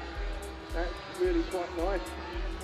Short looping, and I think the previous slot with the mildly aerobatic flat things was really quite nice. I think these guys were kind of inspired by that, because I noticed when they took off they immediately went into Nick, for example, did a rolling circuit immediately. but we have only got 3 streamers left, which is very difficult for this slot. Oh, that was a, yeah. There's we've one got down. two coming Oh, down. there's one down. Right. Huh. Yeah. Yeah, so that one's successful. Oh, that was successfully in. just have a look to see how much damage he's got. In fact, flying indoors, we were talking about flying indoors, indoor flying, teaches you to fly with compromised airframes. Not that any of these airframes are compromised at the moment, except for maybe, I think he's just, we might have a little word with that gentleman, I think. Yeah. Yeah, so he just wants to laugh then.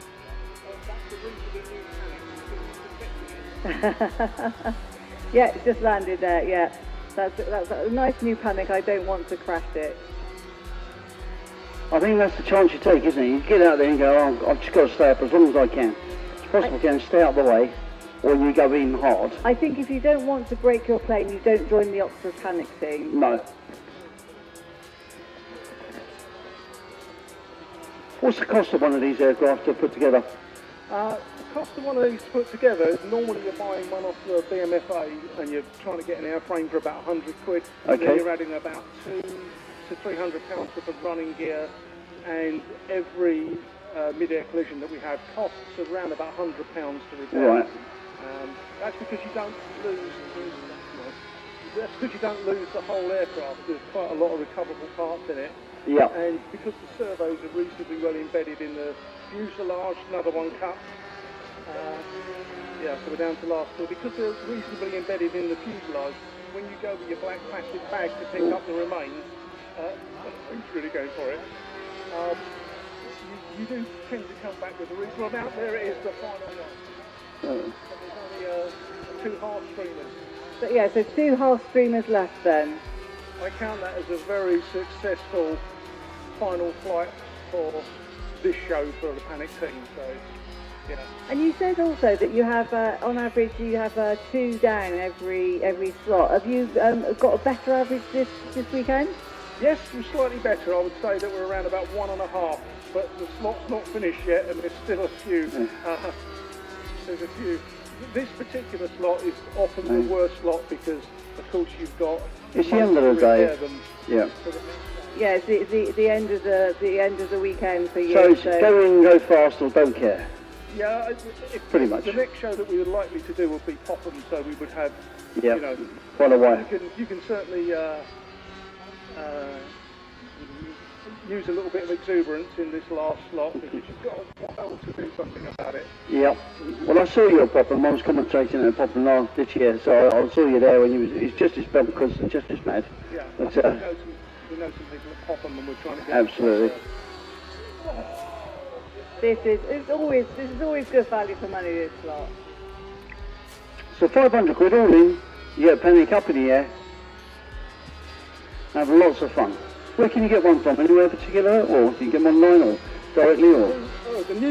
The very new Panics, the JP Perkin Panics, we wouldn't fly them here because they're just worth a little bit too much. But you know, if you're an A flyer, so you're an A cert, you don't have to wind them up with the same kind of control deflections that we have, and they fly beautifully. In fact, there's an 80-plus-year-old at our club who's got his A, and he flies a Panic quite happily. But you can put a 90 in the front of them, make sure that you've got 90-degree deflection, or at least 80-degree deflection on the rudders, and they'll do this all day. And the only difference between B and A flying is that in B flying you've got to be more aware of safety, more aware of where your plane is in the melee, and you know, most of these guys are actually instructors and Andy's and examiners. Andy's still up. I think Andy's still up. I remember the first show I ever came to here at Woodspring was sort of mid-90s. That's when I first started flying, and I remember seeing these, and it was just amazing. I couldn't believe it, and it's lovely to see them each year as well. It is such fun. It should, and I think he's right. I think he's right, Sean. You should just join the Panic team. You're a very capable pilot. Just got a couple left to come down. We've got the jets coming up afterwards. Here's the last one. Give him a round of applause when he gets down there, gentlemen. It's great fun. Give him a round of applause. Thank you very much indeed. Thanks for the information. We appreciate that. Thank you. Right, we've got the jets coming up next. C40 and whoever else is flying. I don't know. But we'll find out.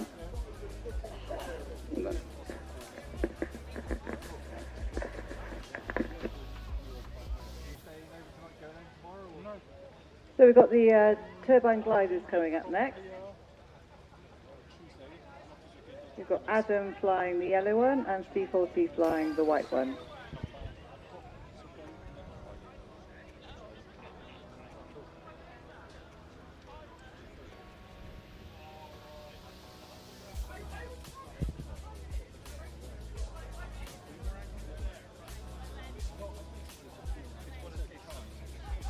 So we'll just let the panics clear the field. It takes them a little while to tidy up.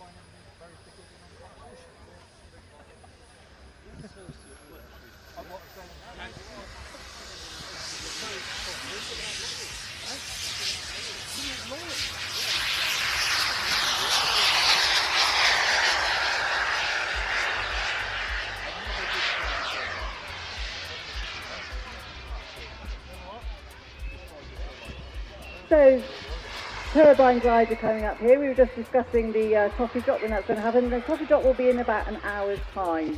So kids start getting ready, start getting excited, and yeah, we will pass you over to capacity when it's time for that.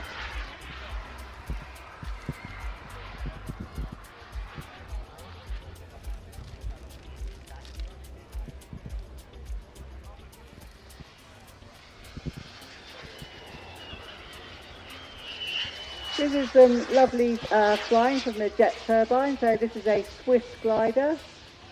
It's a scale model of the full size, really popular glider.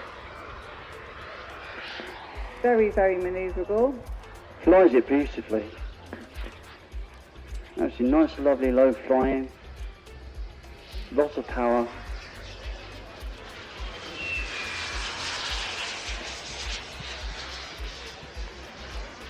Beautiful colour, really stands out, doesn't it? It does, yeah, it's a good colour scheme.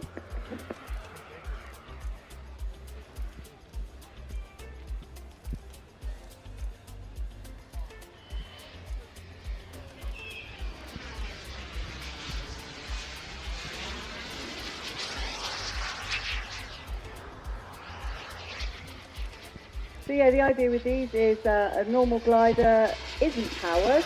Most gliders aren't powered. They're pulled up by a plane, so they're aerotowed, or they are winched up. That's so right, yeah. Catapulted into the air, really. Yeah. As you say, with the turbine, it's got power and thrust, and you can just keep going. As we were saying earlier on, the ones with the electric, you've got instant power on and off, but with the turbine, you haven't. It's just full-on thrust, full throttle, off he goes until he runs out of fuel. And then he'll climb high, and then he'll come back down on the thermals. But whilst he's got the power, he's really enjoying himself, and he's out there. You can see the wings flexing as he goes past at quite speed. As he sort of rotates and pulls off, you can see him actually flex. Yeah, very, very thin wings, because that helps them when they're actually gliding. It makes them much more efficient.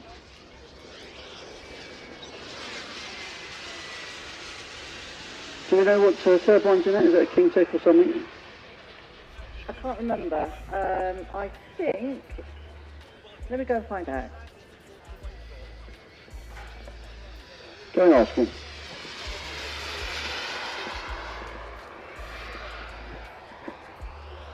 It's a Ren 100. Yeah, it's an Air World Not an Air glider, Wolf, 5 metre. Air World. Air Wolf, so close. Air World, a 5 metre glider, and it's got a, what's it, Ren 100. Oh, Ren, okay, yep. So Ren are obviously run by Turbine Solutions, by Paul, who runs the company, and you generally have like a Ren 44 or whatever he's got now, 100. You're going to have a lot of time in there, because he's not got a very large fuel tank in it, so he's only got a few minutes flight time. But he loves it. It looks absolutely stunning. I hope you're having a lovely time today, ladies and gentlemen. Staying nice and cool as best you can, and keep sun cream on. And we have Joseph. We can never say it all day, but we really do care about you at the end of the day, and we want you to come back and enjoy the show.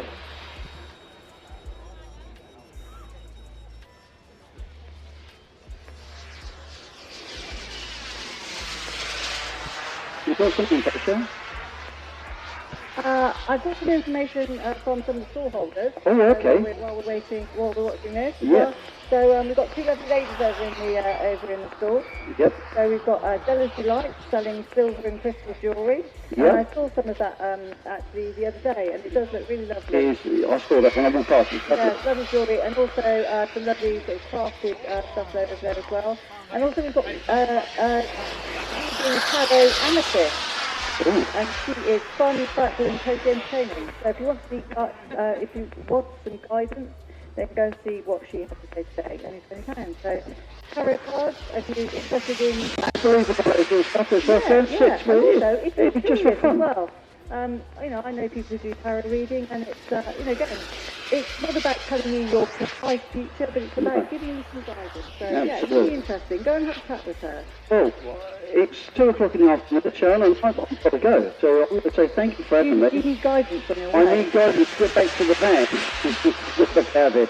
I want to say thank you for having me, and everybody else here today. I hope you enjoyed the show. I'm going to leave for Sharon now to get on with the show by My herself. new best buddy. But thanks for asking us. I really appreciate it. Absolutely. Okay. Well, listen, folks, have a nice time. Have a nice journey home. Take care of yourselves. Yeah, you hang on though. You go, Brett. I'm going. I'm sorry you're going, but everyone else hang on here. Thanks for having me.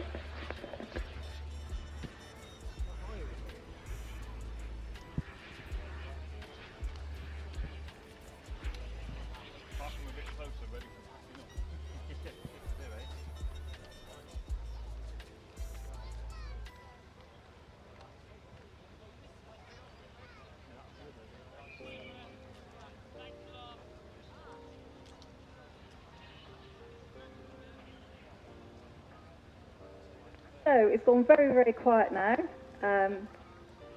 while the glider is now gliding. It's no longer a turbine.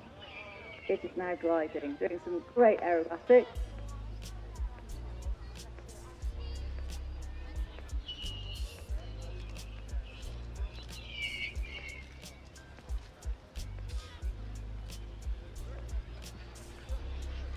You can hear it whistling as it comes down. That's the air through the ailerons.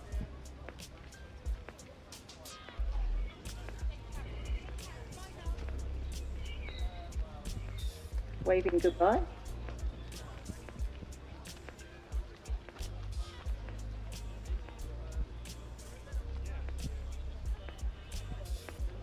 Again, he's got his air brakes out so that he can land, because if he didn't have those air brakes out, he would have still done another circuit. So lovely landing from Adam. Landing, of course, at his feet as usual. What we've got coming up next is a true glider. I hope I don't upset him by saying that, but this is what we've got coming up next is a glider. Ooh, everything's starting to slow away. So if you've got something, hang on to it, because everything's slowing away here. There's a little squall coming through. That's it, they're all coming now. So it's very, very appreciated because it's lovely and cool. But it is causing a bit of havoc here. Yeah, so we've now got a true glider, so it has no power itself.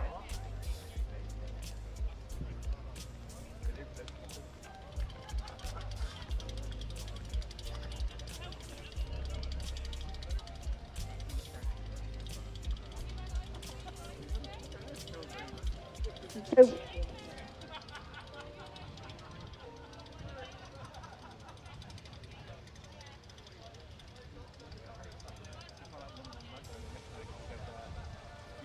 So we have a Titan going out there. So this is Will Gillam flying the Titan as a general sport model, but it's got a tow rope on the back. And it's going to be towing up a Horsa glider. So this is a World War II glider. This goes along with Dakota DC-3. These are belongs to Steve Thorne. Steve is a member of the Black Fan Club. I was here for there for the test flights of these. Got some amazing photos of it. Dave, who's been doing photos here, would have been very jealous. But yeah, so it's built by Dave Gibbs, and he had the DC-3 towing the Horsa, and they were actually took the test flights of this plane, this model, actually took place on a runway that would have been used for the Dakotas during the Second World War, so that's where they fly. We don't have the DC-3 to take it off today, so we are going to get the Titan to pull it up. So Steve will be flying the glider and Will be flying the Titan. So they're just conversing, making sure that everything's ready.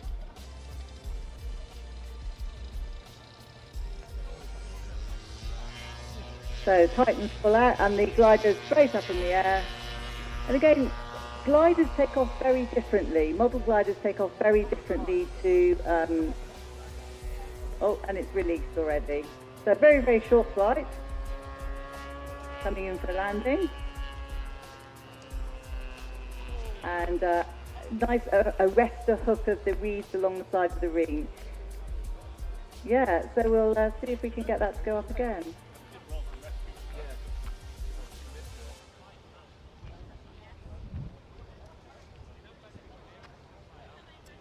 So we'll come around again and see whether we can get it to come up again.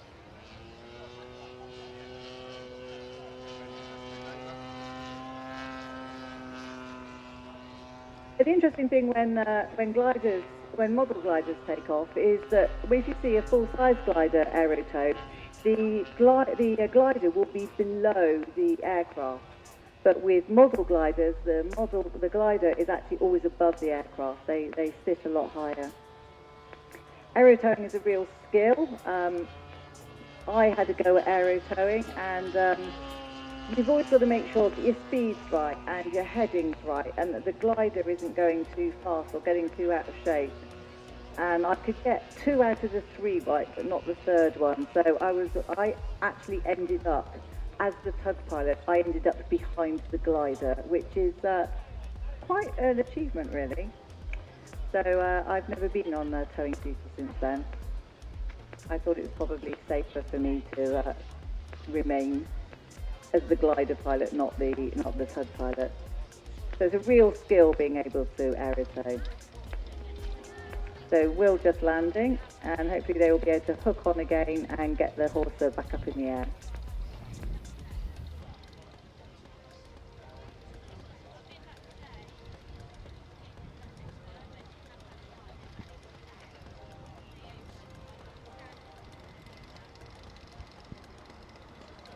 So the Horsa then, I'm just going to give a bit of information about the Horsa because this was a last minute addition today. So, okay, so Bob here, who's been on the flight line all day with Ian and Phil, they've been doing a fantastic job just keeping all the pilots in order and keeping everything running to time.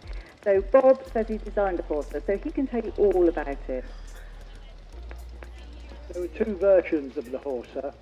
The first version had a side door. The first version had a side door to it, and they found that got quite difficult if they wanted to put a heavy load in it, so they redesigned it so the front came off, and they loaded everything straight in like you do on the big aircraft today, the transport aircraft today at the back. So that's what they did. The only problem was with the Horsa is that although it was a glider, it was a flying brick really. And its flights were, at best, I think, 50% of the people survived the landing with the Horser, and there was a general who wanted his jeep on the Horser, and he was sat at the front because he wanted this jeep, and they anchored it all in, and it landed rather heavily, and it hit a tree, and the jeep went through and took the general out. So it just goes to show that not all the generals knew what they were doing during World War II. Thank you. Also goes to show that, you know, sometimes you shouldn't make unreasonable demands. Thanks very much for that, Bob. Oh, so what were they used for as well? They were used for general transport, were they? Yeah, so transporting soldiers. Oh, here we go. So second takeoff. So hopefully this one will be successful and it'll get a little bit higher.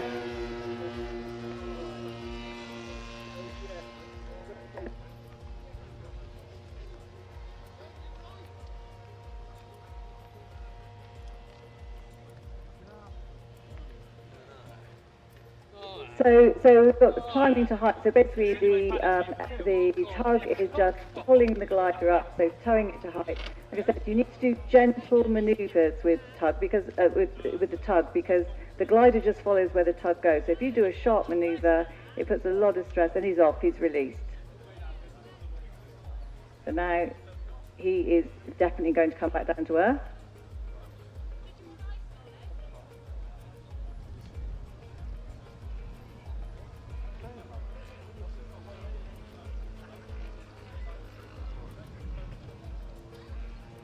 Yeah, and as you see, John did say they sort of fly like a brick. And you can see it doesn't have the most aerodynamic capabilities. It certainly doesn't fly as gracefully as the Swifts here earlier, and the Fox gliders as well.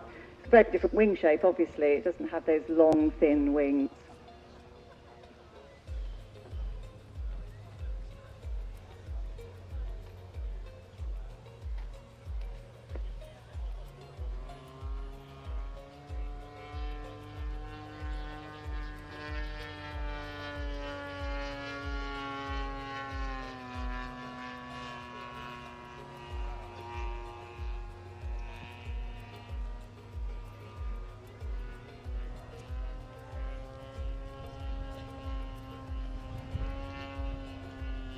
And that's successfully down. Thank you, Steve. That was a great landing.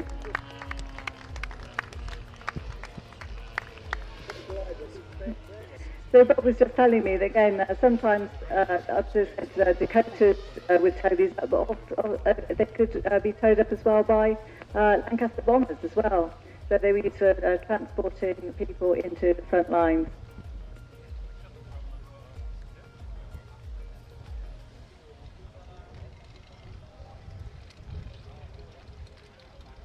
So a round of applause please for Will and Steve. As I said, I hope you managed to get the Dakota back up and running again, because when you see the Dakota and the horses together, it looks fantastic.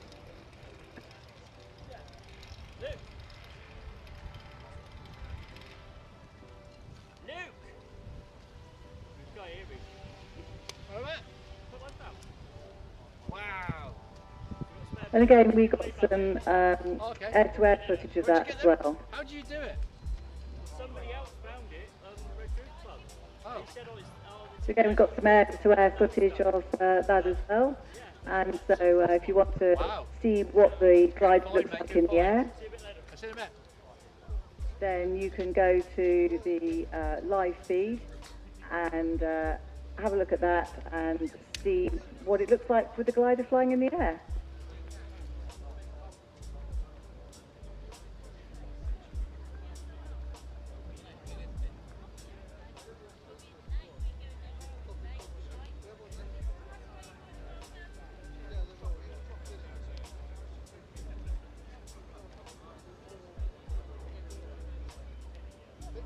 So what we've got now is the second Swift glider. So this is Steve Horty's.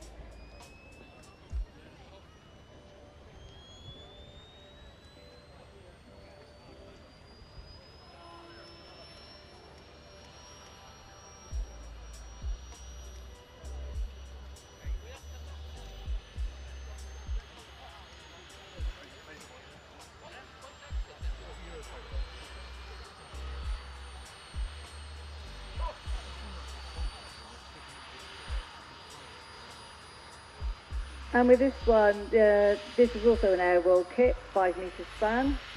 It's a carbon composite construction. And this has got a 132 turbine in it, so slightly more power in it than the Ren 100, I think. And this one is 7 years old.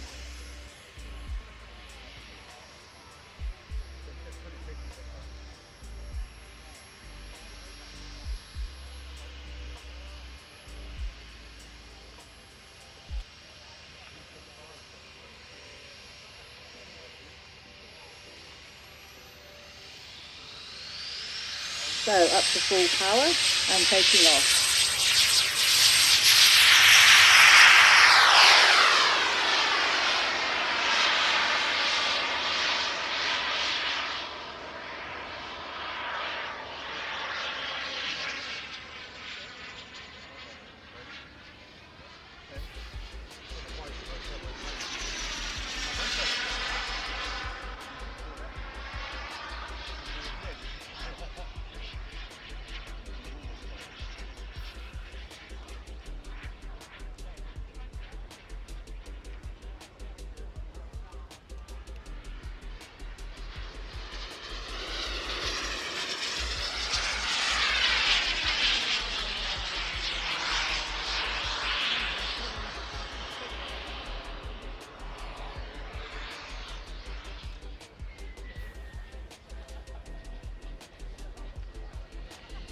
So again, some lovely passes by this glider under full power.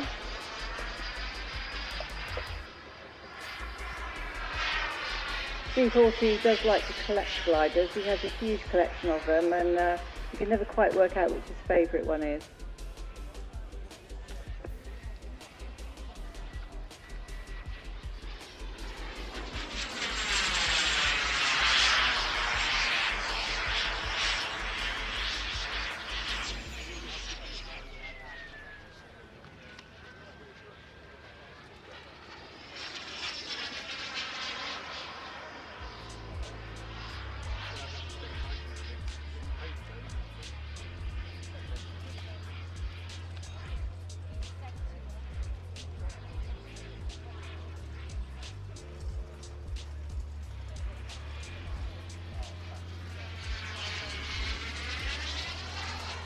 So we've got about half an hour before we're going to get the passenger man to come along and get ready with the toffee bombers.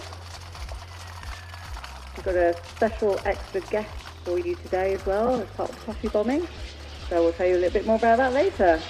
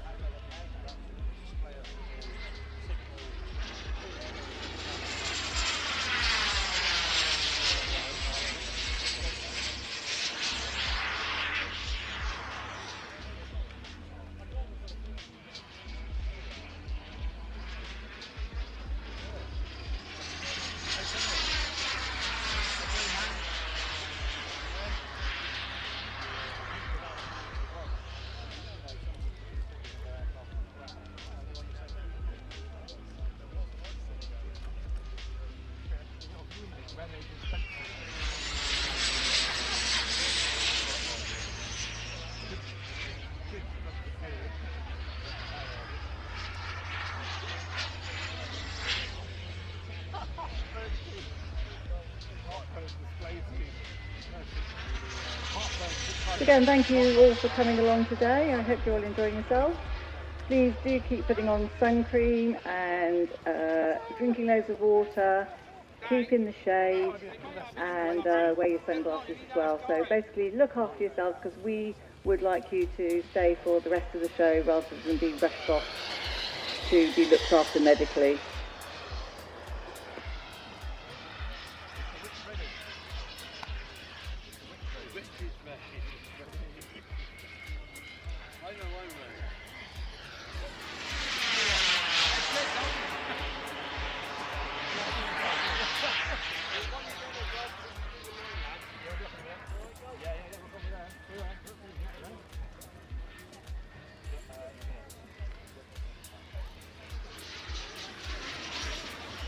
So some lovely, lovely manoeuvres here. Really, really graceful aerobatics with this model.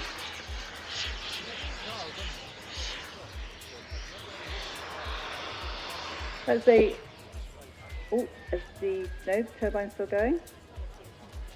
I heard a little whistle that usually means the turbine's going out. So I would like to say a huge thank you today to all the people who are helping out here on the flight line. They've been out here all day in the sun. I think they're quite superhuman. All the people who've been putting the show together behind the scenes as well. It takes a lot of effort to put this show on. So a lot of the members here have been putting a lot of effort into it. So thank you to all of you as well. And also to the people, friends who've just come along and helped as well to make it all run smoothly. So again, thank you a lot as well, because there's no real benefit to you. And it's gone quiet. Turbine glider pilots only climb really high when they run out of fuel.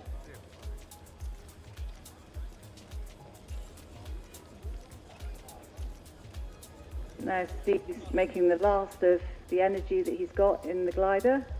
Do some aerobatics on the way down.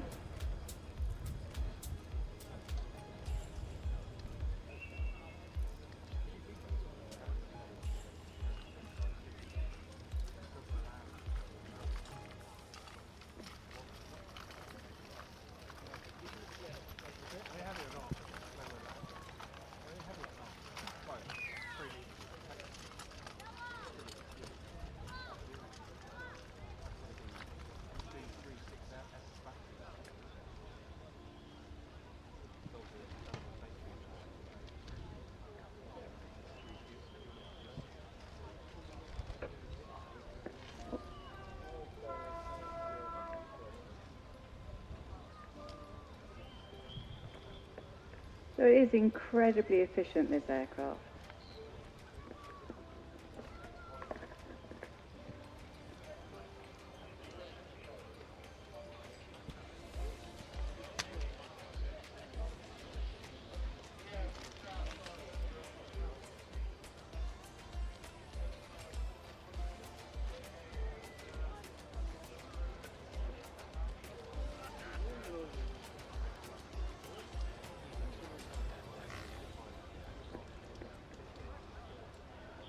Then coming in on the final approach now.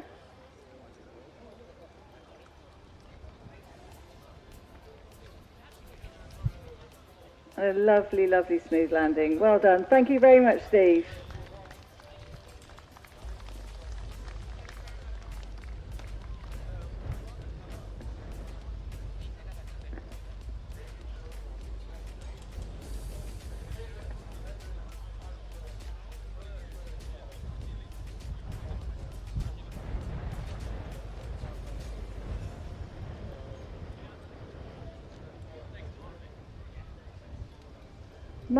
Mark Pastyman, could you come and see me, please?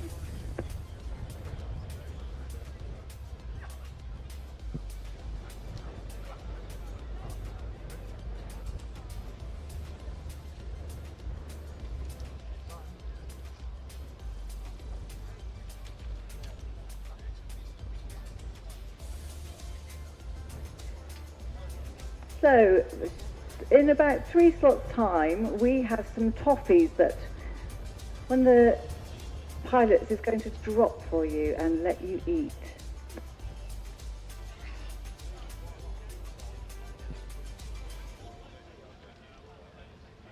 So, children, I'm going to hand over the microphone to Mark Pastyman, and he is going to tell you what's going to happen.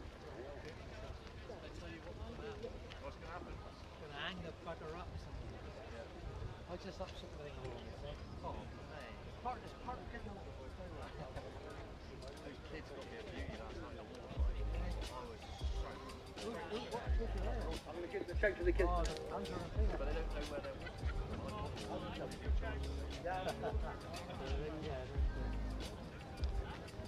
All right, kids. So unfortunately, hold on a minute, Mark. Sorry, unfortunately the Tucano was going to fly, but it's a no-go, sadly.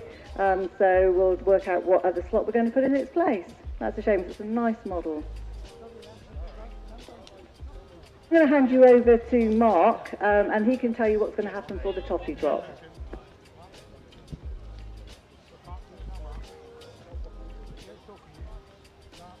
Over to you, Pasty. All right, everybody, Passy Man here. How you doing? Everyone happy? Everybody enjoying themselves? I hope you all are. It's looking a bit hot out there and everyone's like this. Feels like Foreign Legion, isn't it?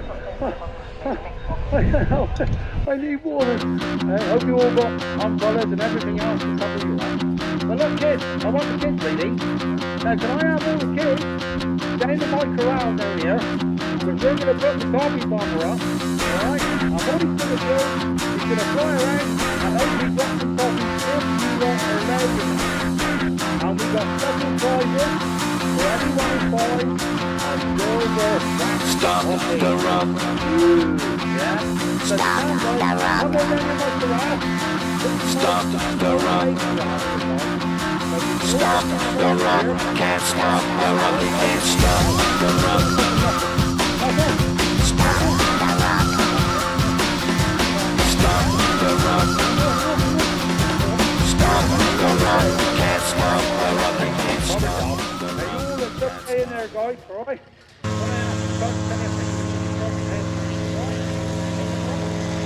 Yeah? I'll be joking. Over you, shot. Near me. It's a bit hot, isn't it, guys? Who's off? Oh, you're cool, you're cool. You look cool. Aren't you? Anyone else off? Anyone else off? What, yesterday? You just took the price from yesterday? How many silver copies is there? There's 3. 3 silver ones, guys. So you gotta be on your game, ain't ya? Alright? You gotta be on your game. You can do whatever you want to pick up the coffee. If you feel better, you can run with the shoes off, you take your shoes off. Right, guys, listen, what we're gonna do. Guys, how many of you was here yesterday? Yeah, you was, I remember you. Alright?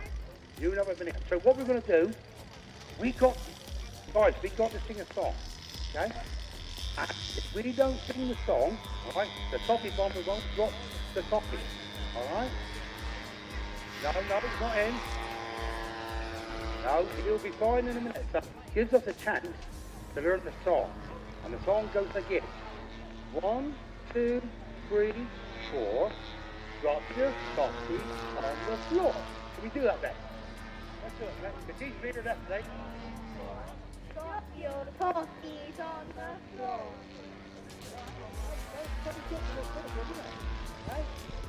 Let's do it again. Right? And then we're bringing the second first, yeah? So we got 1, 2, 3, 4. Drop your coffees on the floor. 5, 6, 7, 8. Pick them up because they taste great. Yeah. That's good, guys. That's good, guys. Right. I know your mum and dad, you all got to know this. Alright? You all got to know this, alright? You got to learn it. I know I'm a corners man, so I'm a bit hard, a bit difficult to understand. Can you understand me? That's right now. Even my own men can understand. My own team don't understand you sometimes. Hey? Whoa. Keep right up, I think Charlotte's coming back, so I'll stop for a minute. I just thought I'd come over and have a chat with you. So I was just going to have a chat about the models flying here. We've got some sports models flying up there. So we've got a decathlon, and we've also got the farmyard. So the farmyard was designed by Steve Holland. It's a good model if you want to get into large models. It's fairly manoeuvrable, does basic aerobatics. This has got the Noah 38 in it. It was built in 2018, this one. And it's actually, is it Dusty Crop Hopper from Plains? So tell me, is it Dusty Crop Hopper from Plains? Is that the right one? Anyone here watch Plains? That's what the farmyard is designed as. Then we've got the decathlon. So that originally came from, was inspired by the Ironka chap.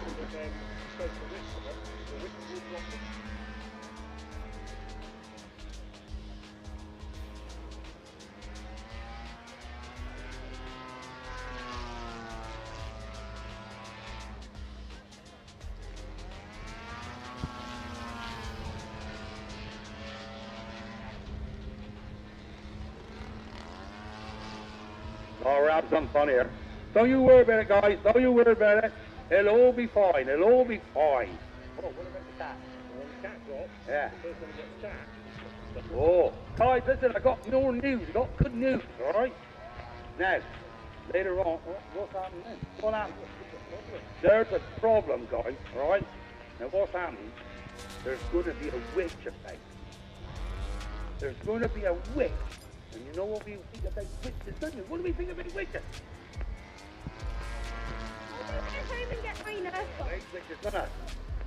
Now, she's got a cat. Guys, she's got a cat with her. She's got a cat, and he's with the witch. And hopefully we can frighten her enough. She might drop the cat. And if she drops the cat, we get the cat. And if we get the cat, what happens? It means prizes. So, if the witch drops the cat, a black cat, and if you find it, it's a special dog. Well, I don't know, do I? I haven't seen it yet, have I? We got to wait to see it's a cat. Oh, it might be a little bit better than a silver one. We'll have to see what happens, guys, isn't it? Isn't it? Oh, no, it isn't. What? What? Is it? Oh, no, it isn't. Yes, he said, oh, no, it isn't. Oh, yes, it is. Yeah, right. Oh, that's it, guys. I don't want that. Now, we've still got Dusty. Dusty's still flying up at the moment, look. Can you see Dusty? The orange one. Whoever seen the film Dusty? Come on, you must have seen Dusty the Truck Trail. Yeah? It's a good film, isn't it? Yeah, it's really good cartoon, isn't it? It's a real good cartoon. The Dusty's still flying around. The guy's met with him, the yellow one. He's going around. And you got Mr. Drove up there. I see Mr. Drove. And they're watching us all day. So you're all on the telly today. Yeah, you're all on the telly. Got these that we're filming for. Yes, he is. Yeah. Come on, kids. There's got to be more kids out there somewhere. I want a lot of kids here, please. Because we're going to have a bit of fun. So if you've got your children there, come on, mums and dads. Bring them down over. Don't be afraid. It's only a bit of fun. And the kids will enjoy it as well, don't they, Shar? You certainly do. So I'm going to tell you a little bit about the decathlon as well, if that's all right. Am I going to tell you about that, yeah? Yeah, go on. So Go with the that, yellow and blue one up there, that's the Decathlon Extreme. And that's based on the full-size Decathlon, which is a 210 horsepower clip-wing aerobatic two-seater. So it had a fast climb rate and was good at just generally flying around, but also doing aerobatics as well. So you can just do circuits and bumps, or you can also do end-to-end knife edge down the strip. So really, really versatile plane. And again, this is a kit that you can get. It's a Seagull Decathlon. And again, have a chat with some of the traders here if you're interested in having one. We do some nice foamy ones as well in that one. That's the Dusty one, the Crossfire. Okay. Dynam do a nice Dusty, like, you know. And Dusty's now coming for his landing, sir. Excellent. So, yeah. So the farmyard's down. Oh, and back up again. See, these pilots love to tease us. Yeah. Okay. All right. So have I got any more children coming over here? Yeah, I can see a few more that are hanging around. Come on, kids, get over. I'll say it nicely, get over here nicely. And I'm trying to be very nice because I'm a Cornishman. You'll have to bear that in mind. I've been told to keep it nice. And I'm trying my best. All right. Okay. So we're going to have a bit of fun this year because we got a witch. We all wicked old witch. And she's nasty, isn't she? Yeah, must have saying things like that, you know, eh? Yeah, so you keep it quiet. And guys, what I want you all to do, when we go to get all the sweeties, I want all the little pillars in the front with their mums and dads, because they're not going to be very fast, are they? Yeah? And then we'd have all the other ones. So we've got the decathlon and the farmyard down. Thanks very much to the two pilots there. And we now have the Tucano, which was scrapped earlier. Suddenly he realised that he left it on the previous model memory. So he's gone, oh yeah, it is a warm day. You know, time when you just need to really be able to concentrate. So we do have the Tucano now. So the Tucano is a 2-seat turboprop, and it's a basic trainer built by the Short Brothers in Northern Ireland. And it was built for the Brazilian Air Force, built for Brazilian design, and then it was modified to meet the RAF specifications. So Steve's just getting it ready.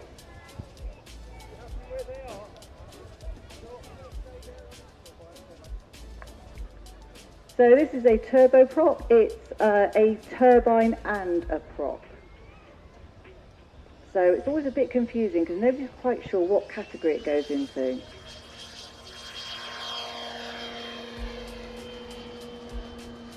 Lovely aircraft. This was built by former club member David James. And because it's a basic trainer, it just flies really, really well, because trainers are designed to fly well because you're teaching people how to fly.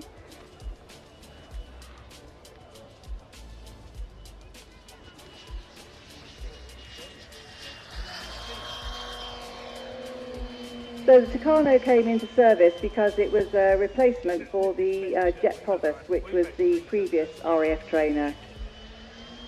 And then people would get trained up on that, and then they'd move on to the Hawk.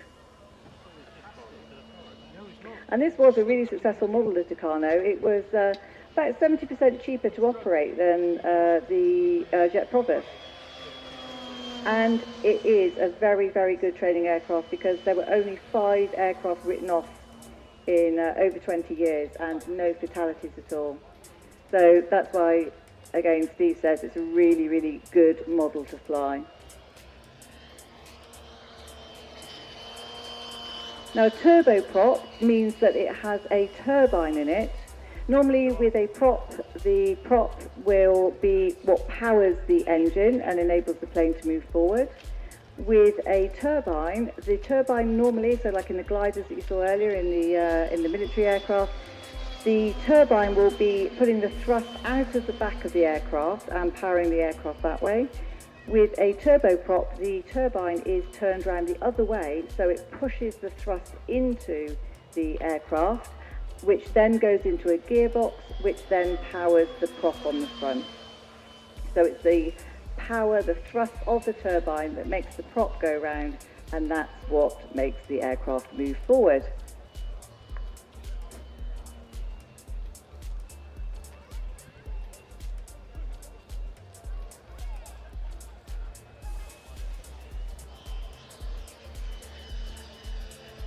Lovely Farnborough Pass there.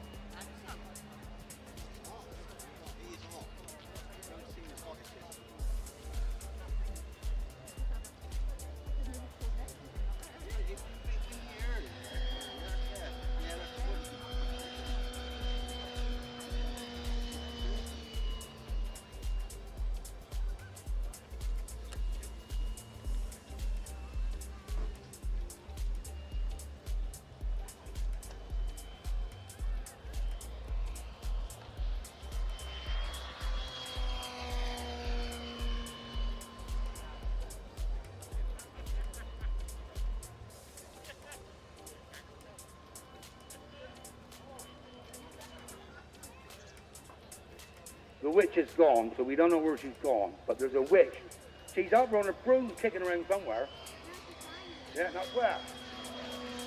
No, she's not. No, she's not. There's no witch behind me. I can't see no witch. Can you see a witch, Carl? Where? Oh, where's I telling? Oh, no, she's not. Oh, yes, she is. No, she's not. Oh, yes, she is. All right, okay. Anyhow, the witch is around here somewhere, so when you see her, we're going to go, ooh, aren't we? Okay. We're going to tell her go. We're going to tell her to go away, aren't we? Right? No, you'll witch her. Tell her, get out, say, get out, what that? Get out, say, I like that. Do it again. Hey, I'll give you some Cornish lessons, all right? Yeah, who likes to speak? Who would like to speak Cornish? Hey, who wants to? Any one of you can speak Cornish? All right, hang on. Right, listen. When we meet someone, we just say, all right, me handsome. Hey?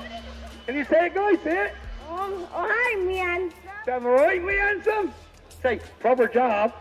Good job. Ask yo, proper job, right? That's the way the Cornish to speak. Go on, Carl. I'm learning these guys, and they're Somerset boys to speak right me handsome. Are you sure you got the song right? Yeah, they're all trained. They're all trained. Guys, have you heard what they just said? The emergency song. Speak on it louder. I can't hear it. Right. Are we going to shout? Yeah. 1, 2, 3, 4, 5, 6, 7, 8.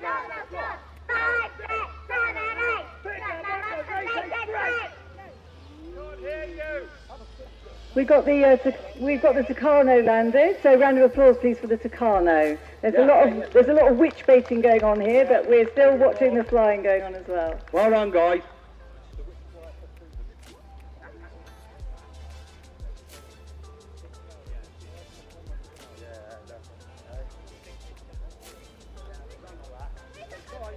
You big guys, don't knock over these little tiddly little ones, all right?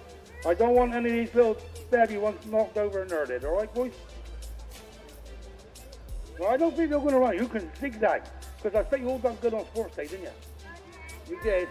No. Second, you had a second. Who had first? First, had a first. More firsts?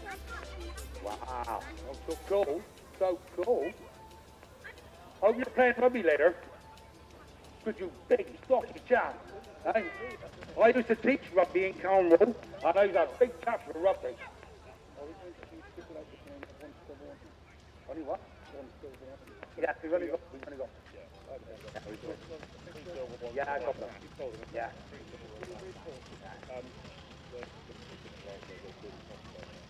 Oh, thank you for that. Okay. All right, guys, I've just been told Toffee Bomber's going to take off in a minute. Did you hear that, guys? Toffee Bomber's going to take off in a minute. All right? Yeah. There's no sign of the witch, but there's 3 silver ones. And if the witch is about, and if we can scare her enough, I can hear an engine starting. She will drop a black cat, which is on her back. I can see a toffee bomber. She might have a cat. She might have a cat. I can see a toffee bomber. What's happening? I can see a toffee bomber. Oh, we're joining up. Toffee bombers. This is hard work, ladies and gentlemen. I'm trying my best here to keep these kids happy. He's up and away. Look at that. That's the toffee bomber, the white top spreader toffee bomber. That's Dusty's brother, that is. That's Dusty's brother, that one. There enough. Oh, hundreds of them. Hundreds. Hundreds of toffees he got, and there he is, that there. He's having a lovely time. I hope he don't hit that passenger plane over there, because if he makes a big trouble. Oh no, look! I've took off! Oh my God! She took off! Look, it's the witch! Look at her! There she is! Can you see the witch, everybody? Oh, go boo!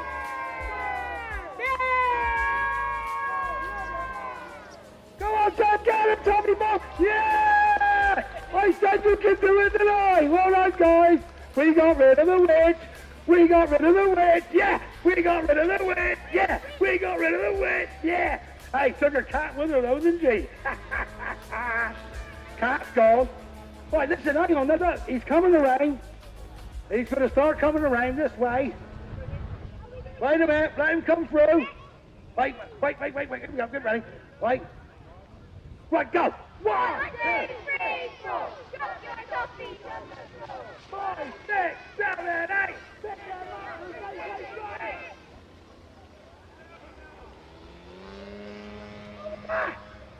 I thought we were pretty good than you guys.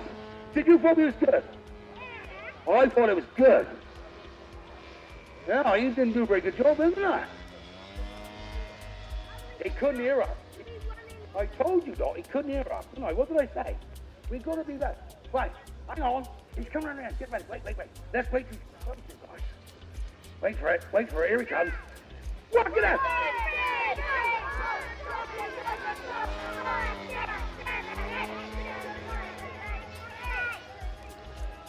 Come on, doing it here, man. What's up? Oh, come on, everybody. It's not good enough, is it? Oh, get our road ready. Get our road. Right, let's get it. We're going to get him this time. Are we going to get the cat? Oh, yeah, keep going. Get over it. Right, here he comes. Get ready. Wait. Go. 1, 2, 4. Drop your copies on the floor. 5, 6, 7, 8. Take a moment. Take a go. I can't go.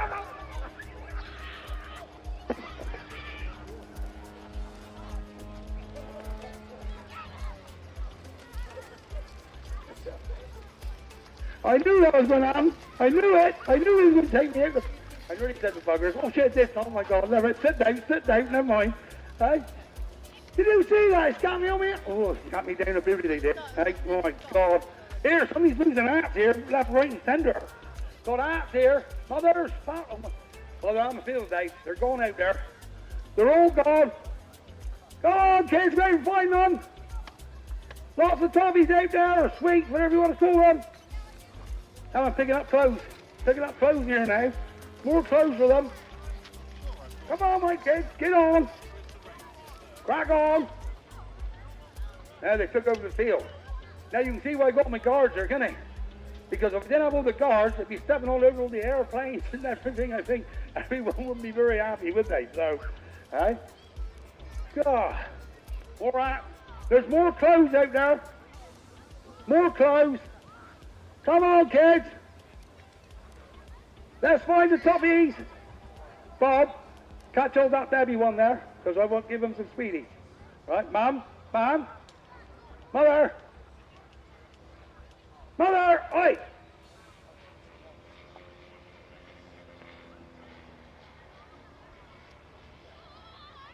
There's one on this little chap, right? Right. Now you come back with me, my sweetheart. Let's give you some sweeties in there. All right. Hey? I'll make sure you... All right. Luke! This little one here, lad. Make sure she gets them. Or he gets them. Sorry, there. The little boy is. He's a little pretty there. That little cub there. Have that cub. Make sure he got a sweet. Hey? Right, come on, children. Let's have you back. Come on, run! You fast enough go out there. Hey, you fast enough go out, wouldn't they? Buggers, they don't want to come back. Now let's go one come back. You got a silver one. You better stay with me. Well, another silver. Oh, no, 3 of them. My 3 musketeers. All right, boys, you stay over here with me. All right, you stay over against the thing. All right, guys? Well done, lads. Well done to you guys. Come on, kids. Give me nuts. Get on. Everyone got sweets, say ho. Got sweets. Yeah. Everybody got sweets. Hey, Shorty, you're a bit like me. You got sweets? Now you got 2. Oh, here, that's right. You got 2 of the buggers. And some. Have a proper job. What did I say? Proper job. Where's your sweets, Bill? You ain't got no sweets. What you got? Oh, you got something. I see, that's right. Well, you got a butter. Look at that. You got plenty here. Right? And son, right, come on, kids. Thank you, ladies and gentlemen. Thank you very much for your time. How's our work? Thank you, guys. Thank you, Passy, as usual. Hope you all got some sweets. Thank you also to Jason for dropping the toffees with his Piper Pawnee.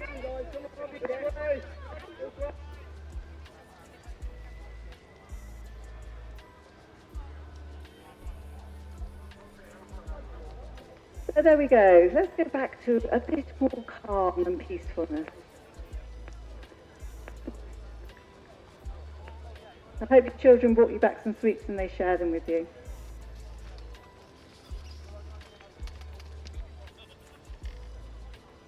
So this is Jason now coming in, bringing the toffee bomber in. This is a Piper Pawnee. It's used a lot for crop dusting. Full size, not necessarily known for dropping sweets. More like treating agricultural land.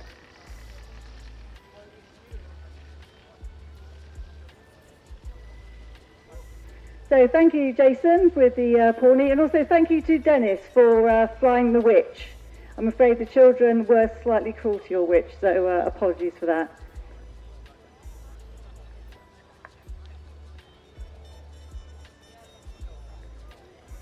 So I'm coming back up to the flight line now, and I think we have some biplanes lined up on the starting area.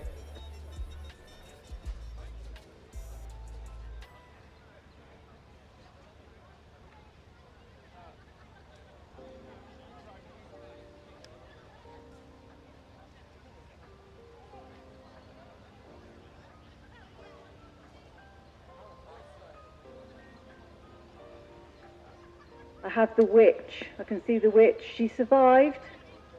Has she got a broken leg or something? She's fine. Excellent. Excellent. Now how's the cat? The cat's... Oh, the cat's asleep. There we go. The witch will live to fight another day.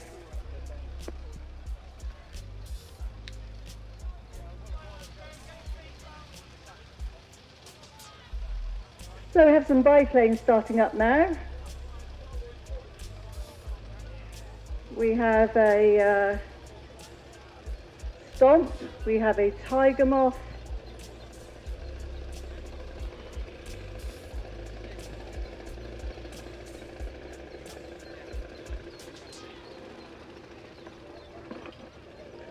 so going out on the runway we have the Tiger Moth flown by Jamie Cuff.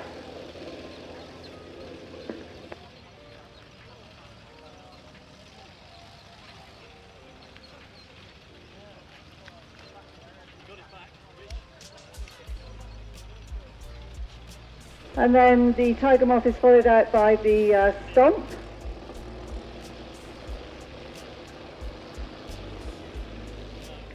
And then we have a slightly larger one, the Dragon Rapide.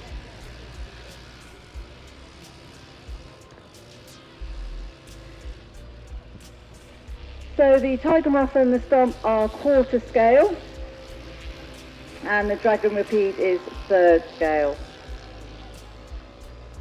Moth and Stomp, they were both aerobatic planes, also trainers. The Rapide was used for transporting mail, people, so really, really good civilian aircraft.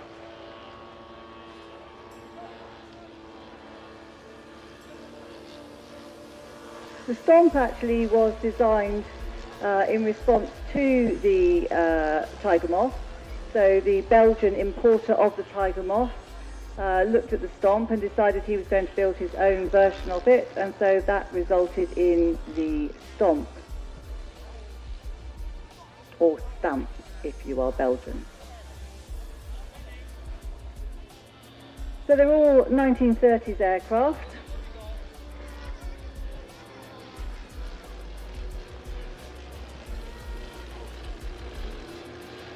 The Dragon, a very, very graceful plane.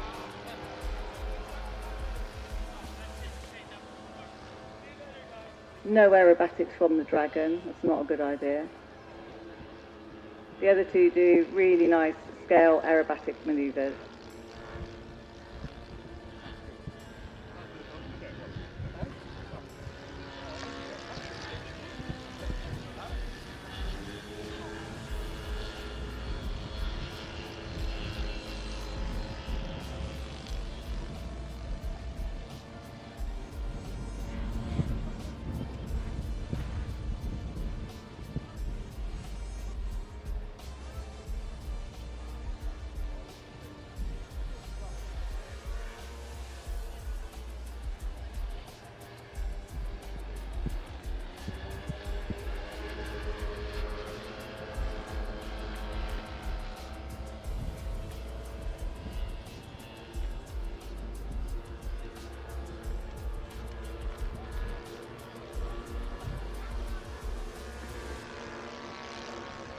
So the scheme of the stomp it belongs to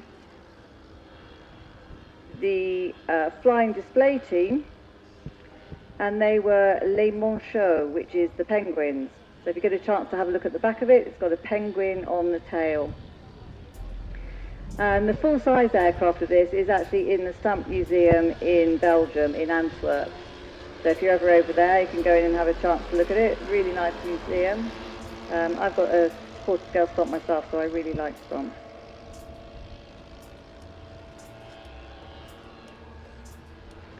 So the Manchot, they flew for the first time in 1965.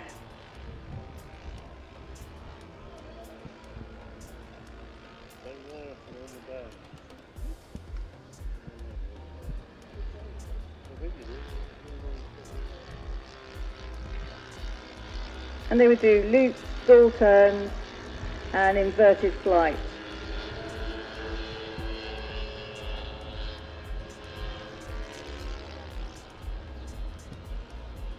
The Tiger Moth, a lovely trainer, was used for training pilots in the Second World War, and the Stomp was as well.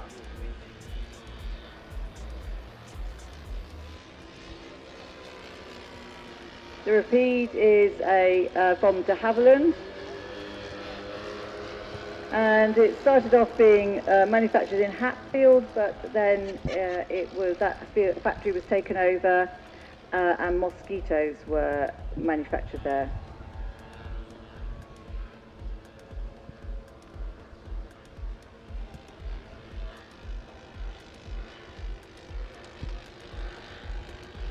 So the de Havilland is a large model, but when you'll see this flying at the Large Model Association, built by a former LMA member who's Ted Allison.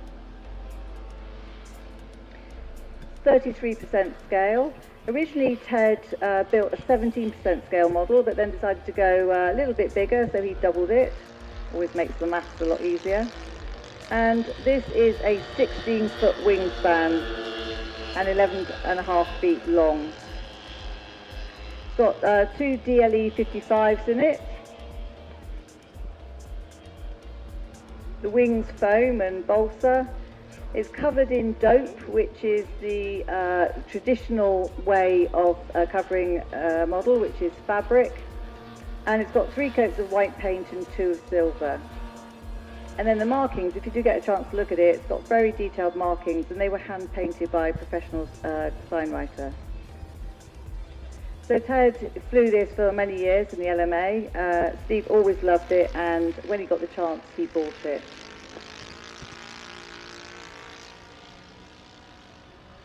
Mark Chaplin, can you come, because you are flying soon?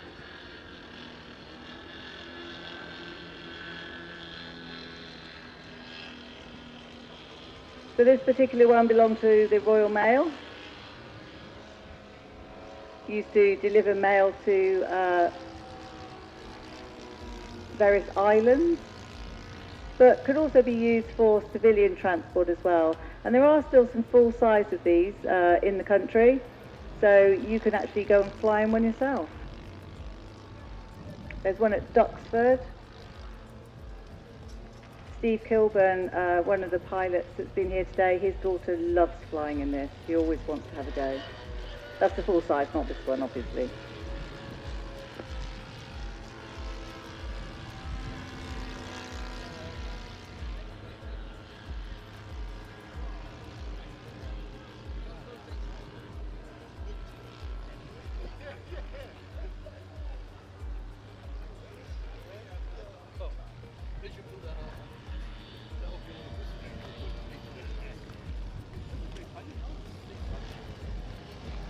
So lovely display here with the 3 biplanes coming through.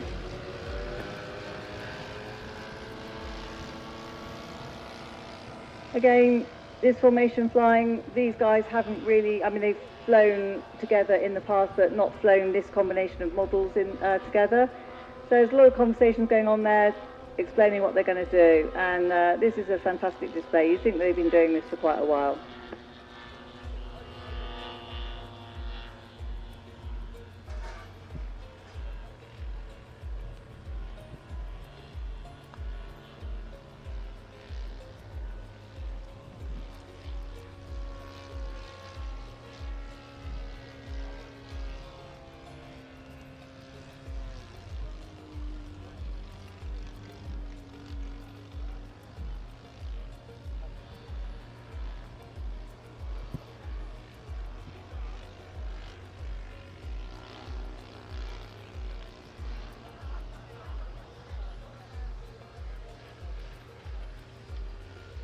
That's the Dragon coming in for a landing.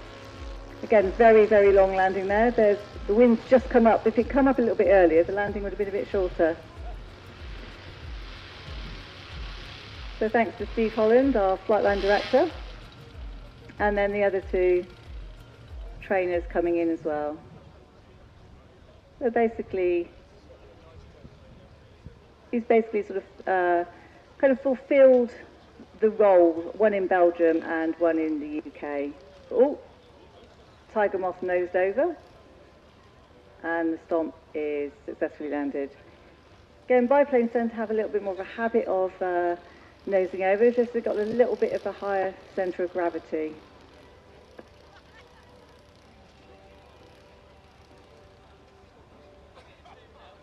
So, round of applause please for Simon and Jamie and Steve. We've got a couple of other biplanes now, slightly larger ones. Well, not larger than the Rapide actually. Sorry, it's late in the afternoon, my brain's going a little bit. So we've got a pup, Sopwith pup, and we have the Jungmeister, Booker Jungmeister.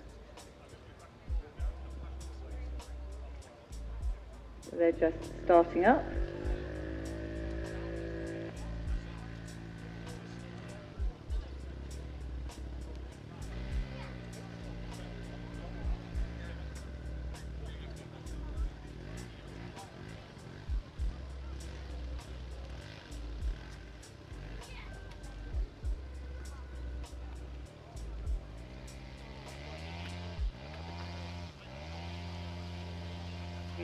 So just testing the engine on the pup.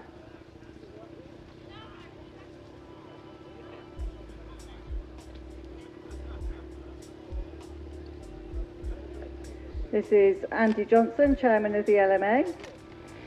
If you like seeing some of these larger aircraft as well, the LMA put on various shows through the year as well. Sopwith taking off. Again, they've slightly changed the direction of takeoff now because the wind has shifted around a little bit. It's coming sort of in our faces, and biplanes always take off a little bit better into wind. So we're giving them, you know, all the benefits they can to do a good takeoff. So the Large Model Association has a show at Much Marple in September. So if it's fairly close by. If you enjoy seeing these larger models, then go along there, you'll see a lot of scale models there as well. If you're interested, have a chat with Adam or Andy. So the Pup is a single-seater biplane fighter aircraft and used in the First World War. It's very successful. And because of that, it sort of retained, it was one of the reasons for retaining the air superiority. It was supposed to have docile flying characteristics, and so also meant it was good for use in aircraft carriers as well.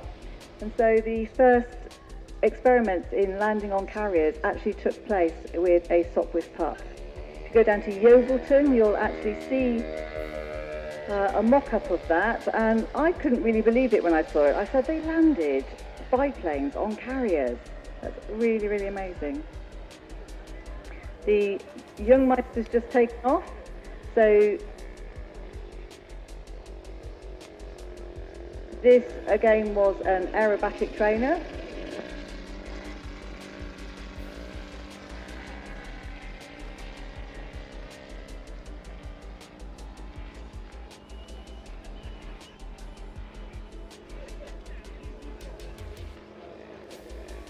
So the Pup's official name was the Scout, but everybody called it the Pup because it was a smaller version of the Sopwith Strutter, so that was a two-seater, slightly larger plane. The officials felt that it was a bit too downgrading to be called, undignified to be called a Pup, but we're still calling it a Pup today, and I think most people will call it a Pup rather than a Scout.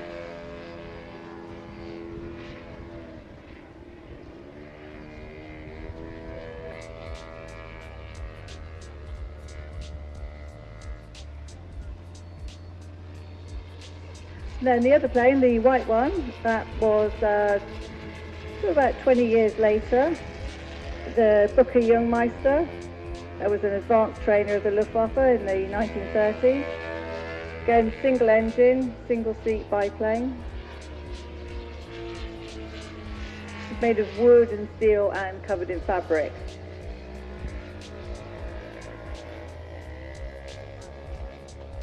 And again, the Jungmeister, a bit like the Strutter and the Pup, the Jungmeister was a development of the Young Man, and that was a two-seat basic trainer.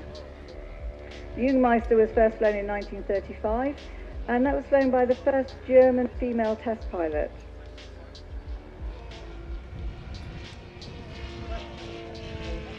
Again, pre-war, it performed well in the 1936 International Aerobatic Championship, but no one was really interested in buying it, so they did a sort of short redesign, made a few changes, and then that was the one that was then taken on and used.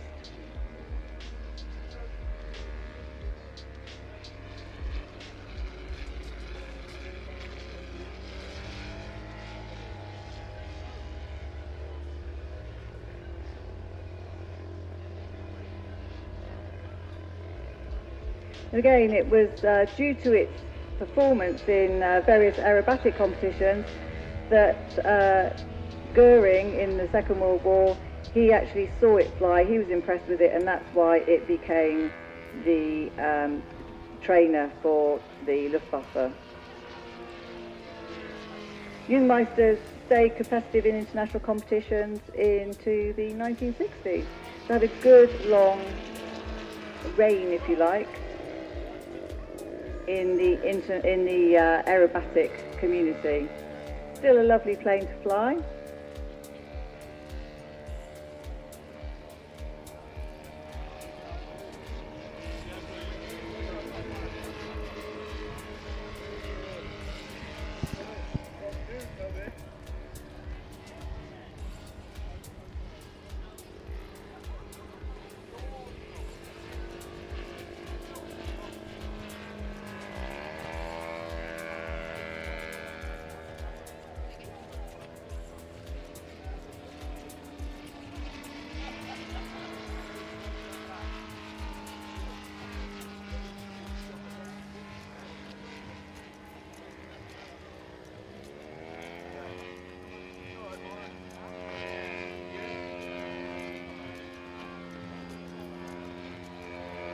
As you can see, the Pup aerobatic as well, because as a fighter it would have needed to be very manoeuvrable. Doesn't do the fastest rolls, but it will still roll, turn quite quickly. But obviously compared with the newer models, with the newer aircraft, it seems very slow and cumbersome.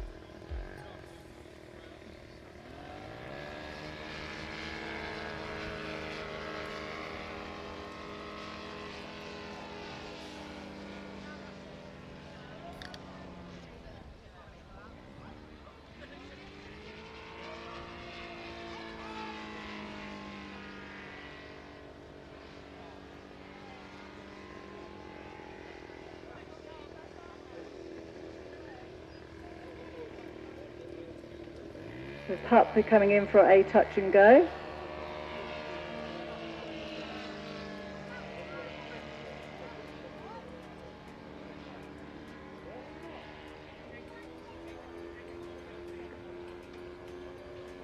As I said, the nice thing about Woodspring is we have so many different types of aircraft here today. We've had these slower scale ones, the faster jets, the gliders, the helicopters, aerobatic scale, and a little bit of fun as well with the toffee bomber and the whip. We've still got more coming.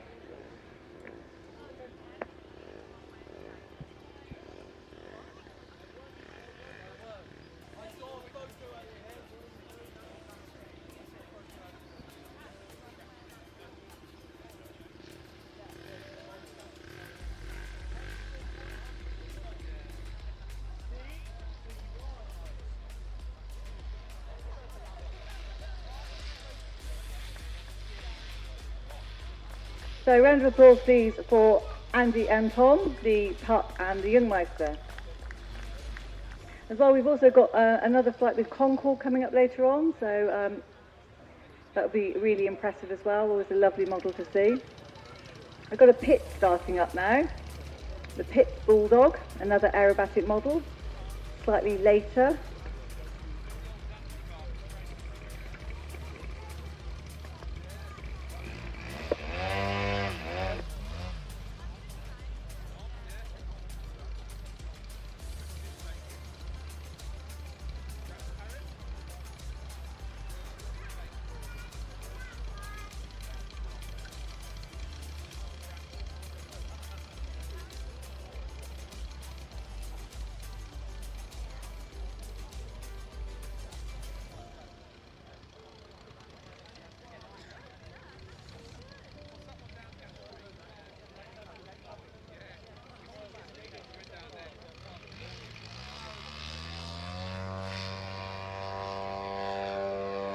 So the Pitt Bulldog taking off.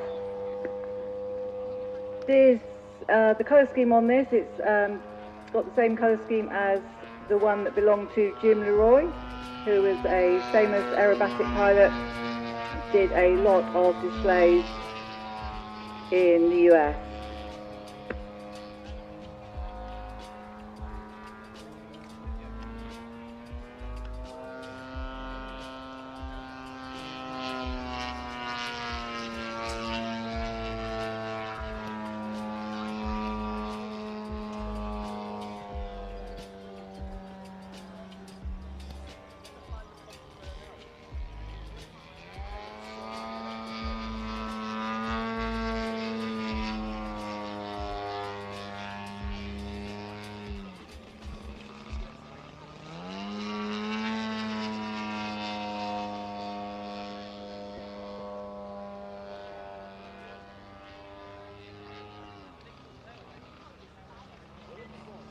So this is a Pilot RC.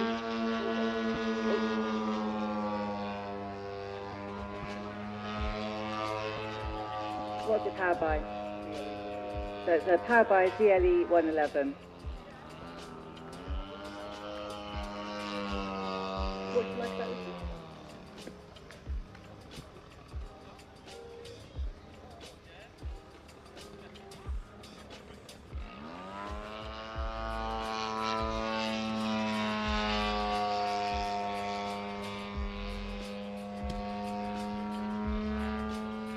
So this is a really lovely aircraft to fly, very responsive, just tracks straight as well. Pitts is always a really good aircraft.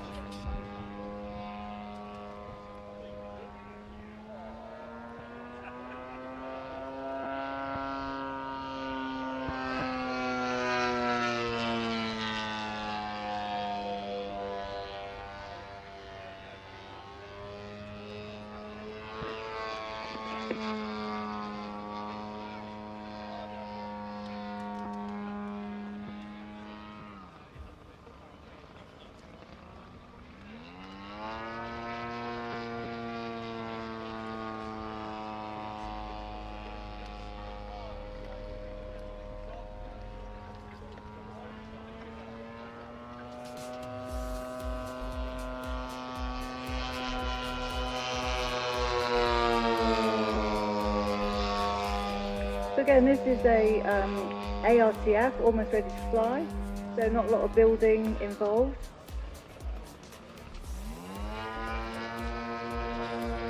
Got a wingspan of 87 inches, so that makes it 40% size, 40% of the full size.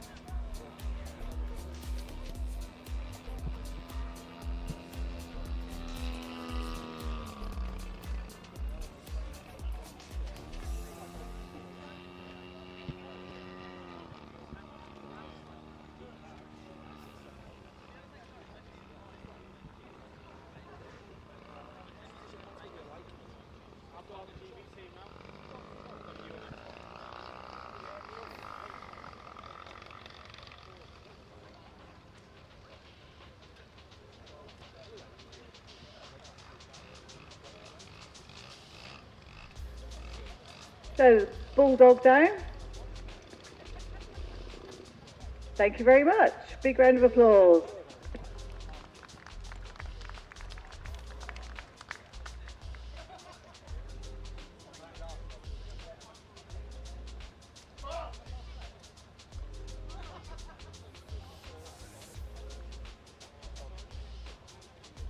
So we have helicopters going up now. And I might be a little bit quiet in this slot because I've lost my fellow commentator who's expert on helicopters. And the other person who was talking about them before is actually flying and helping out.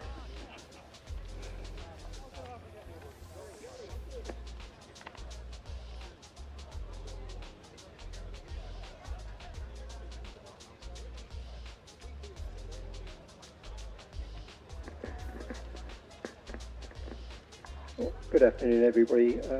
We've got the two scale helicopters flying now. Thanks for sticking around on the hot day. We've got Steve Hawty on the left,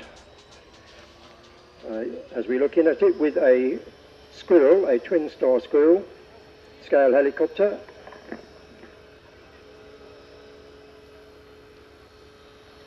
And we've got Paul on the right with, I think it's a Drax helicopter from one of the James Bond films. So we've got the Jet Ranger on your right as you're looking now, and we've got Steve Hawty flying out on the left, flying out backwards, doing a typical scale manoeuvre where if they're taking off from a tight position, they want to be able to land back where they took off from in case of an engine failure.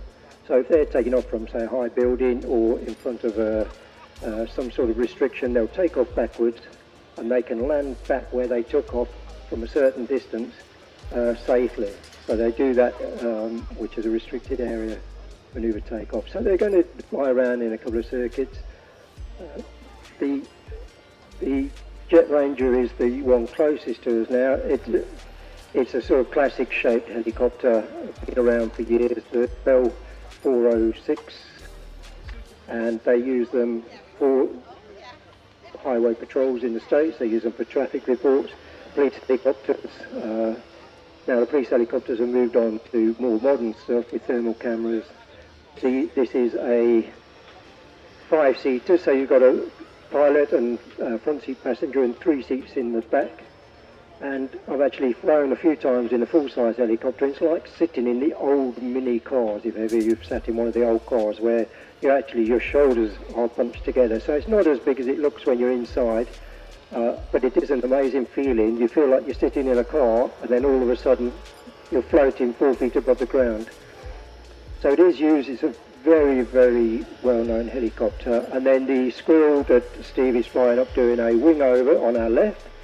So they're talking, the two pilots are talking to each other and communicating So Paul's saying he's staying low, Steve's doing some circuits and showing you how manoeuvrable these helicopters are. The twin squirrel is more of an executive type helicopter now, so it's more expensive to run. They are in the hundreds of pounds an hour to run, both of these helicopters, but they're not the most expensive to run. If you were watching Silverstone a week or two ago, you'll see some of those helicopters that run in thousands of pounds to run an hour, but they cost a few £1 million as well. That's why I fly the models, really. So Steve's now doing some low passes while Paul's up high, doing some general type of manoeuvres that full-size helicopters do, low flybys.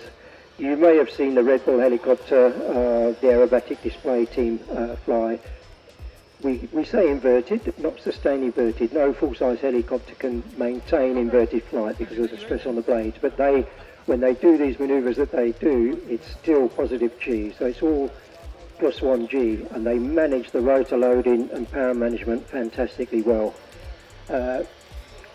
Some people say, well, what happens when the engine in the helicopter quits? You're going to crash. Well, they've got a thing called auto-rotation, so what happens is they've got a freewheeling clutch, so that the blades will maintain their RPM if you get the pitch right, a bit like a windmill.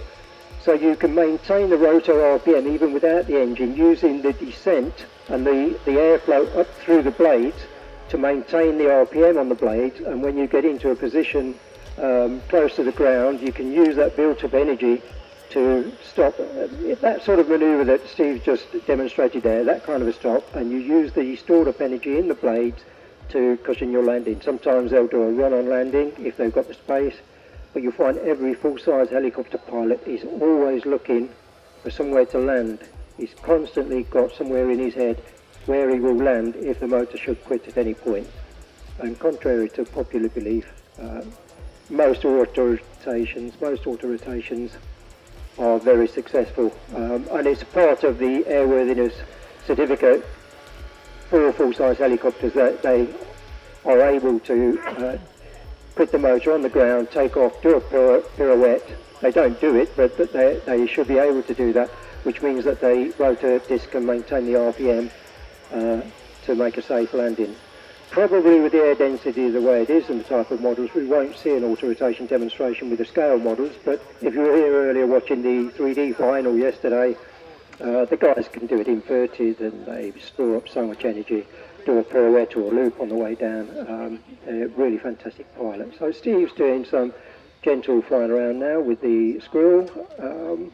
Nice scale flying. It's hard to maintain the scale speed in relation to the size of the helicopter with a small helicopter, but this is the difficulty with most scale models, is maintaining a scale-like speed in relation to the size of the model. Okay, so that is basically a wing over. A stall turn is a different thing in a helicopter. It stops vertically and it rotates just around the tail, whereas you saw then Steve was using a combination of aileron and tail rotor to get the disc to rotate as well as the body to rotate about the main shaft. Don't know what he's doing at the moment. Some high, slow flying. I will check, but I don't believe you're going to be doing an auto in this temperature, are you? Let's have a look inside the box. So scale models, they're highly disc loaded, so you need perfect conditions of good headwind to be able to do an auto rotation. And it's the kind of thing, it's an emergency procedure, but we do it for fun as well. But when you do it for fun, you want to make sure that it is fun and not scary. Okay, so Steve's coming in to land now, doing some hovering manoeuvres, and then I will hand the mic over and I'll get the airwalk ready. Thank you very much. A little look at the Brigham Pie.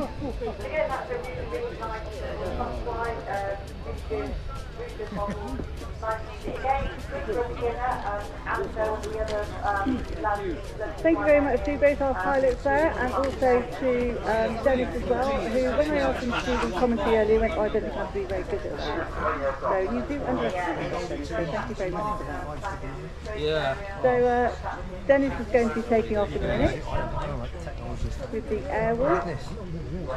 Yeah, that's a pumped OS7. isn't it? Yeah. Yes, sir. Can I pick up my moth and turn it back to the car?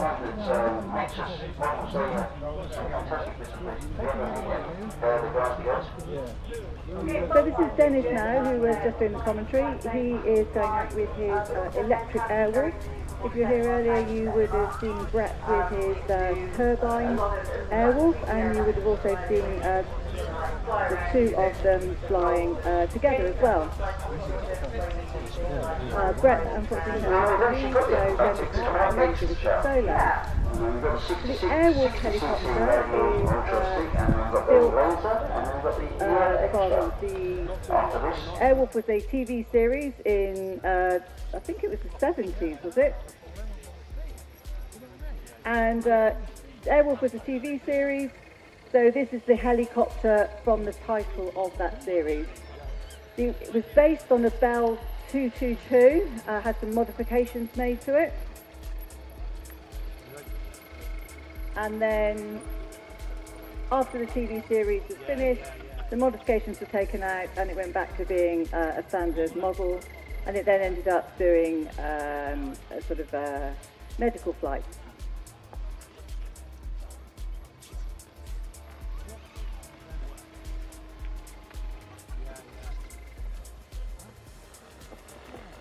Good afternoon, so with Dennis now, as explained before, this is based on the popular TV show back in the 80s, and based on the 222. After the show was finished, I think after about 4 seasons, it was then converted back to a German medical rescue helicopter. But as you can see here with the sleek design for the Bell 222, and we're very much back into the Dennis is coming now.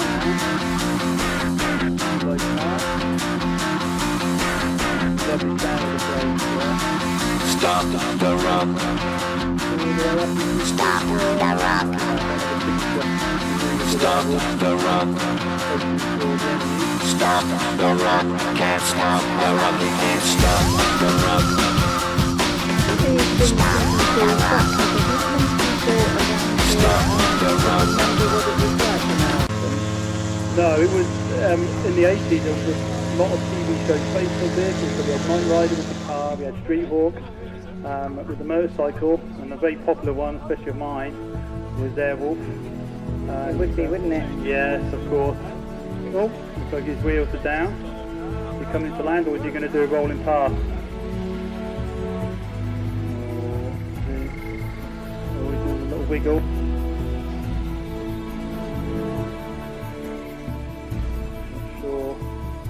Whirlybirds was one for me. So Oh, Whirlybirds yeah, I was the think one I I had, might the have been a bit Australian young one. for that one. That was great. I love that.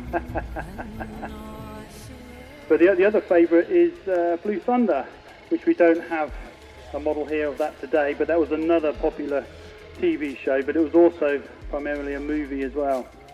And that was based on a Gazelle. Oh, look at that, lovely reflection off the rotor disc there.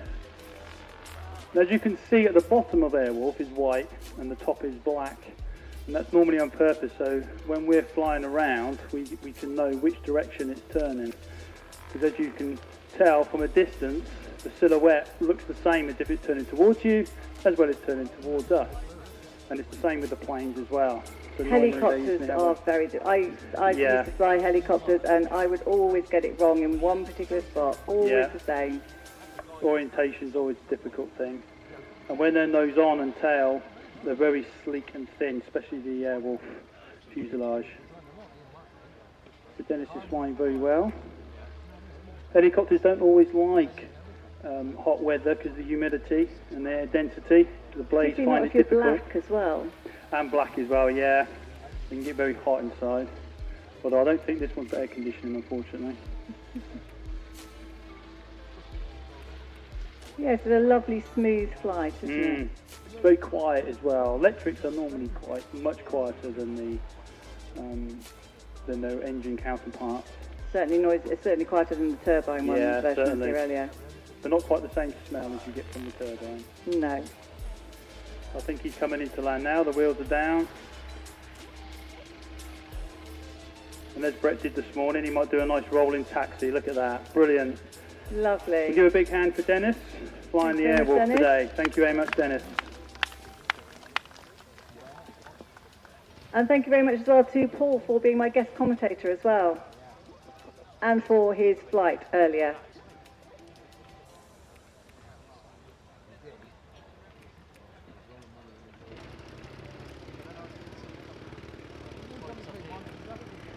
So we have the Pilot Extra now coming out with Adam Johnson, freestyle champion.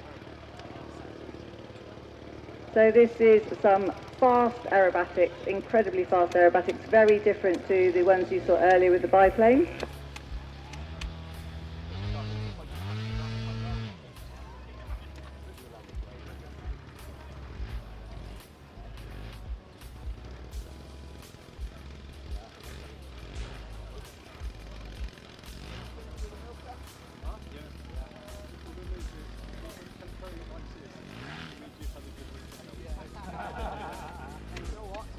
So Adam taxiing out.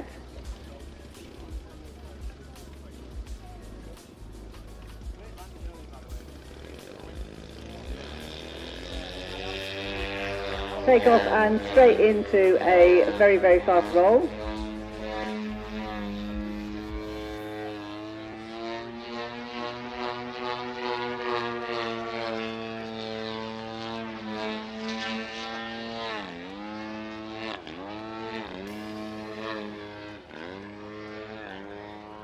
I'm going to pass you over to Steve because he's got a better chance of explaining what Adam's doing. So, Adam is Andy Johnson's son. I've known Andy a long time, and Adam has very quietly become a very, very proficient pilot.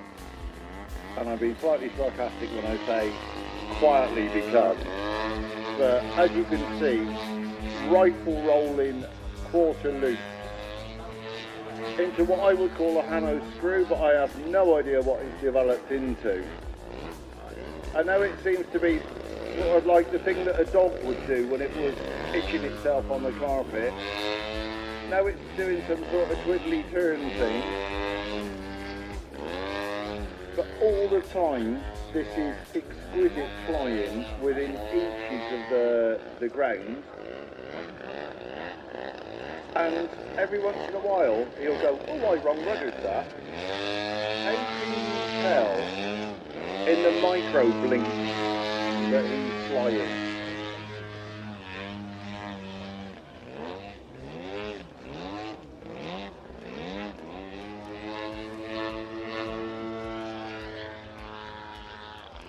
But what you'll notice is Adam does a lot of really fast and flicky and more flicky stuff. But he's also capable of the really gentle, intricate stuff. And I'm going to challenge him to do a one roll loop now. So a one roll loop now, please, Adam.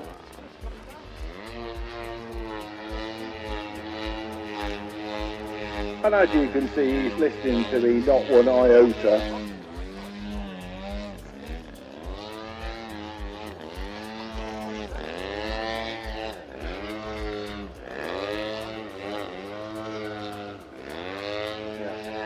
But something interesting, Adam's just swapped transmitters.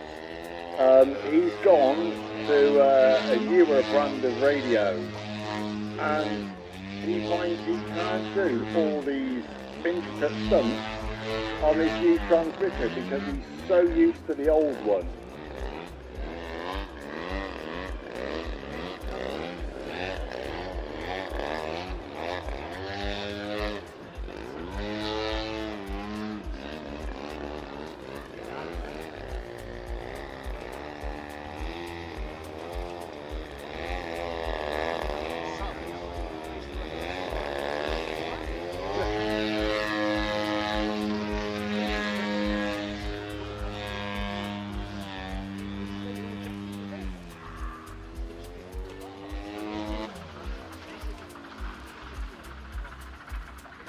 And his engine appears to have terminated.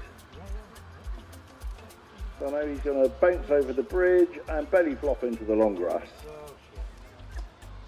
So well done, Adam. When you're that close to the edge and you can get in, think yourself out of trouble that fast. Yeah, you Really usually good. you usually want to have a little bit of space, don't you, if you land unexpectedly? And we are slightly restricted around here. So thank you, Steve, as well, for commentating on that, because I would never have kept up with that. I didn't. I just talked nonsense.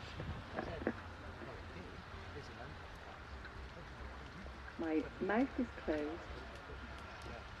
So while Adam collects that plane, we've got the Cassett races coming up next. As you probably noticed, Woodspring is surrounded by water here, so often known as HMS Woodspring, because we float.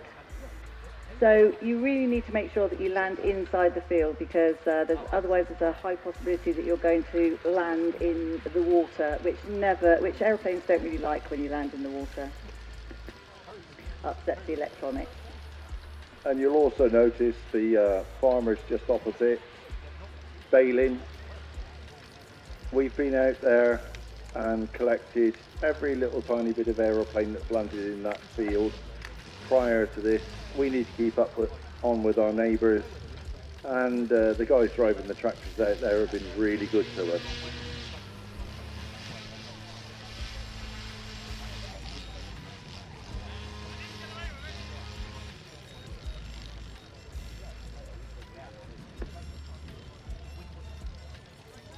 Well, it looks like they're carrying that model back, so it looks like it needs a little bit of repair work as well. But thanks very much, Adam.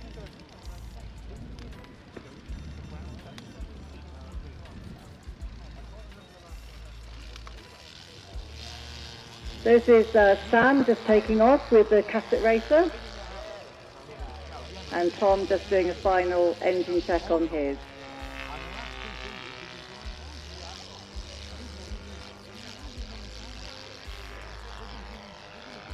So these are racers, as you can tell by the name. In real life, these aircraft are 14-foot wingspan. It's hard to believe that what you're looking at there is a quarter-scale aircraft. They're 14-foot wingspan, and at one Western Park, we had a display by a full-size Kazook racer that had an engine issue and it had to land.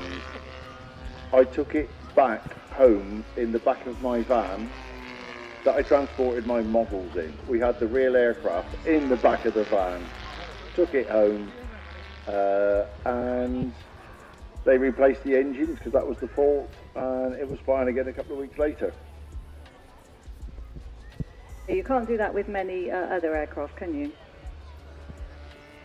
So this is a single-seat sport and racing aircraft. Designed in the United States in 1951 for Formula One air races. So basically like Formula One car racing, but just in the air. And these were designed by ex-TWA captain Tom Cassett. So obviously normally in an air race they wouldn't actually go upwards, they'd be more interested in going forward as fast as they could.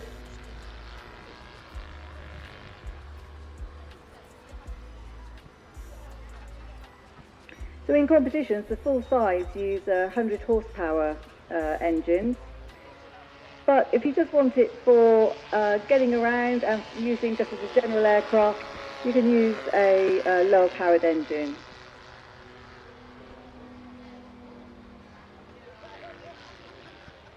What are these? Are these thirds, 2/3 scale, a third scale, quarter scale?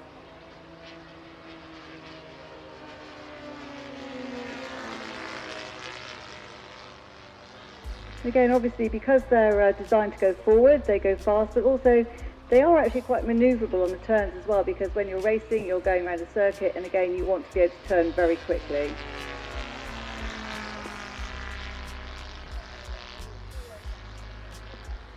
You'll also notice that the wing's very short. It's what we would call a low aspect ratio wing. This also helps when you're turning. It makes it less liable to tip stall, but it does bring a lot more induced drag. so they do slow up when they turn aggressively. So there's a delicate balance between turn and stability.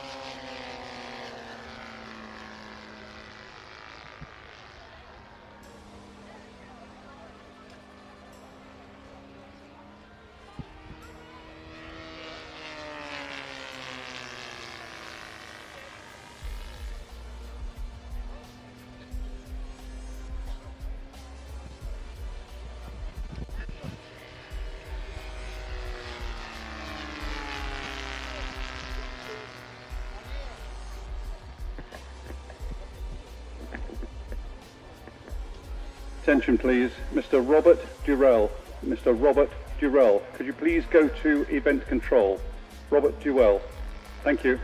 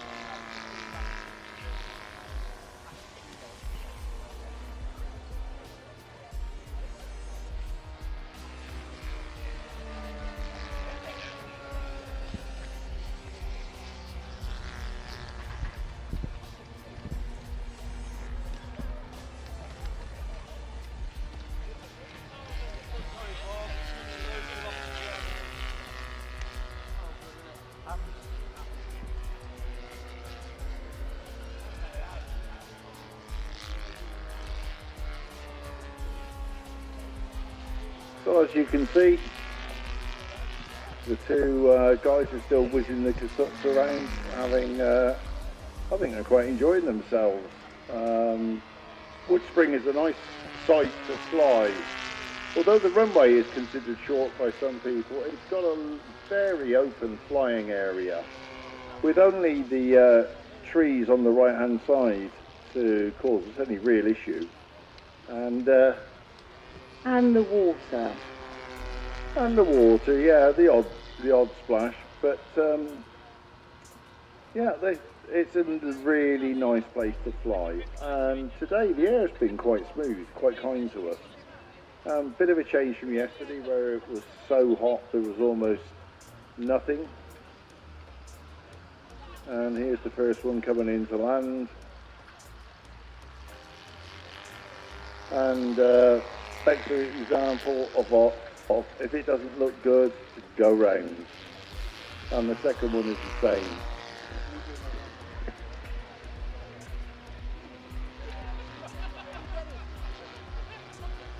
Mr. Tom Lenson to event control. Mr. Tom Lenson to event control as a matter of urgency, please. Thank you.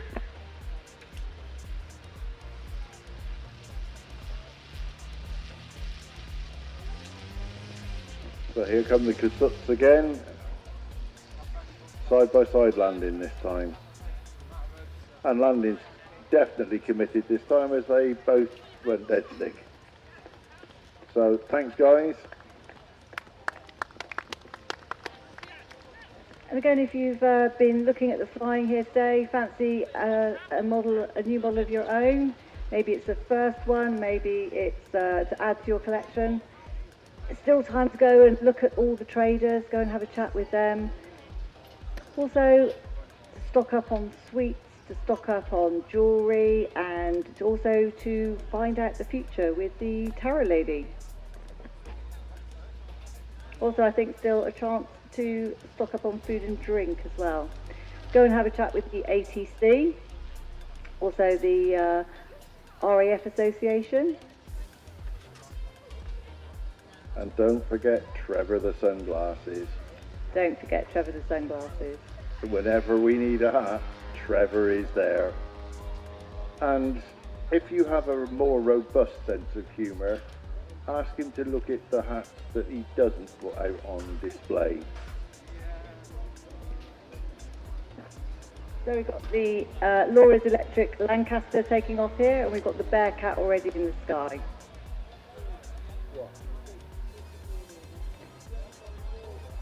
So the Electric Lancaster, flown by Laura, this is a Tony Nyhouse design. If you've been here in previous years, you will have seen either the larger version of the Tony Nyhouse Lancaster, running on petrol engines, or you may also have seen the full size from the Battle of Britain Memorial flight flyover as well, which was a stunning display. So very, very quiet, this Lancaster. It's got 4 max motors in it, and it's running on 2 5S and 2 4S batteries.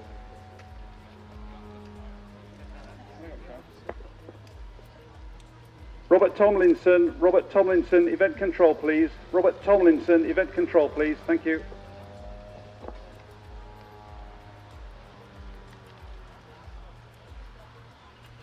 The other aircraft in the sky is the F-8F Grumman Bearcat. That's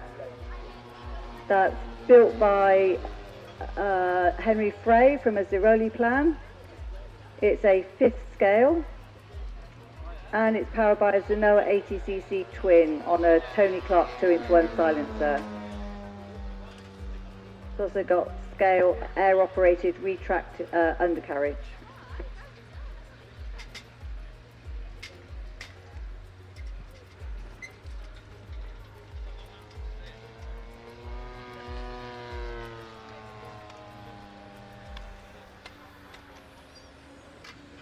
So the Bearcat was a carrier-based fighter aircraft. It was introduced in World War II quite late on.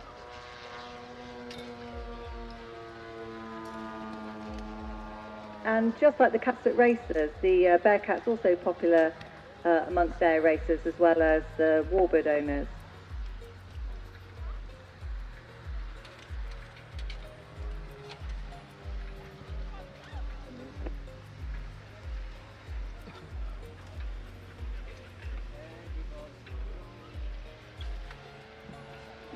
So I've just got the builder over here, and I can't take in any more information today, so you're going to have to tell everybody.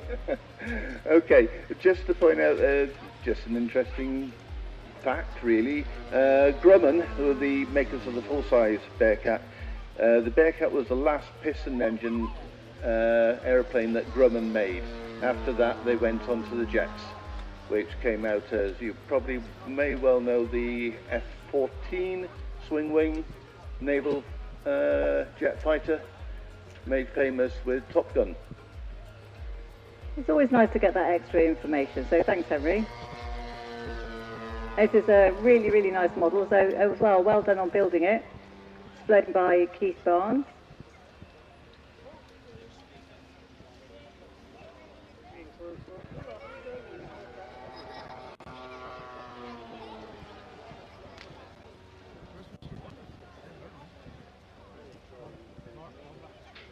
The Bearcats as well, obviously after they came out of combat, they were involved in air racing, and the Rare Bear went on to dominate the event, the Reno air races. So stock Bearcat won the first Reno Air races in 1964, and then there was a highly modified one called Rare Bear, which went on to dominate the event for decades afterwards.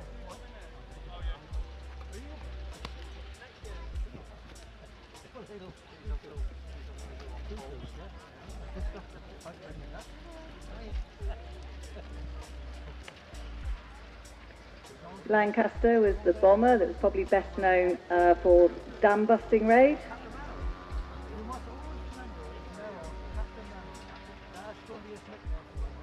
Came from the Manchester, which was the earlier bomber.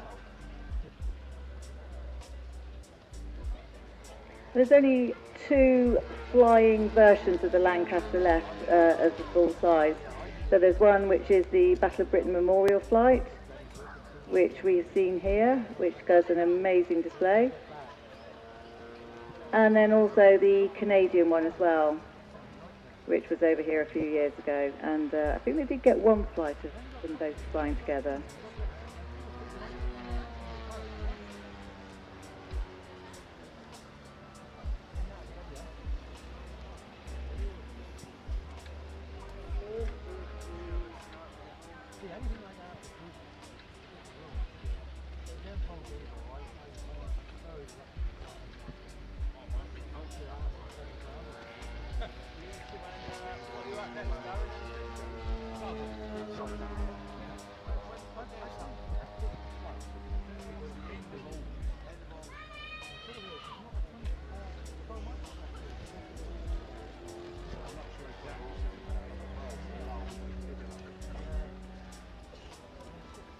One little sort of fascinating piece of information is that pigeons were often carried aboard the Lancasters as a means of communication if the aircraft crashed or they had radio failure. I wonder how many pigeons flew in a Lancaster.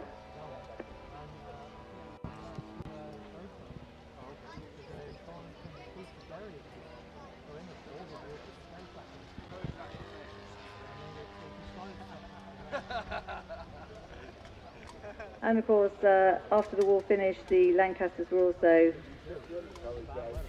also responsible for dropping food in to people in the Netherlands. Sorry, they dropped food in actually during the war into the occupied Netherlands.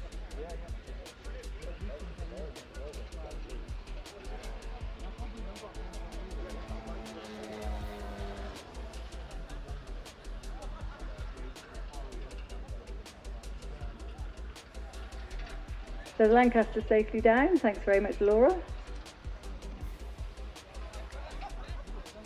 It looks like the Bearcat's coming in as well. It's undercarriage down.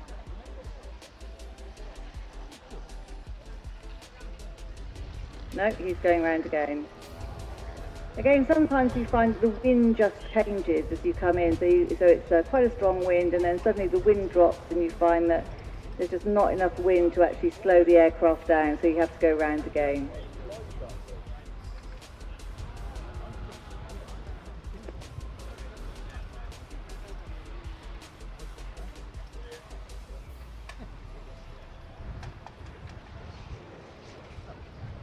And this time the Bearcat's stepping down as the prop stop. Thank you very much, Henry and Keith.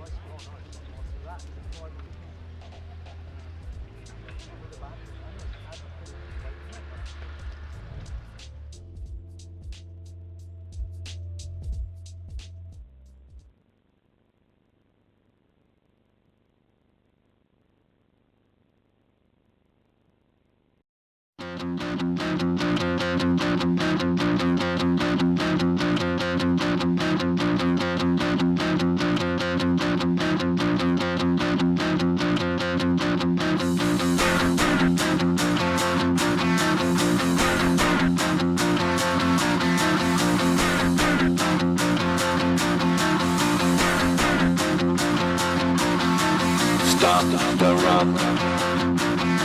Stop the rock. Stop the rock. Stop the rock. Can't stop the rock. You can't stop the rock. Stop the rock. Stop the rock. Stop the rock. Can't stop the rock. You can't stop.